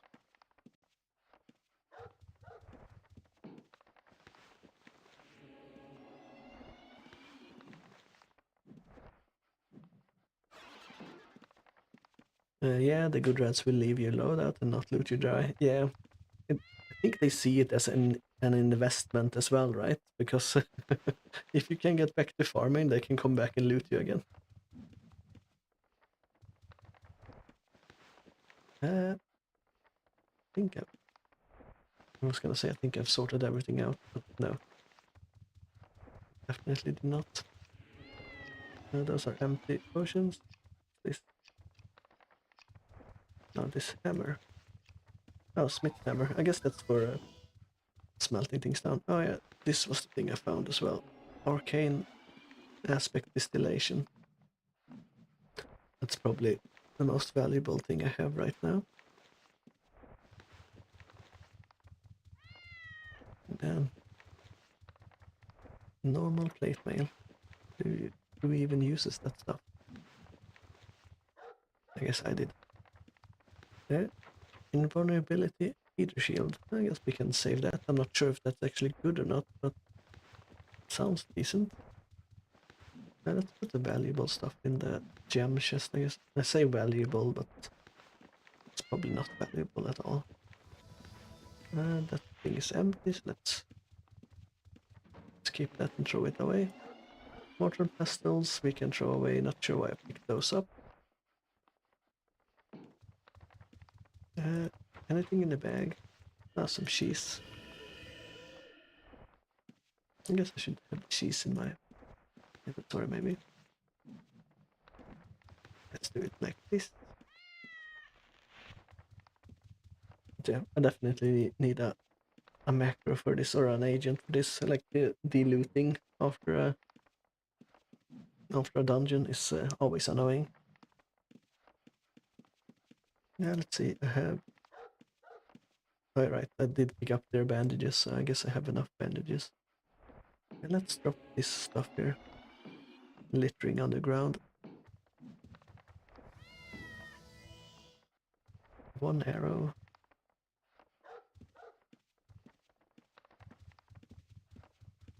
Alright.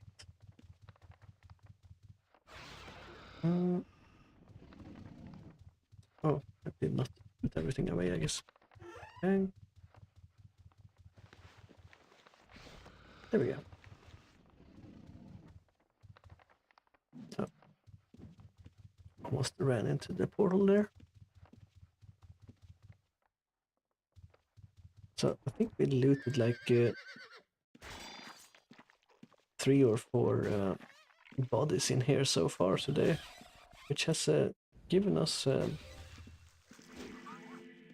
decent amount of gear and loot actually, and gold as well. So we're doing quite good so far. I guess most people stay around this area and don't really stray too far, and those that stray too far seems to perish. So I think I'll take another peek down by here, see if we can find any new bodies.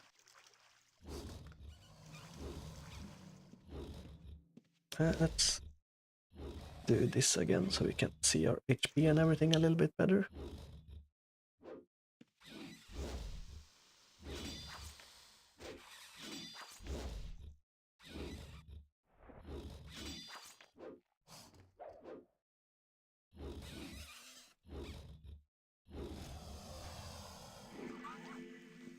Where did that corpse? Oh, there we go. That corpse did not auto-open for some reason. I guess maybe there was something in the way or something like that.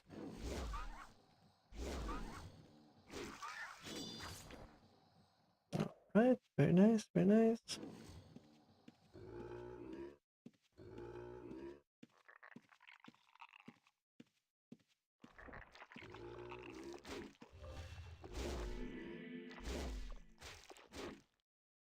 Maybe we should go to the right corner and go around here. Then we go along the edge there. See if there's anything interesting. Any corpses? No, any corpses or paragons? Paragons would also be nice, of course, but paragons are a rarity. So the fact that we already day one taken a paragon down and gotten a chest from it is quite an accomplishment, I'd say. And the fact that we took it down on our own as well is very cool. I did not expect us to be able to do that. Since paragons have more HP and they deal more damage and everything. If I'm remembering correctly.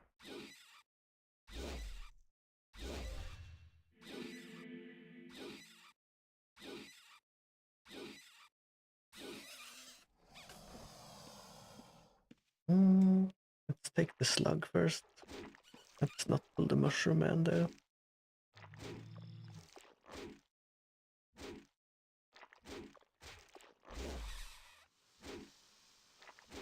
Let's see how much progress we have done on our quest here. Not too much, probably. Oh, we've done 6k gold though, so that's not too bad. We are slowly but surely making our way downtown.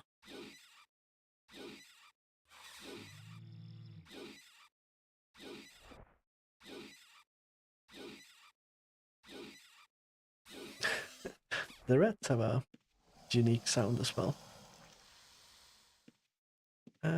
Can I take the slime first? Yeah, I can.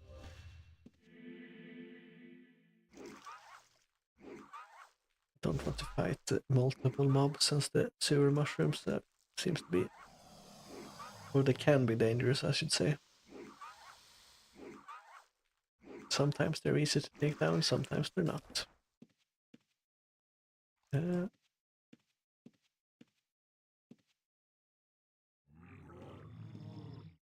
There we go. Pulling him around the corner. Let's start healing.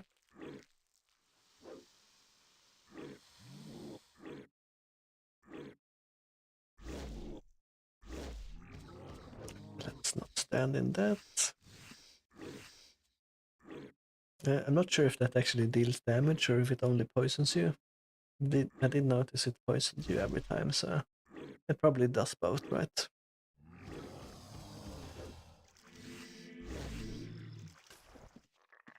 Not sure if there's like a monster compendium or something like that where you can see the different abilities.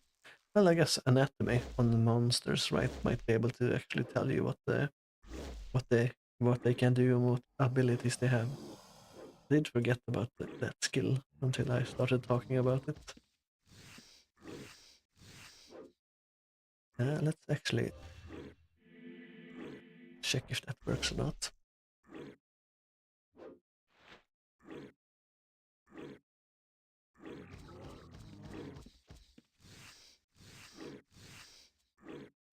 Um, it doesn't say the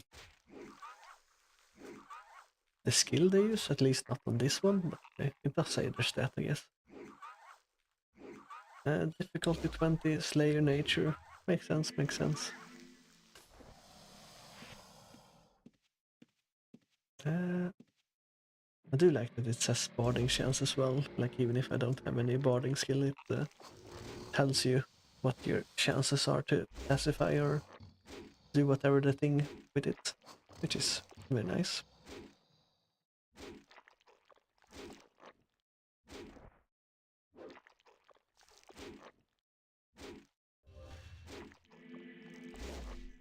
Yeah, unfortunately it doesn't say what abilities do. Yeah, it's a little bit of a shame. It would be nice for a... I guess there maybe it says on the wiki or something like that, but it would be nice to be able to see what the abilities does. Like if there's something you really have to look out of. Like if you're fighting a new mob, it would be good to, like, use that ability if you're in a dangerous dungeon or something like that. I do like that there are spell books as well in this shard or whatever you want to say, or server, that that you can loot as magic weapons. That's not something a lot of places have. Like, sure, maybe mages are already quite powerful, but that's a very nice thing to have.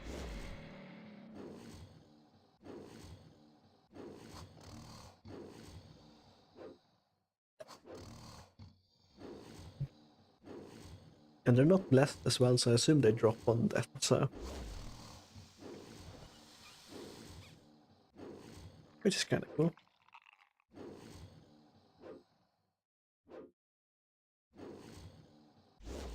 There we go. Had to click through all my windows to get back to my OBS. Have too many. It's so many programs to have open and stuff like that for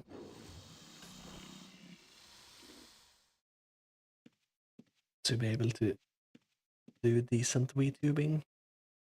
I say decent, but you can probably do it with less programs, but it's not like my model is very rigged very nicely since I did it myself. It's quite terribly rigged, but for a first go at it and never done it before, I think it's good enough. Alright, let's... I did not do what I was gonna say. I said I was gonna go this way, like in around the edge here, but I went the other way instead. I do like how it's something I do. Like, I say I'm gonna do this thing and then I completely forget about it 5 seconds later. Like, I think my brain is like a sieve, or my memory is like a sieve, maybe I should say. Like, I do not remember anything pretty much. Let's move out of that.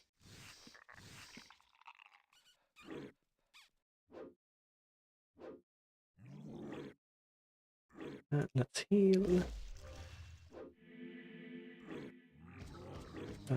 Move out of that.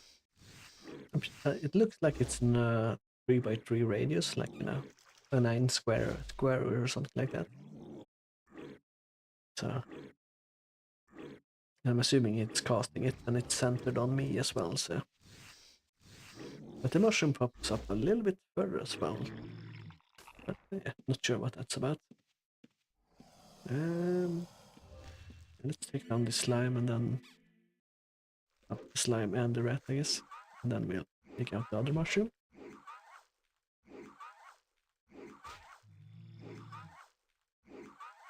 A very weird shape of green on the mushroom. Kind of like, mushrooms have a very big variety in color in real life, but I've never seen one that's this color. It's not real life, but yeah, to compare it to something. Alright, I accidentally pulled the gator there as well, but that's fine.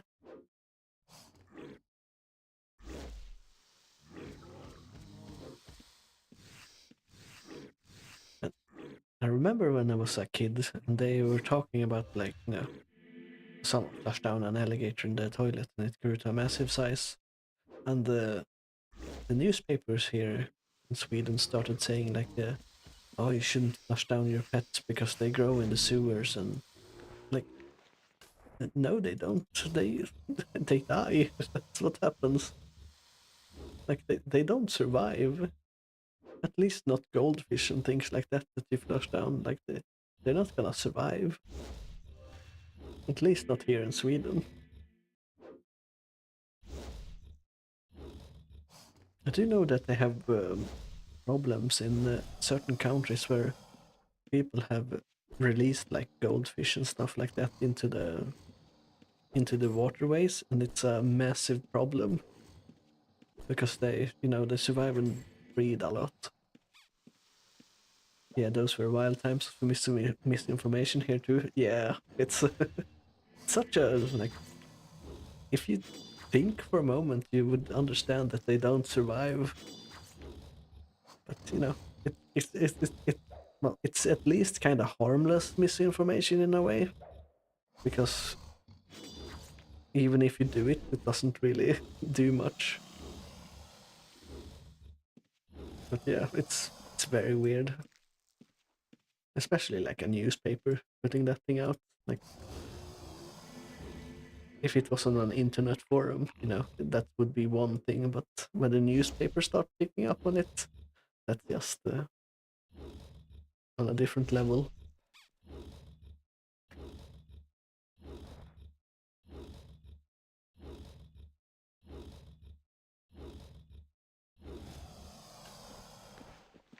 I think there was oh yeah, there was an April Fool's here.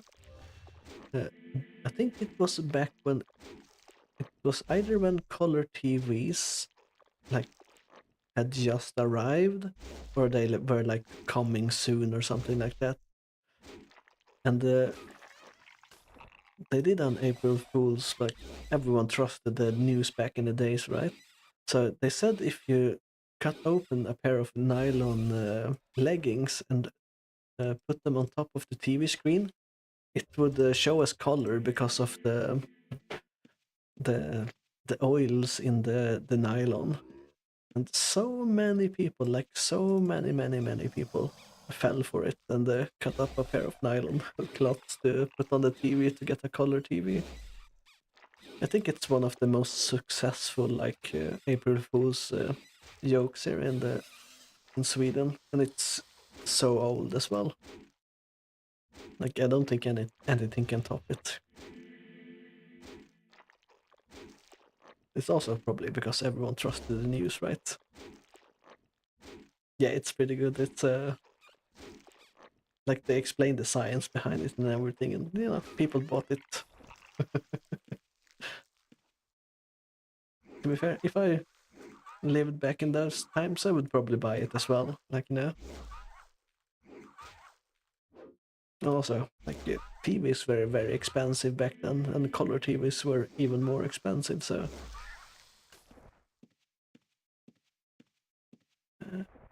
let's check this area. I guess someone has recently been here, and was that a trap I heard? No, I guess someone has recently been through here, clearing everything out. Oh, it's that guy attacking something that's making the clicking noise. Is that the guy with the rapier that I looted? It might be. Let's check his paper doll. Oh, yeah, the Bushman. That was the guy I looted. Let's not tell him. His gear is safe with me. Oh, getting mobbed by several creatures here. Uh, it's half health, so it's probably quicker to take down the sewer shewer first.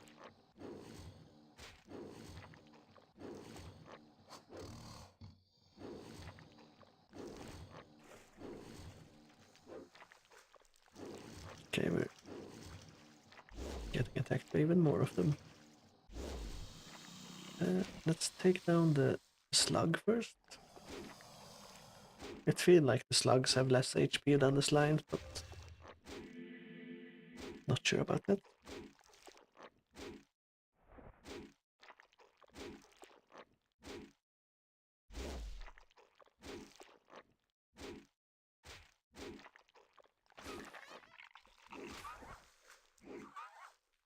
Let's check what our skill levels are at, if they have gone up any. Yeah, we're sitting about tactics is the one that has gone up the most, it seems. Are we still losing? We still have 35 left to lose in swordsmanship, so we can still level up a few skills. Seems to be working quite nicely. Oh, the Bushman has perished over here. Let's go and check his body and see if he has anything on him.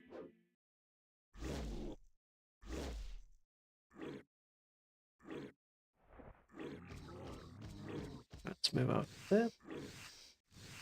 I can't go through here, I have to go around, right? I'm assuming he has looted his corpse since he's down here again, but you never know.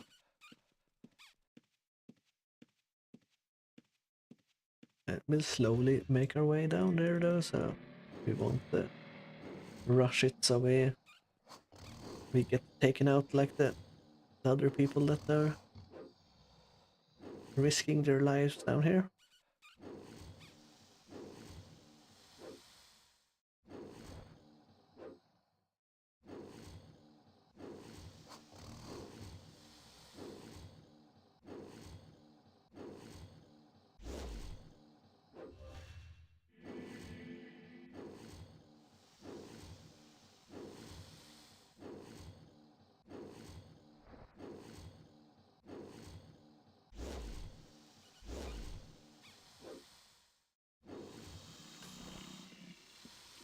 Quickly run over.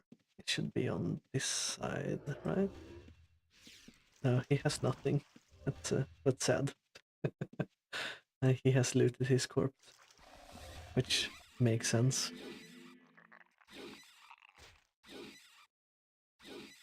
I was hoping he didn't.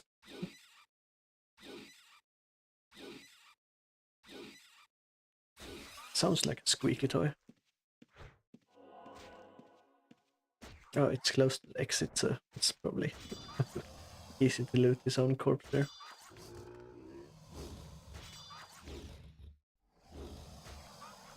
Let's eat some cheese.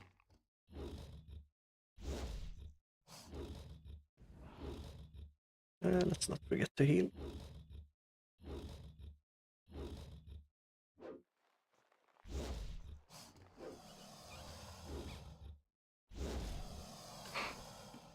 Right, let's actually run out and de-loot.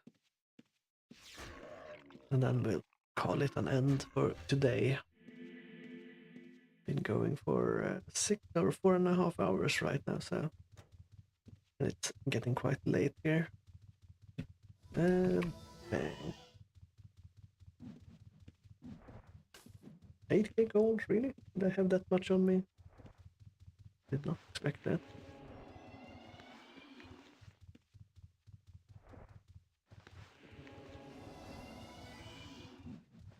Let's run to an inn. Where is the inn here? It's up here.